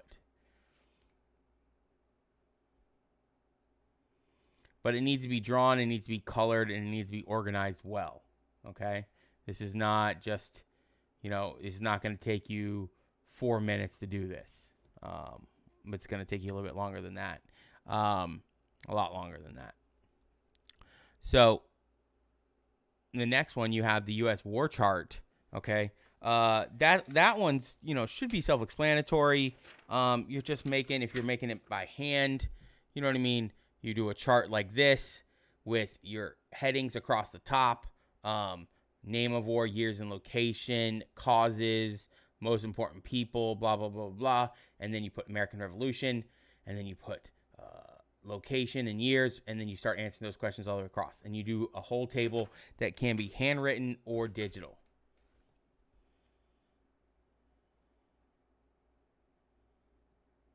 All right, Zoe, that's fine. I'm not a crazy person. You know what I mean? It's gonna be, I don't know. I don't know. You're gonna be fine. You're gonna be fine. Don't worry about it. Especially on this one. Later on when we, it depends on how long we're doing this for the digital, not in class thing. It'll be, we'll figure it out. Oh my gosh. I'm sorry I'm yawning so much, man. All right, that's U.S. war chart. The map assignment, you can print it, you can redo it, you can color it if you can color digital.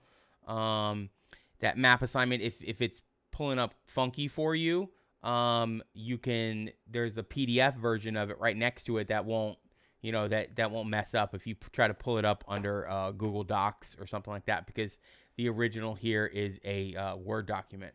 For the presidents, number 4, do we need to write the first and last name? Oh, yeah. First and last names. Faux show. Yes. All the first and last name. The years they were president, and if they were in a party and what that was. All right. Next. If you were asked to add one more face to Mount Rushmore, make sure you are adding somebody that is not already there. And so I think, but any of these you can make them digital, or you can write them out and scan them or take pictures on them. Yeah, you can abbreviate as long as you do the correct abbreviation. Make sure you, especially your M's, people don't really know. Montana versus Missouri versus Massachusetts versus Mississippi type thing.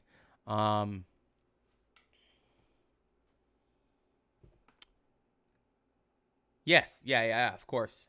I know it says handwritten, but remember that was last year. Because I'm not going to say that you have to handwrite it, because it's going to be, very problematic for some people. But again, if you cheat, Not saying that you are, John. I'm just saying people that are, that's why a lot of this wasn't digital, because people just cheat and, give it to their friends and everything like that. But if I get somebody that's, the same as somebody else, you'll get zeros, both people. Yes, correct, Sabrina. And so the bottom one is the last one you have to draw and take a picture of. If you can draw digital, then you can. If you have like a little iPad thing, you can draw a digital thing, or you can draw it in Paint. You know what I mean? Do it digital if you want to do it that way, and save it and then attach that file. That's cool too. But yeah, all of that counts though. Neatness, color, content, and the perceived effort that you are putting into this stuff. Okay, so just make sure you're putting effort in, and you'll get credit for it, and you'll have a nice fat grade on your grade book. Yeah. Any other questions on the packet? It is due Friday by 3:20. We are going to move on.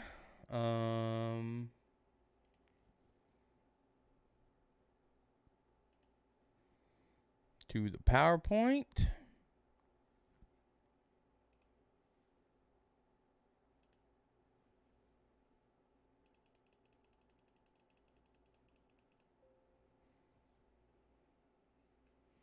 All right, so here's when we're going to start taking notes. You should be taking some notes. You can put them in a notebook. You can put them on loose leaf. However you want to keep them organized. But I definitely would. I played you guys that student advice video yesterday, I'm pretty sure. About, some of my students who, they got 4s and 5s. And they gave you some advice for this year. But I would definitely take notes. I would also remember you have those chapter questions that will be due, but they're not going to be due for a while, because I only collect those when you take the test on that chapter. So we're going to test chapters 1, 2, and 3 at the same time. So just make sure you're doing those. I would do those as you're reading. And then you can come back and we can do the PowerPoints here.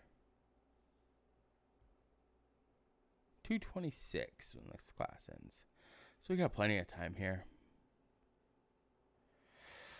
All right. I gotta get some water. I'll be right back. I'll be right back.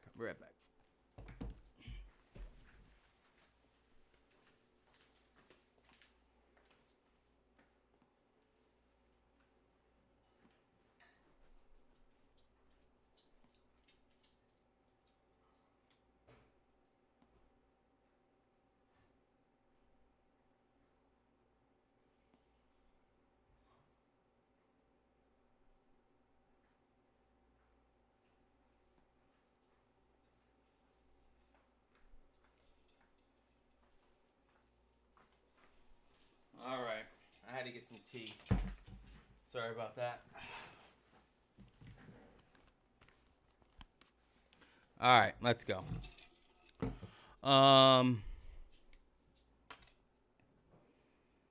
So we have Pangea, right? This is the continents. This is what they look like in the beginning, 240 million years ago, one big continent. And then they kind of split apart. And then you have, India smashing into Asia. That's what creates the Himalayan mountains in Asia. And then you have what it looks like today, right? This is present day. Blah, blah, blah. That's how you get the Rocky Mountains. The Rocky Mountains were huge, but the Appalachian Mountains were older. They were really old mountains. That's why they're a lot more smooth and rounded out. They're not as, rocky, pun intended, as the Rockies and the Sierra Nevadas, because those are a lot newer, and that's why they look the way they do. But you're going to have, what do we got on here? No, we don't need anything else here. So if you look here, so here's the Great Plains, right? We're going to talk about those a lot with the Great Plains Indians, and these are the different regions of the United States. When we talk about, we're going to be talking about this a lot. If I say the Northeast, you need to be knowing where the Northeast is, what area, what countries, what states there are, and then in the South. But here you have the Rocky Mountains, and a lot of people don't realize that the Rocky Mountains go into Canada. This is all Canada. So you have the Rocky Mountains go all the way into Canada. They come all the way down into Mexico. And that's what's going to stop a lot of people from moving west, obviously, because it's a big mountain range. And then that Gatson Purchase that we talked about for the expanding map, that's the last piece of the puzzle for the border of the United States, and that's right here. And the reason why the United States bought that from Mexico, even though we just beat them in a war, was because we needed it for the Intercontinental Railroad, because this is a much flatter area of the Southwest to get through rather than trying to go over the top of the mountains with a railroad, which is very, very expensive and cumbersome. So if we keep going, you had a great ice age, all right? And this ice age was 10,000 years ago. It started retreating, all right? But this ice age covered large parts of the land area across the world, okay? Especially on the top and the bottom. Around the middle, because that's where you have your equator, it's going to be a lot warmer, and the ice age didn't come down that far. But since all the water on Earth is still all the water on Earth, it is when you had the glaciers that freeze over the top of all of the continents, where does that water come from? It comes from the oceans, and the oceans then dried up a little bit. The levels lowered, okay? It's already posted. It should be. Uh-oh.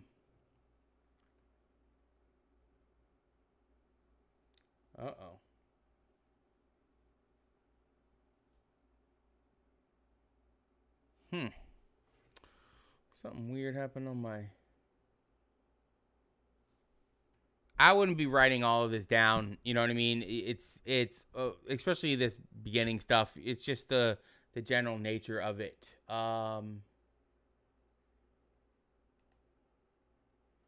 You guys are all seeing this, right? Because it's saying,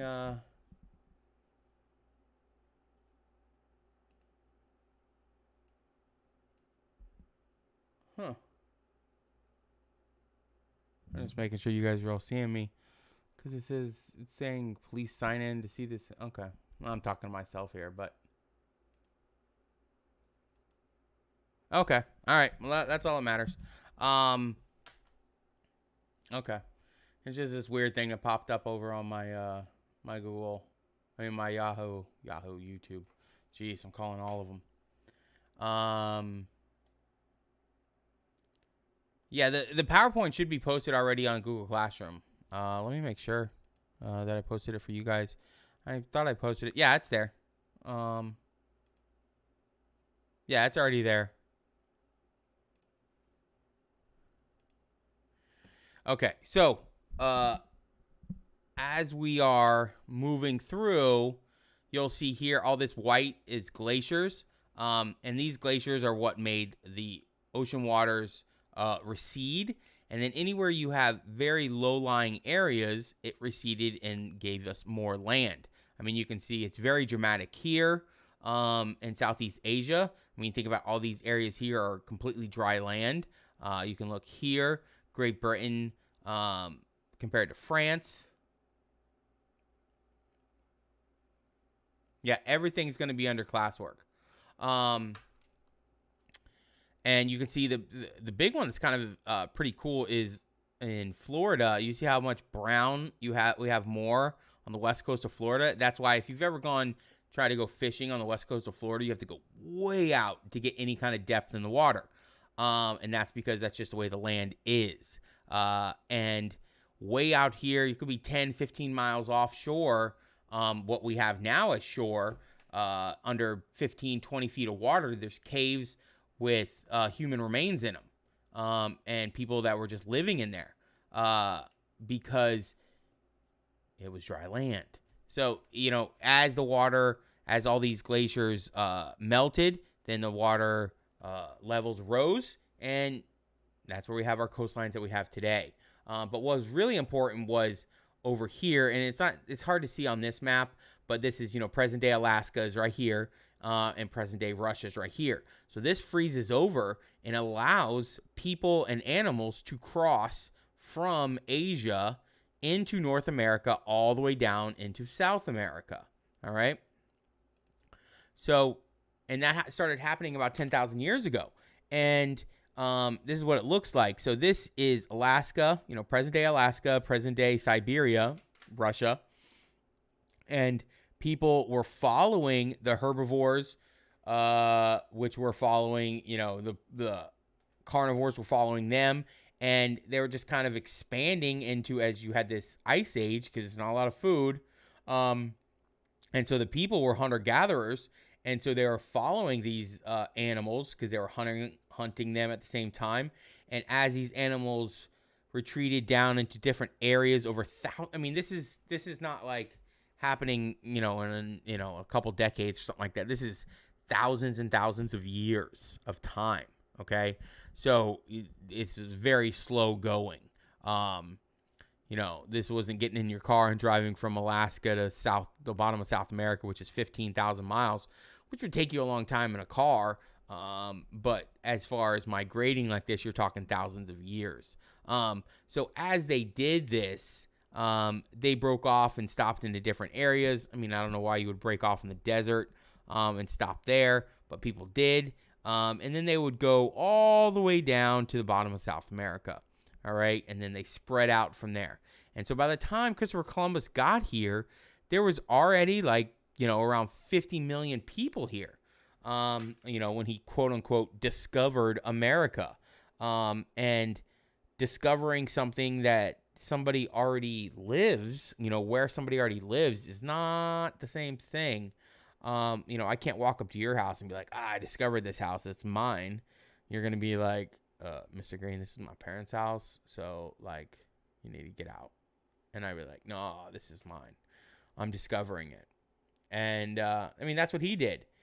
But the problem was the people, there was no laws, it was him, and he had the guns and he had the people, and he just took them over, enslaved the people and forced them to work for him.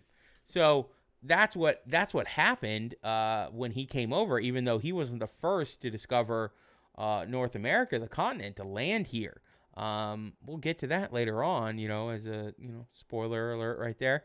That's not a spoiler alert. That's just a hint of what's going to come up, I guess. That was stupid.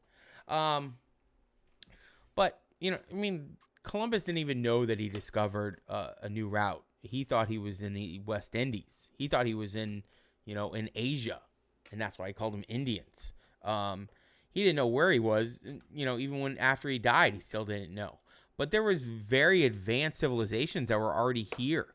The Aztecs and the Incas.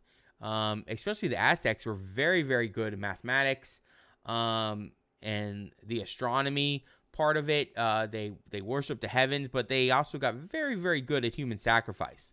And their sacrifices were, I don't want to say legendary because it's not like a good thing, but they would, like you can see on the bottom, they'd rip the hearts out of people, not cut them with like a knife. They do it with their hand. They just cut them open and then reach their hand into their body and then rip out their heart while it's still beating. You're a straight savage. Do that. And they would. And it would be like, say there's a drought or an animal infestation. They would send people out. They would capture people. And then they would just bring them back and start killing them until it stopped. So if it was a drought, it could be 2 months. And they would kill people for 2 months. And then finally the rains would come and they'd be like, see?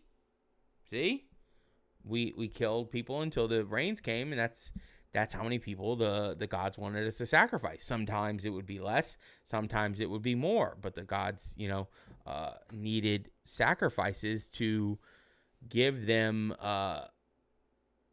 the water back. So this is what it kind of looks like. What period is this? Okay, 226. It's funny how some classes go so much faster than others.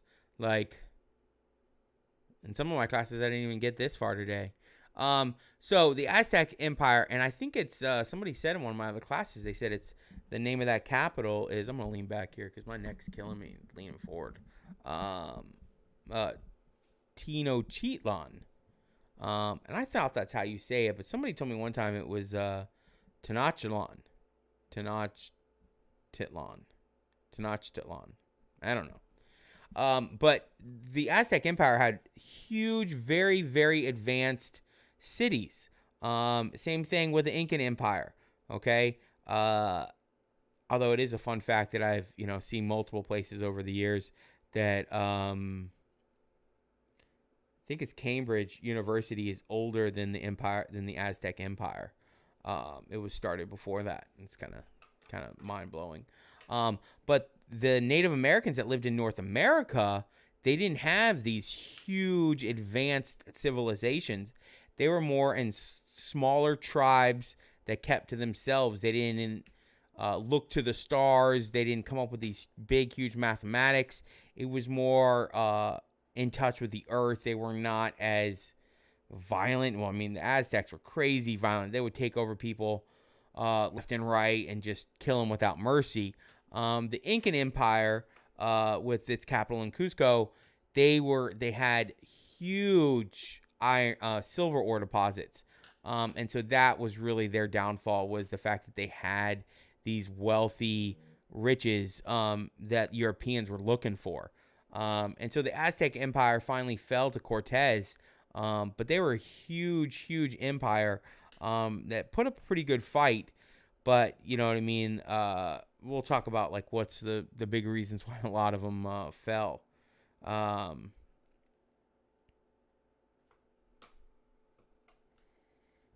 are you guys talking about?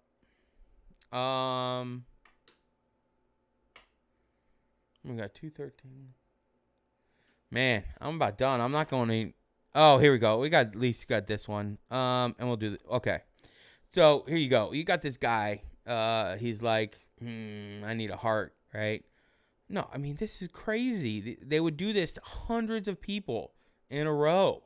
And they would just cut them like right at their upper chest, reach in and rip out their heart, right? If you ever seen, there's a movie where they depict this happening. I'm not thinking of the name of it right now off the top of my head, but it's a great, great movie.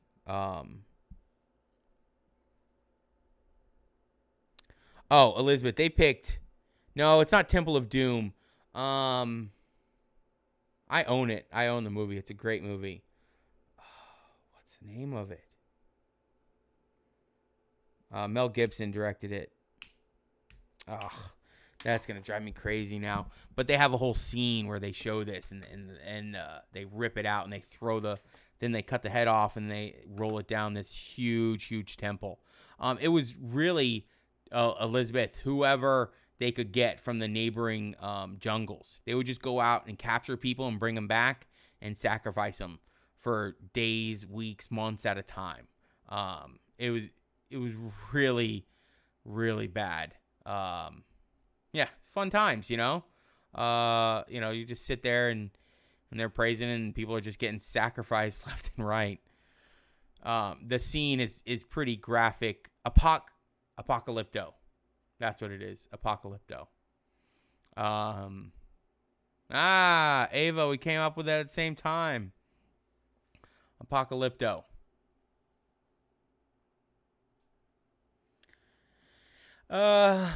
Yeah, Columbus Day is one of those ones where I think the problem with Columbus Day, I have no problem with celebrating Columbus Day if you talk about why he was important, right? So he's more infamous. He should be more infamous than famous, right? What he did was he brought the Western world to here.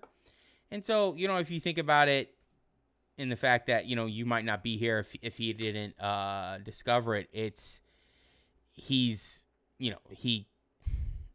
decimated the people of the native people of these lands and enslaved them, murdered them. I mean, they were doing it to themselves, but that doesn't mean anything. Yes, Valerie. They had the very high temples, and they built, and to think that they built all those temples with those big, huge rocks and everything without any type of cows, big, huge things like that, or wheels. They had no wheels. So they would just drag the things around, right?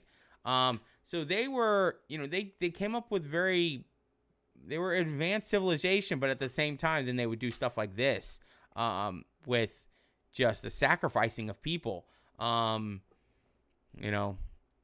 as far as going back to the Columbus thing, I think that's why, people are really realizing that he shouldn't be celebrated, the way that he was, right? Because at the end of the day,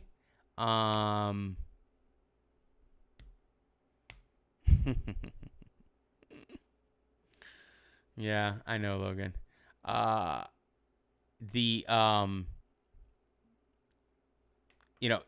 As they sacrifice these people, it really, really brought to light, the need for, some different types. And that's why the Aztecs were feared throughout the region, is because of these things that they did.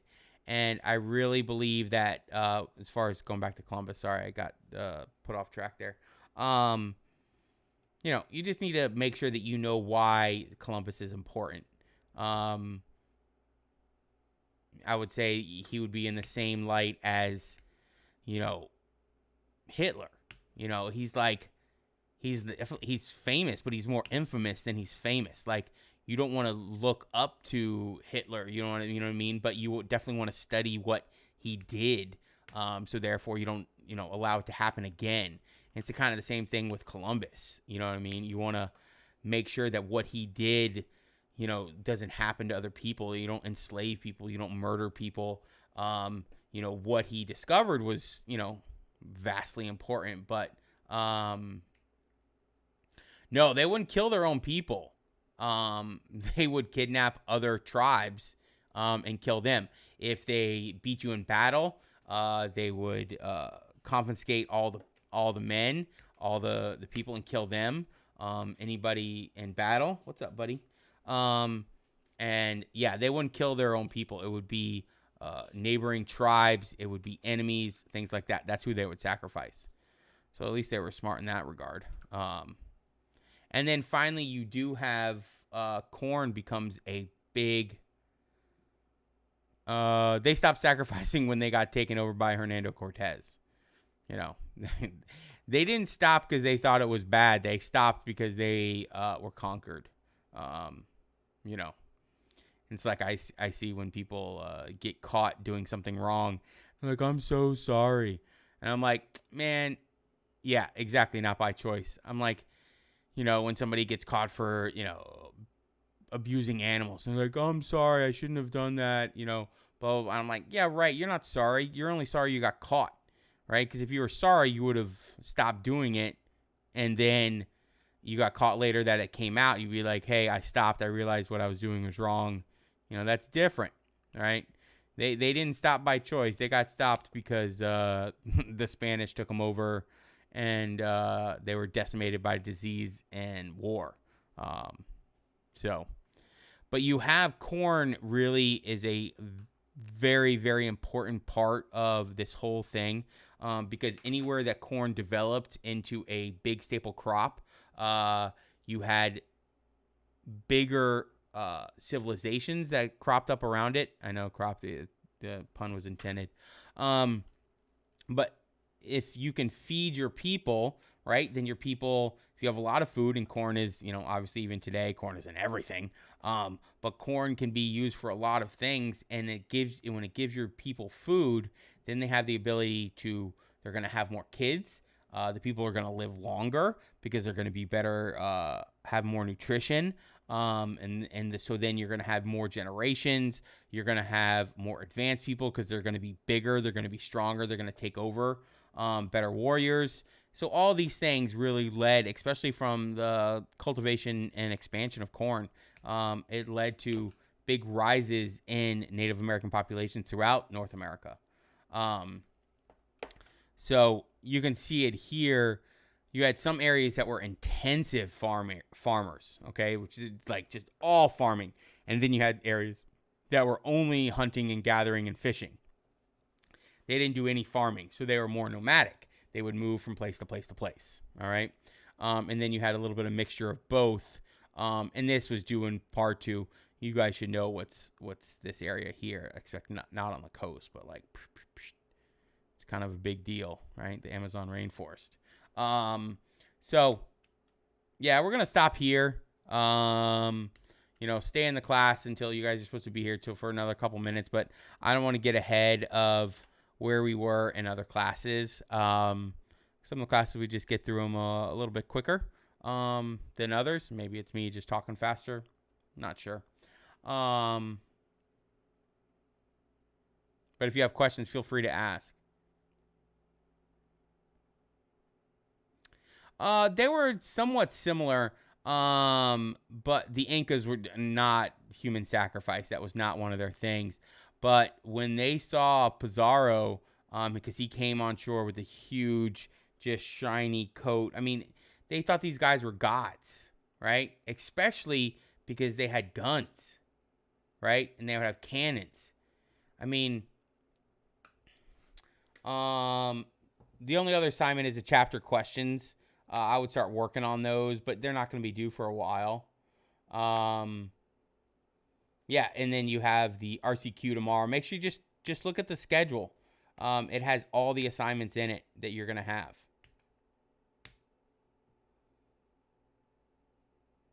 My cut? What cut? My beard?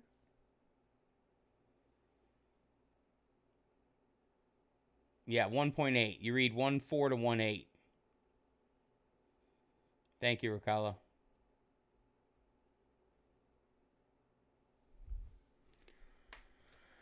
Oh, almost done with your first day. I'm sure a lot of you guys are, yeah, you stop at 1.8. Yeah, you don't have to read through 1.8.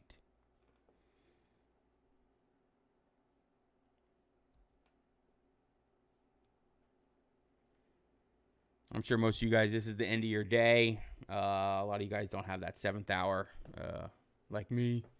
But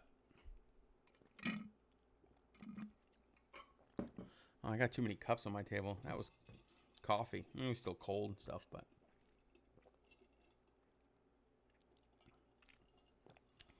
no, you're reading 1.4 to 1.8, not through 1.8.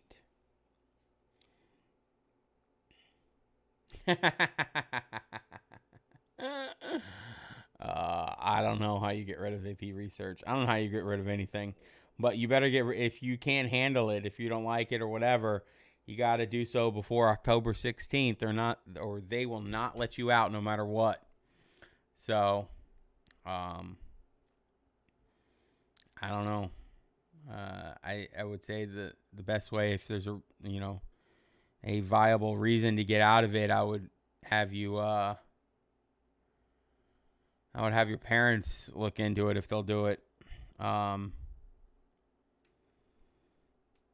Yeah, I don't even know what AP research is, so.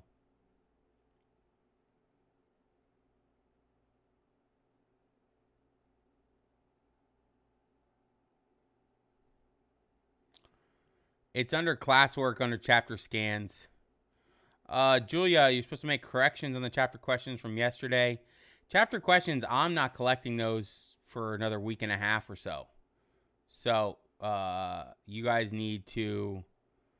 I adjusted it, so I deleted... I think somebody made corrections on it and didn't download it. So, I put up a PDF.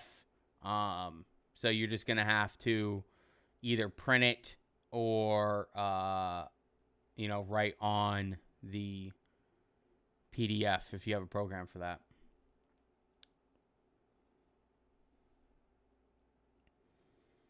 No, don't get yourself more stress. The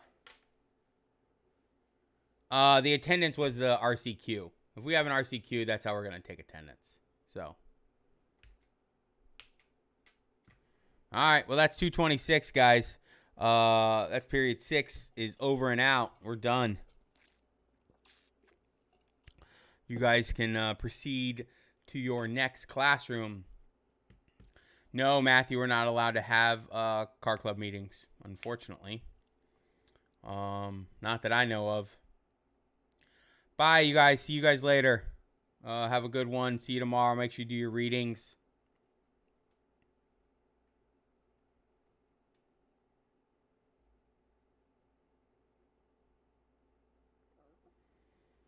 Well, Logan, we're not all as lucky as you. I know. Well, I teach 6 classes. I teach 1 class more than most teachers. But I have off 4th period, so that's nice. Yes, there's an RCQ tomorrow. You guys got to check the schedule. That's why it's there.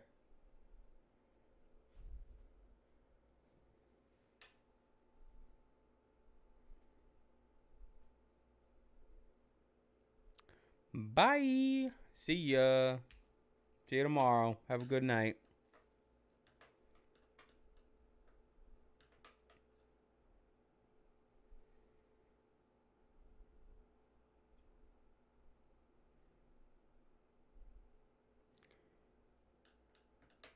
What time is it? 2:27. Oh, Logan, you should seen it was just a couple of us on that cruise on Friday. But it was cool. I did some GoPros from the Cobra. I'll post it on Instagram. It's got some cool audio sound to it.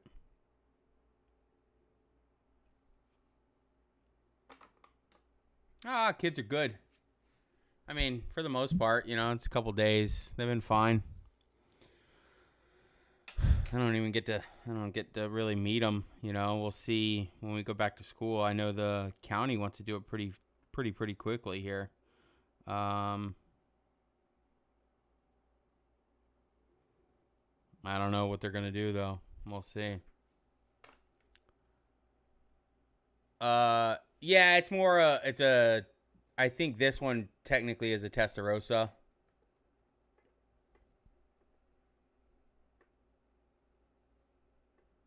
But yeah, 512 TR, same thing.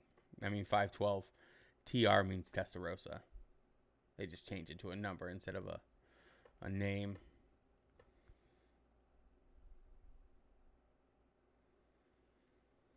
Sophia, you guys are going to answer. I'm going to put them up on Google Classroom here in a minute.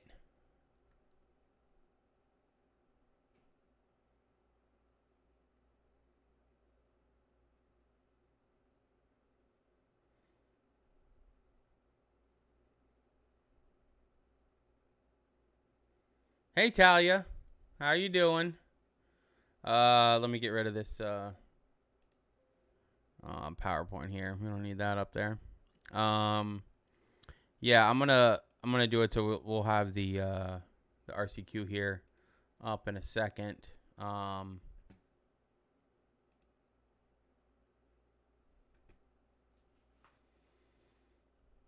it's okay, Sophia. I knew. When are we having the RCQ questions?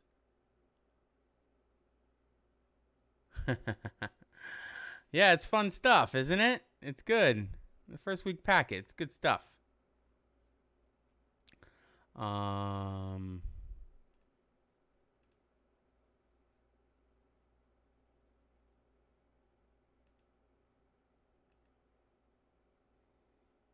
Good afternoon. Good afternoon, everybody. Yeah, Logan. It was cake. Cake, I tell ya. What time is this? What's class supposed to start? 2:31. So let's do, yeah, whatever. We'll do 2:41. Time 2:41 p.m. There we go. Yeah, I have a 7th.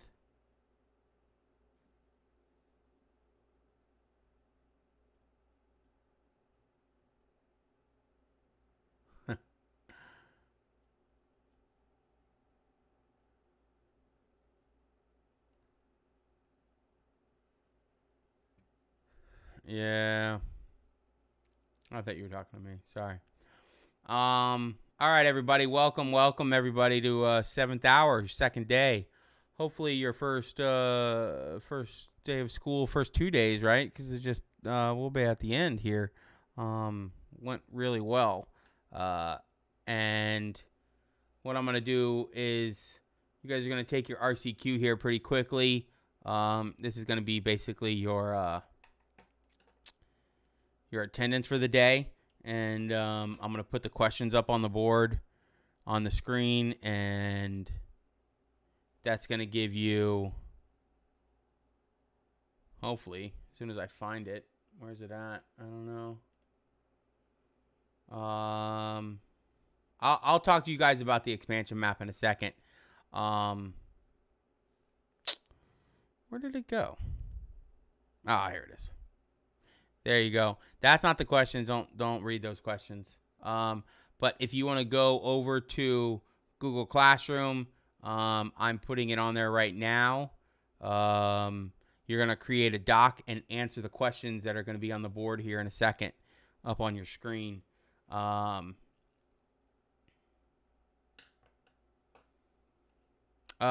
don't worry about the note cards. We're going to go over that later. They won't be due for a little bit, so don't worry about them. But we'll go over exactly how I want them done. We'll probably do that in the next, maybe this week sometime. I'll go over how they want them done. So don't worry about it, though. It's not going to be, you'll have plenty of time. Okay? All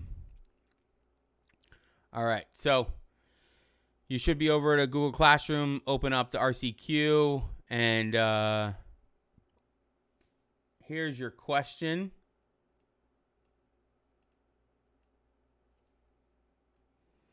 You're going to write the question and the answer attach a Google Docs to it.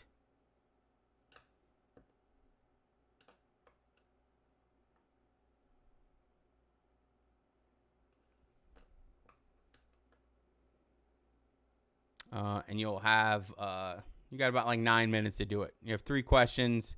They don't have to be full, complete sentences. They just need to answer the question.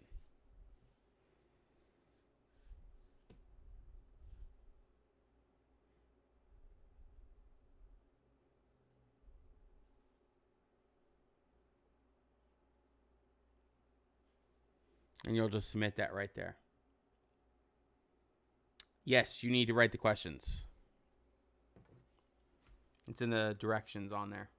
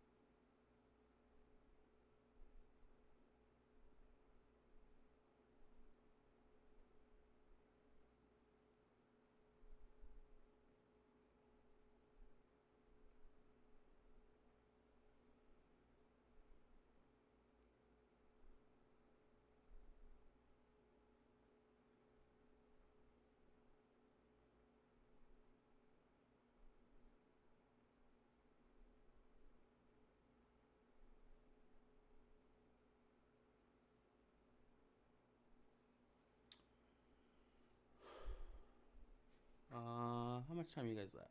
2:42. Yeah, you still got like 6 minutes. You should be turning these things in. I'm not going to be a big stickler for these things right away. But later on, you're going to have to, really get these things buckled down very, very quickly. You're not going to have a lot of time.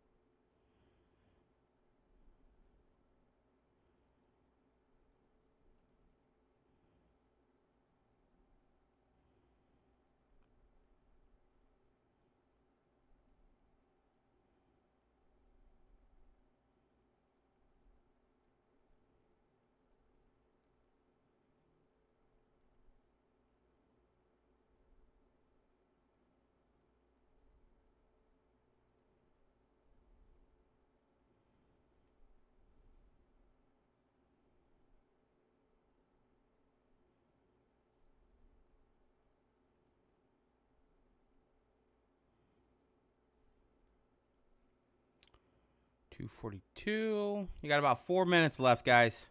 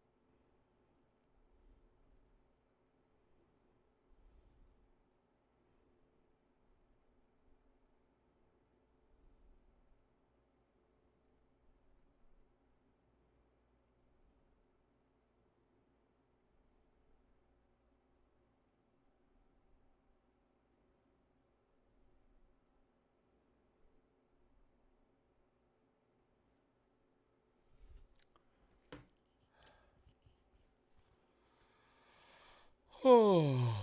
Huh. Hmm. Hmm.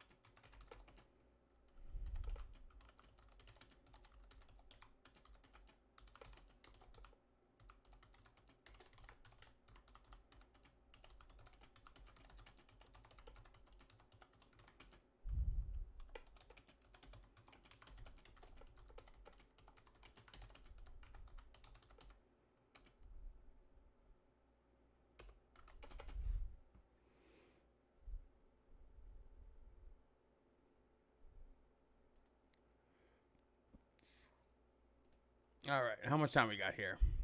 Almost done. 15, turned it in. Got 2 more minutes, 10 more. Good job, good job.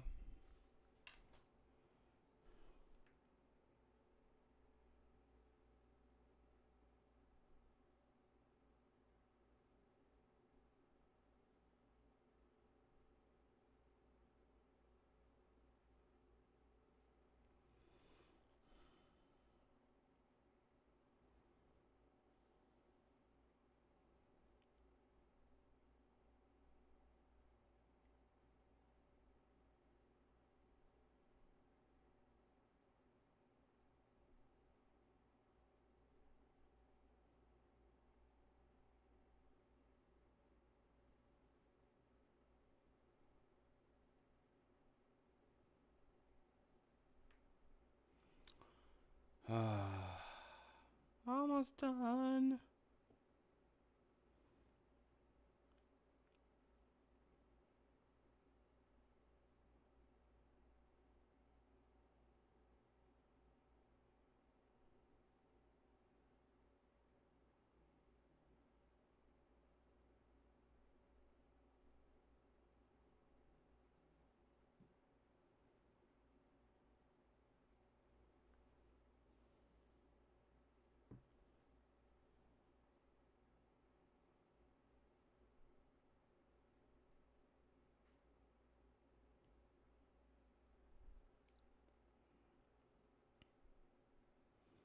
All right, we're almost done here.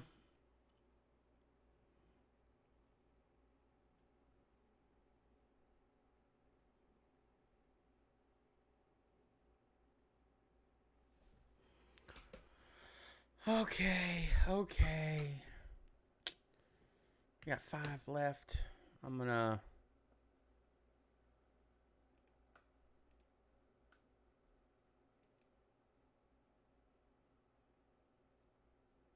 Where do you submit? Yeah, Google Classroom. Yeah, just submit it on there.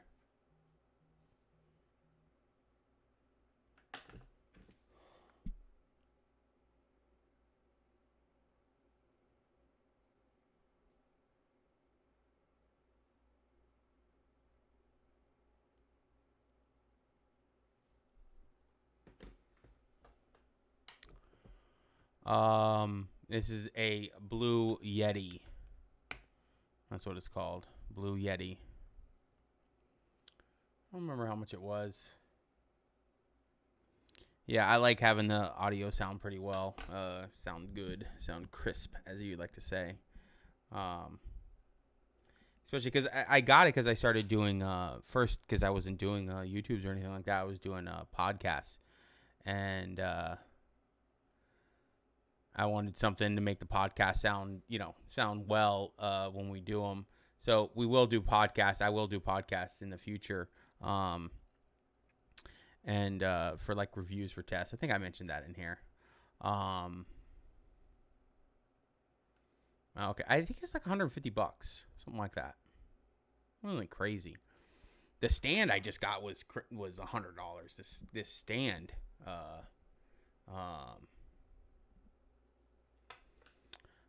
Sophia, it's just gonna be, I'll put the podcast on Google Classroom.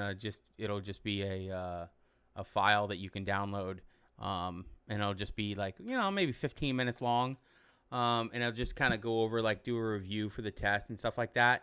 I'm gonna bring up the packet because I know a lot of you guys had questions on this thing, but yeah, the podcast is just gonna be like when we come up to a test, I'll do a podcast and it'll just be like, make sure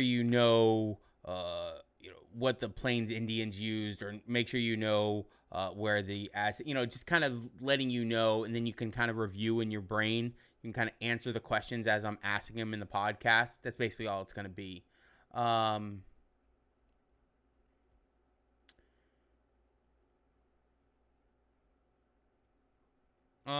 show you, Jordan. I'll bring it up here in a second. So, here, hold on. I'll bring it up right now. It's not a big deal.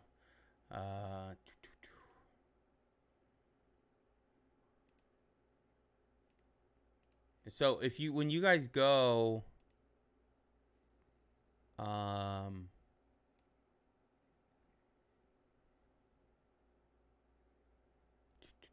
is it at? There we go.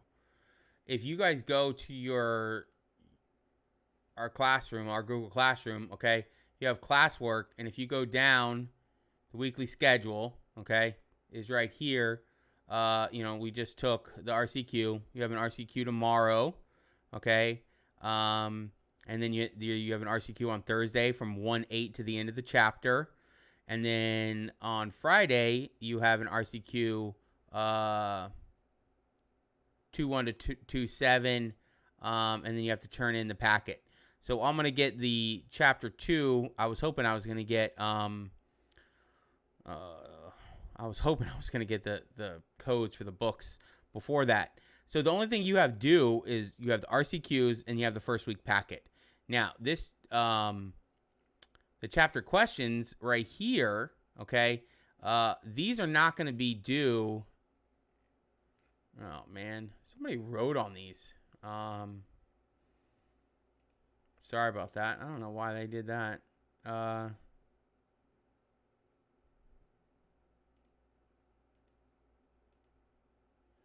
I'll get you new ones on here. But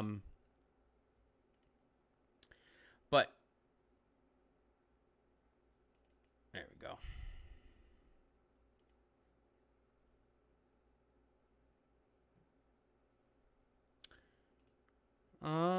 Well, you're not supposed to submit them yet. That's why I didn't put a due date, because I'm not 100% sure when we're going to take the test.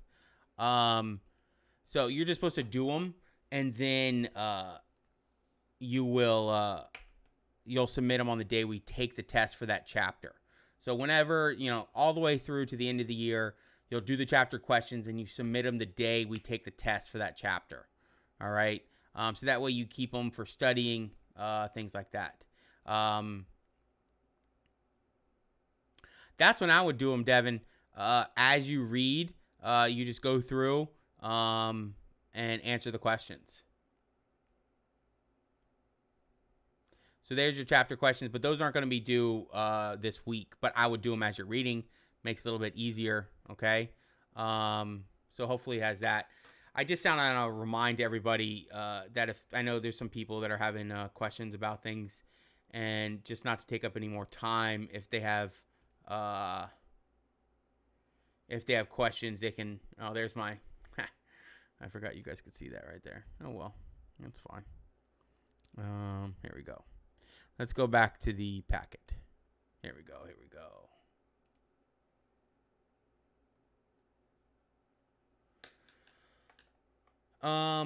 No, the note cards, I'll go over those at another time.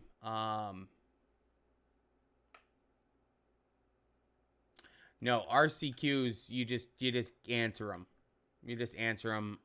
They don't need to be that long at all. They don't really need to be that long.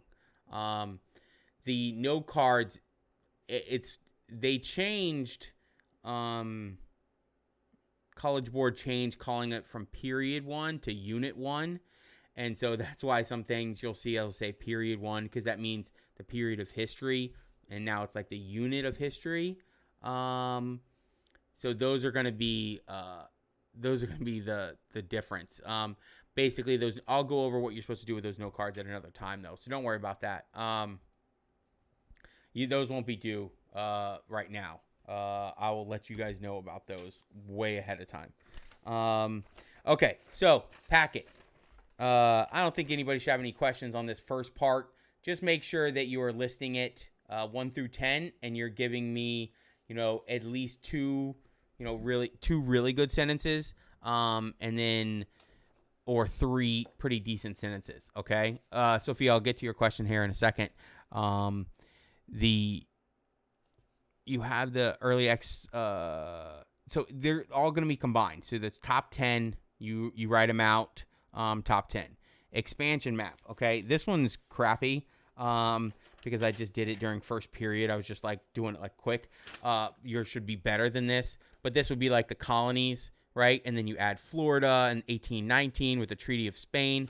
Then you put a key over here, and you would write, say Florida. You put dashes in it, and you colored it in green. You would put Florida Treaty with Spain 1819. All right, you just make the key that way, and then as you add the state, as you add different areas of the country in, you eventually will get the continental United States, but you do not have to put the states in, Sophia, in the freehand map. Don't worry about the states. You're just adding, you're going to add Texas. You're going to add the Louisiana Purchase, which is huge, okay? And so you'll change those things, and as you do that, the continental United States will form, and then the final thing you'll add for the continental United States will be the Gadsden Purchase down in the bottom corner on the border of, present-day Mexico. I did a whole map and color-coded the expansions.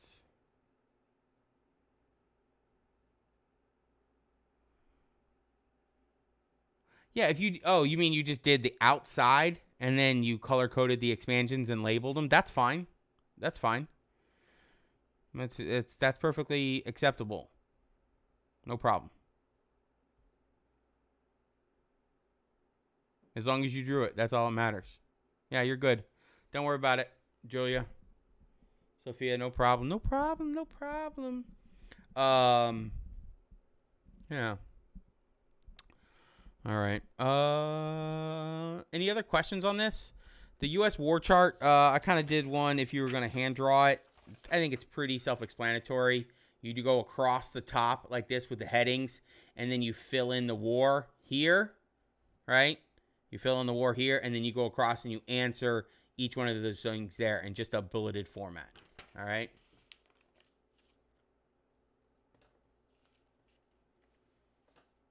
The Treaty of... Well, like I did a map, and then I colored in the Treaty of Paris.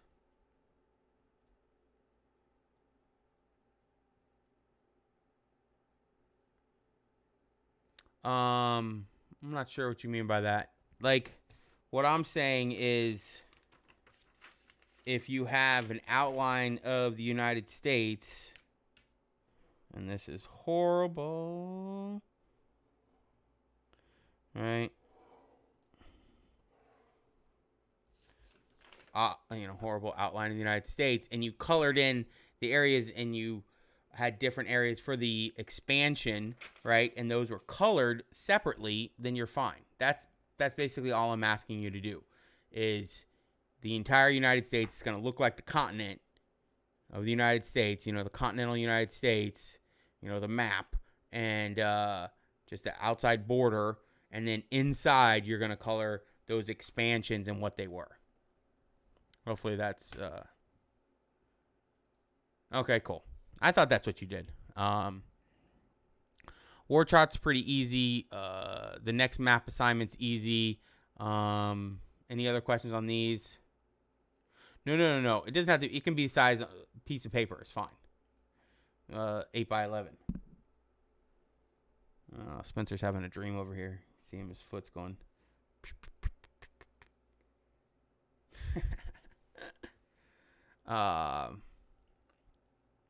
Yeah, this one's pretty easy. The primary sources, just make sure these are written out. Mount Rushmore, make sure that you don't have a person that's already on there. And this last one that you have to draw, if you want to draw it digitally, if you have a way to draw it digitally on an iPad or Paint or something like that, you want to do it that way, no problem. If you want to make a really awesome one in Illustrator or Photoshop, that would be cool too. We could print that out and put it on the wall. But the political cartoon can be a stick figure, and it's just going to relate to one of these primary sources. So you can either draw it on a piece of paper, scan it, take a picture of it, or you could do it digitally and submit it that way. We good? Good on the questions.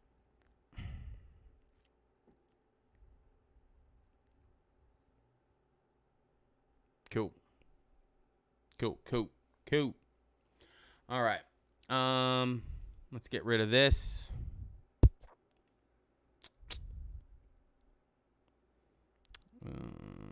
What are we doing next? Oh, PowerPoint. That is right. Here we go. Bop, bop, bop, bop, bop, bop, bop, bop, bop. All right. Yes, Camilla.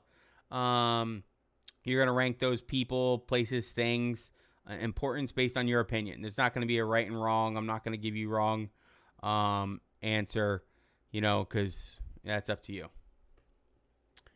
All right. So this is what we're going to do. I played you guys the advice video from students last year, right?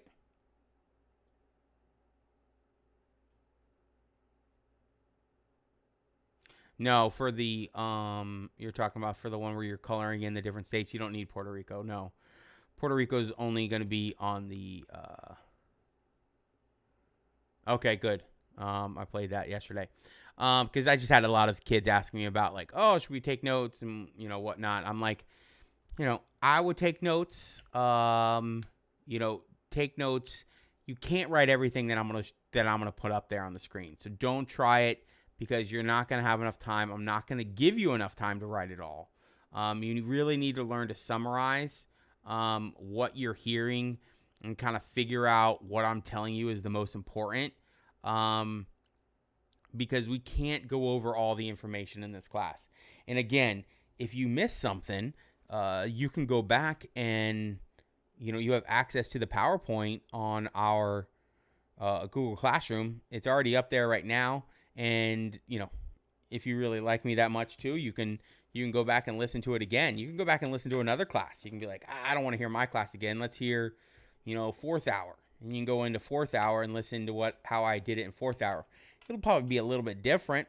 So that way it doesn't feel like you're watching it twice. But, that could be for your review or something like that. But as far as like what we're doing now, I would write down some of it, but you can't write down all of it. Okay.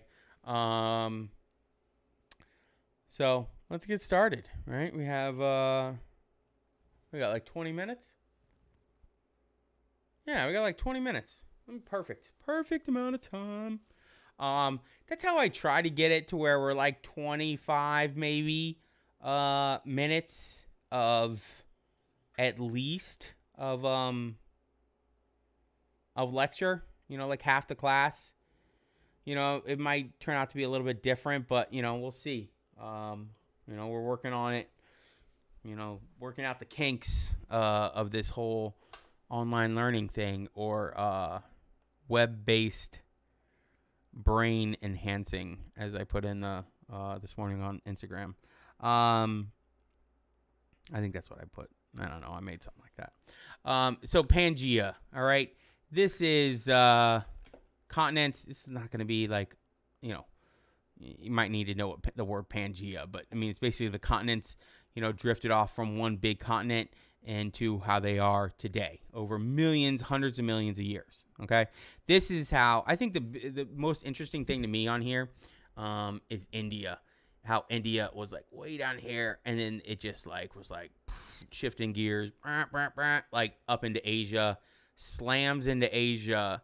You know what I mean? At probably 0.0 to the 20th power 1 miles per hour. You know what I mean? Which is shifting gears for a continent to move that fast.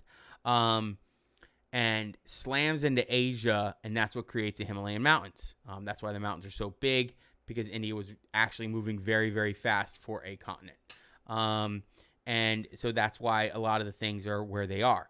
Now, the Appalachian Mountains formed a long time ago. That's why they are so much more smoothed out, and they're not rocky. They actually have, basically trees over them, over all of them, because they're not above the tree line.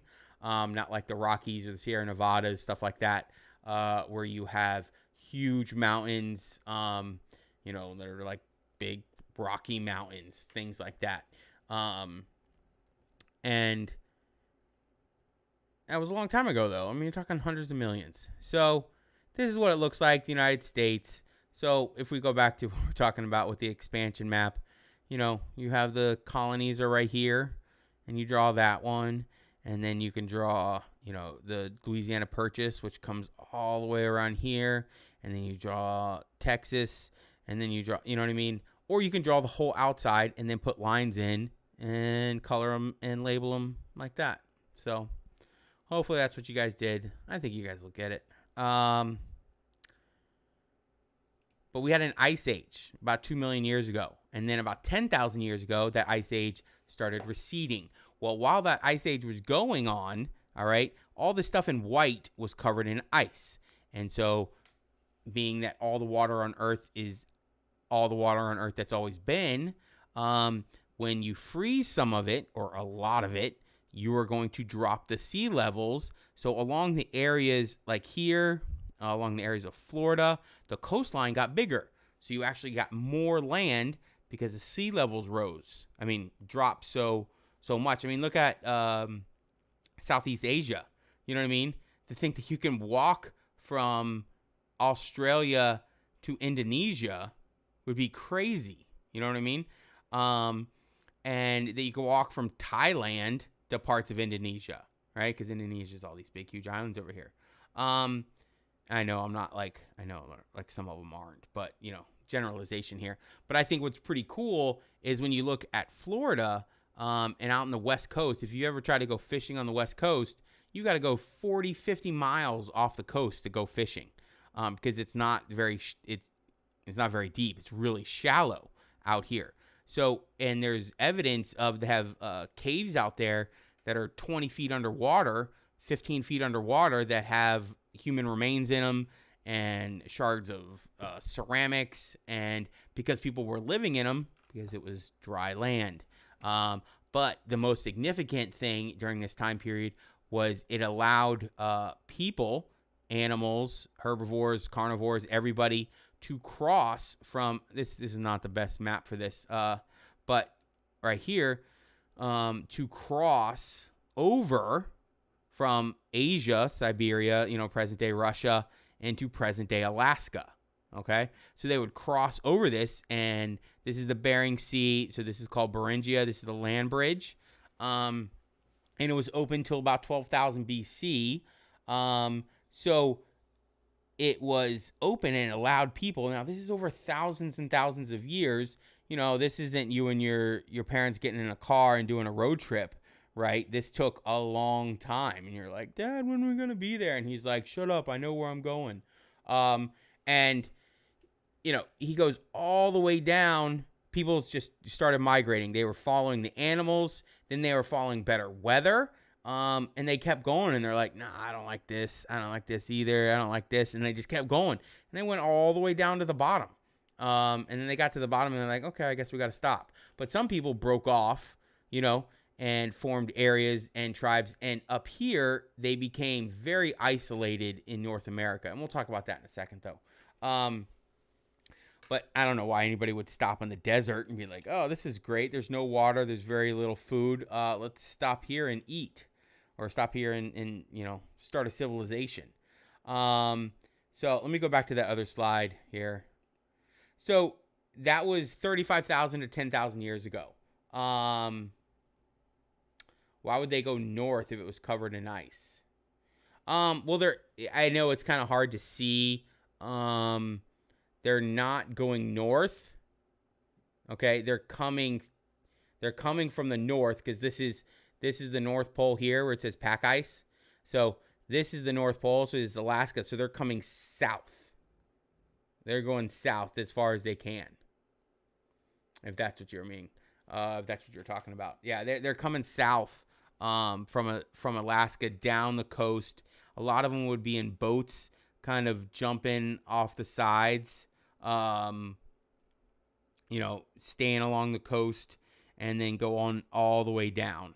So you had these nomadic hunters, because that's all they were. They were hunting and gathering. They weren't, you know, growing anything. It was really before farming. They were just following the herds of animals. And as the herds of animals were looking for warmer climates where they could have fine grass and stuff year round, not on these huge glacier things, they migrated over here. So as they did that, and then it melted behind them, then they got trapped here. And so that's when, not that you're trapped on two continents, you know what I mean? You got a lot of land. And then they started separating, and that's when you're going to have the different cultures, the different groups, the different religions. Went too far here. So when Columbus got here in 1492, because they had been trapped here already, so people are having kids, making babies, right? There are 54 million people. Now, this number is kind of controversial. It's, you know, some people say 8 million, some people say 110. So it really is, from most of the stuff that I've read, it's right around in the middle, like 50 to 60 million people here. So you ask yourself, how can he discover a land with 54 million people? You can't discover a land with 54 million people. You can just say, hey, I'm here. But he didn't, because he wanted to enslave all of them and use them for his benefit, right? So, you know, there's a lot of different, like you said, like 2,000 tribes. And, you know, he didn't even know where he was. I know we haven't really gotten to this yet, but he thought he was in the West Indies when he landed in the Bahamas, right? I had a student who said he went to the Bahamas this summer and stayed on a couple islands that they know that he went to.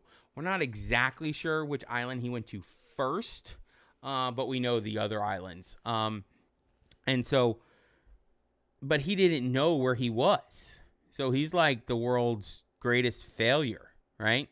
He didn't know what he was doing. I mean, he did it. He had the foresight to just sail the direction he sailed and said, nobody's ever done this. Let's see where it's going. But somebody had done it. Who had done it? Well, that's going to be coming up later in the chapter, right?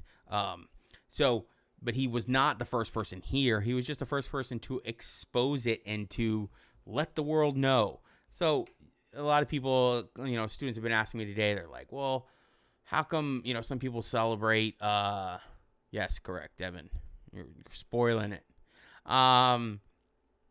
You know, why are people celebrating Columbus Day? Why do some people celebrate it? Why do some people don't? I think it's more just a thing of they don't realize what happened or why he did it. And you can celebrate him, but not for the reasons that a lot of people do. He's not famous. He's infamous, right? What he did was enslave and murder, millions of people, because of what he did. But at the same time, it opened up.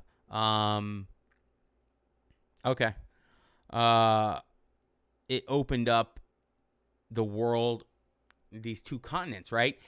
We knew, like they knew. Hold on a second. Let me show you. So here you go. Here's a globe. Okay. So you got Europe, which is, let me see where you guys are. Okay.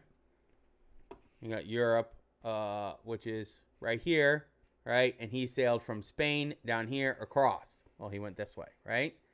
We knew that the world was round at that point. That had been determined 500 years before that.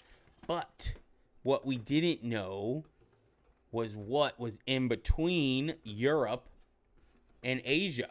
So we didn't know. We thought the globe was a lot smaller. We didn't know this area here was there. So we just thought it was ocean in between the two. But we thought it was a huge ocean. And then we find the continents. Okay? So that's what he did. He was not a great person. Got dust flying off of that thing. I should have dusted it.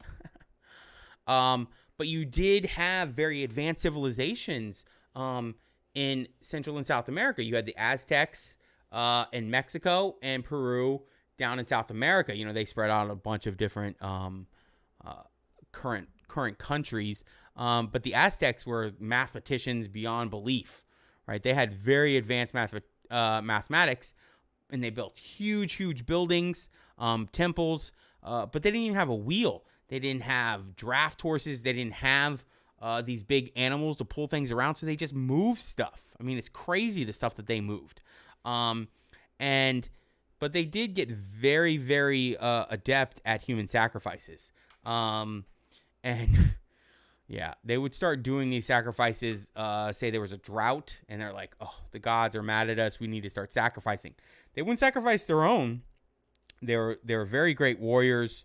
Very great warriors. They were great warriors, and they would go out into the countryside, and either they would defeat somebody and take everybody from that tribe into slavery, or they would go out just to kidnap people to sacrifice them to the gods. And so when they would come back, they would sacrifice them until the drought ended.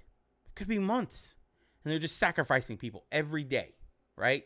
Because they're like, okay, well, obviously we haven't done enough. So it's like when you're, I don't know if you guys have ever done it, like when your parents said, you need to do some stuff before I'll let you go to somebody's house. And you're like, what? And they're like, I'll know it when you do it. And you're like, okay, let me see what I got to do.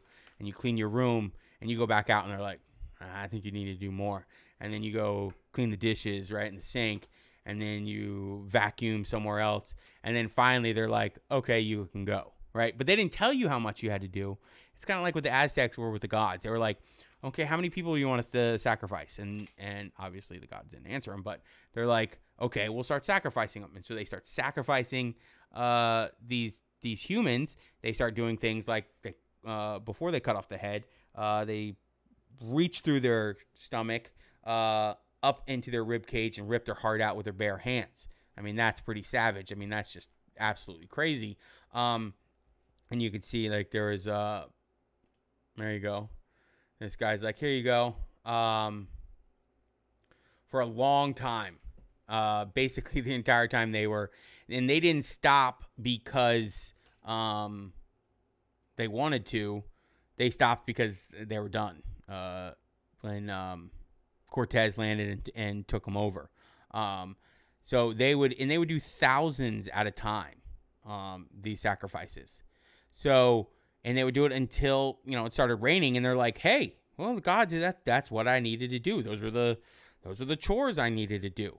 And so Sometimes it lasted months. Sometimes it lasted only a couple days. If there was locusts or there was something like that, they would have these huge sacrifice rallies in their cities because they had big cities. And they're one of the few, along with the Incas, that had these big cities. All right. I think that, and then what time is it? Okay, we got plenty of time. So you can see here the Aztec Empire, and I'm pretty sure one of the students said it's Tenochtitlan, like cheat. I thought it was Tenochtitlan, but I don't know. Yeah, they would sacrifice anybody they could get their hands on, Amy. They wouldn't sacrifice their own people. They would kidnap people that they took, that they defeated in battle. They would enslave them, and they would just have them sitting there ready to be sacrificed if they needed them. They would just have them as, basically like their prisons, and then they would just sacrifice them. So it wasn't like anybody in particular. They would just go out and pull them in. So you have the Aztec Empire up here in Mexico, and then the Inca Empire right here on the coast. Pizarro is the one who's going to eventually, the Spanish conquistador, is going to take over the Incan Empire. And that's because they had just crazy amounts of silver here. But this is the Andes Mountains going down through South America. And they were on top of it. So it was very hard for them to be captured. But again, we'll do the readings and we'll talk about it more tomorrow. Like what really brought these Native Americans down was, well, we'll get to it tomorrow. I don't want to spoil it. So corn cultivation was a big part of it throughout the Americas as they started getting it from. Now this happened over a long period of time.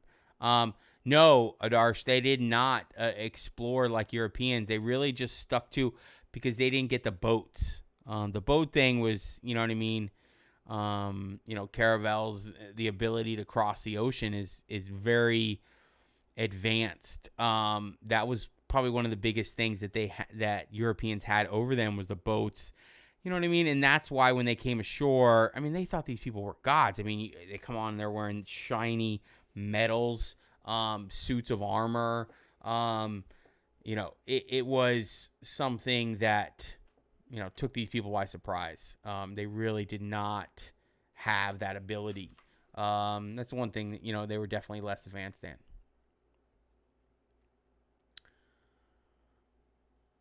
Sophia, the Vikings were well after the Bering Strait, because that was all frozen up there. That was all glaciers. No, the Vikings were like 1000 AD. So, a good 500 years before Columbus was, what Devin said, Leif Erikson. Okay. So you have this corn cultivation, and it like it says, it transformed nomadic life. So most of the Native Americans were nomadic. They were hunter-gatherers. They would move from place to place, following the herds, and just gathering berries where they could. Yes. The Vikings arrived once. 100%. There was already people here when the Vikings. So again, they didn't discover it. You can't discover something when there's somebody already living here. But they were the first Europeans to get here after the end of the Bering Land Bridge, after the end of the Ice Age.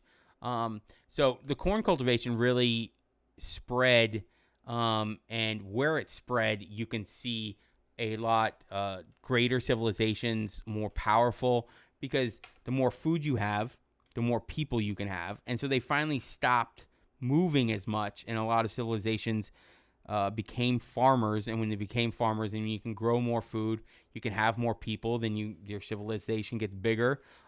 People live longer, so they get stronger. And then when they get stronger, they can fight more, and so they take over more. And then it just leads to, I know it's like a barreling effect from the corn, but it really helped the development of a lot of these Native American cultures. The development of grass, into corn. And this is a long period of time. This is not happening overnight. So don't think of it. And and this is why I think it's hard. Like when you talk about AP World History, you know what I mean. You're talking about like thousands and thousands of years ago, over thousands of periods of time.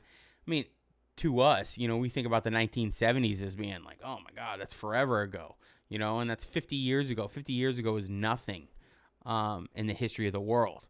So, or the United States, you know what I mean? We're just over 200 years old, you know what I mean? It's not that long. We haven't been around that long. So, when we start, but this is the only time in class where we're going to skip over years like we are. You know what I mean? We're going from the beginning up to 1600 in like this week, into next week. So you can see most of the areas most people were hunter-gatherers, okay, or fishing, meaning they did not farm. And then some areas were just strictly farming, very intensive. Obviously they hunted and stuff like that, but it was mostly farming. And then you had a little bit of both in these red areas, okay? I think we're going to stop there. What time is it? Oh, 3. Oh, it's perfect time. So if you guys have any questions, that's fine. If you want to stick around, I sent out that remind if anybody needs to, kind of figure out or have some questions about the Google Classroom that we don't have time in class to answer. You can stick around and ask those. No, Hannah, I do not have a 4th hour class. That's my only class I do not have is 4th hour. I teach 1, 2, 3, and then 5, 6, 7.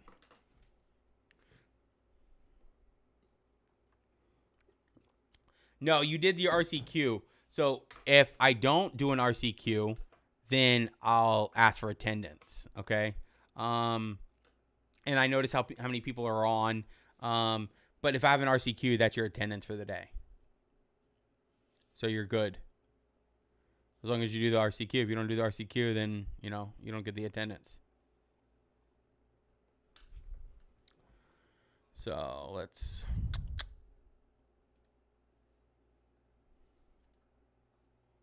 All right, see you guys later. Have a great day. Have a great afternoon. Go get a snack. See you tomorrow. Hey, buddy. You okay? You too, Adarsh. Have a great day. We'll see if there's anybody wants to come in and talk. I'm confused in the first section. We don't do 10 people, 10. No, you just do overall. One overall list. Yes, correct, Sophia. Yeah, pick 10 overall, Amy.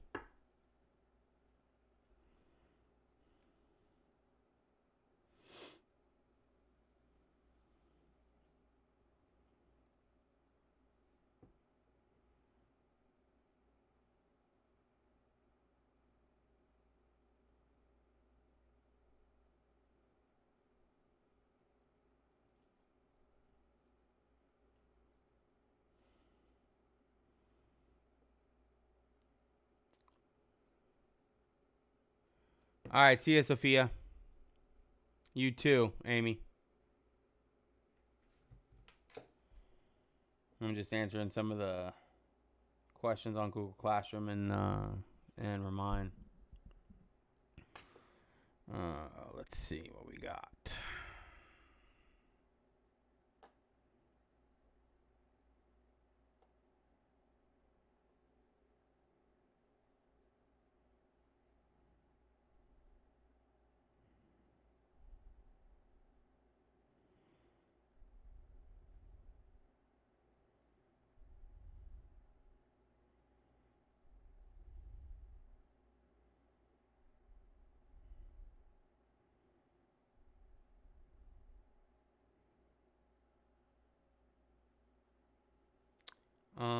Do we just write under each one on the list our reasoning? You're talking about for number 1? Yeah, that's right, Jordan. Correct. Correctamundo.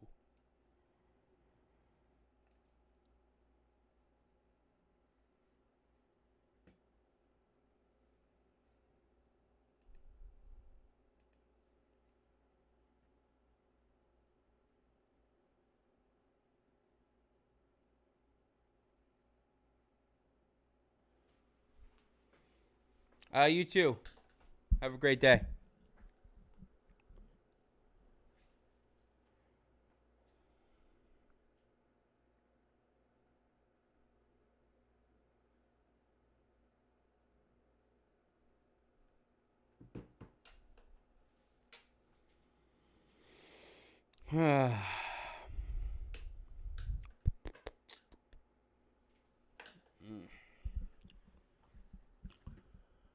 Oh, wow.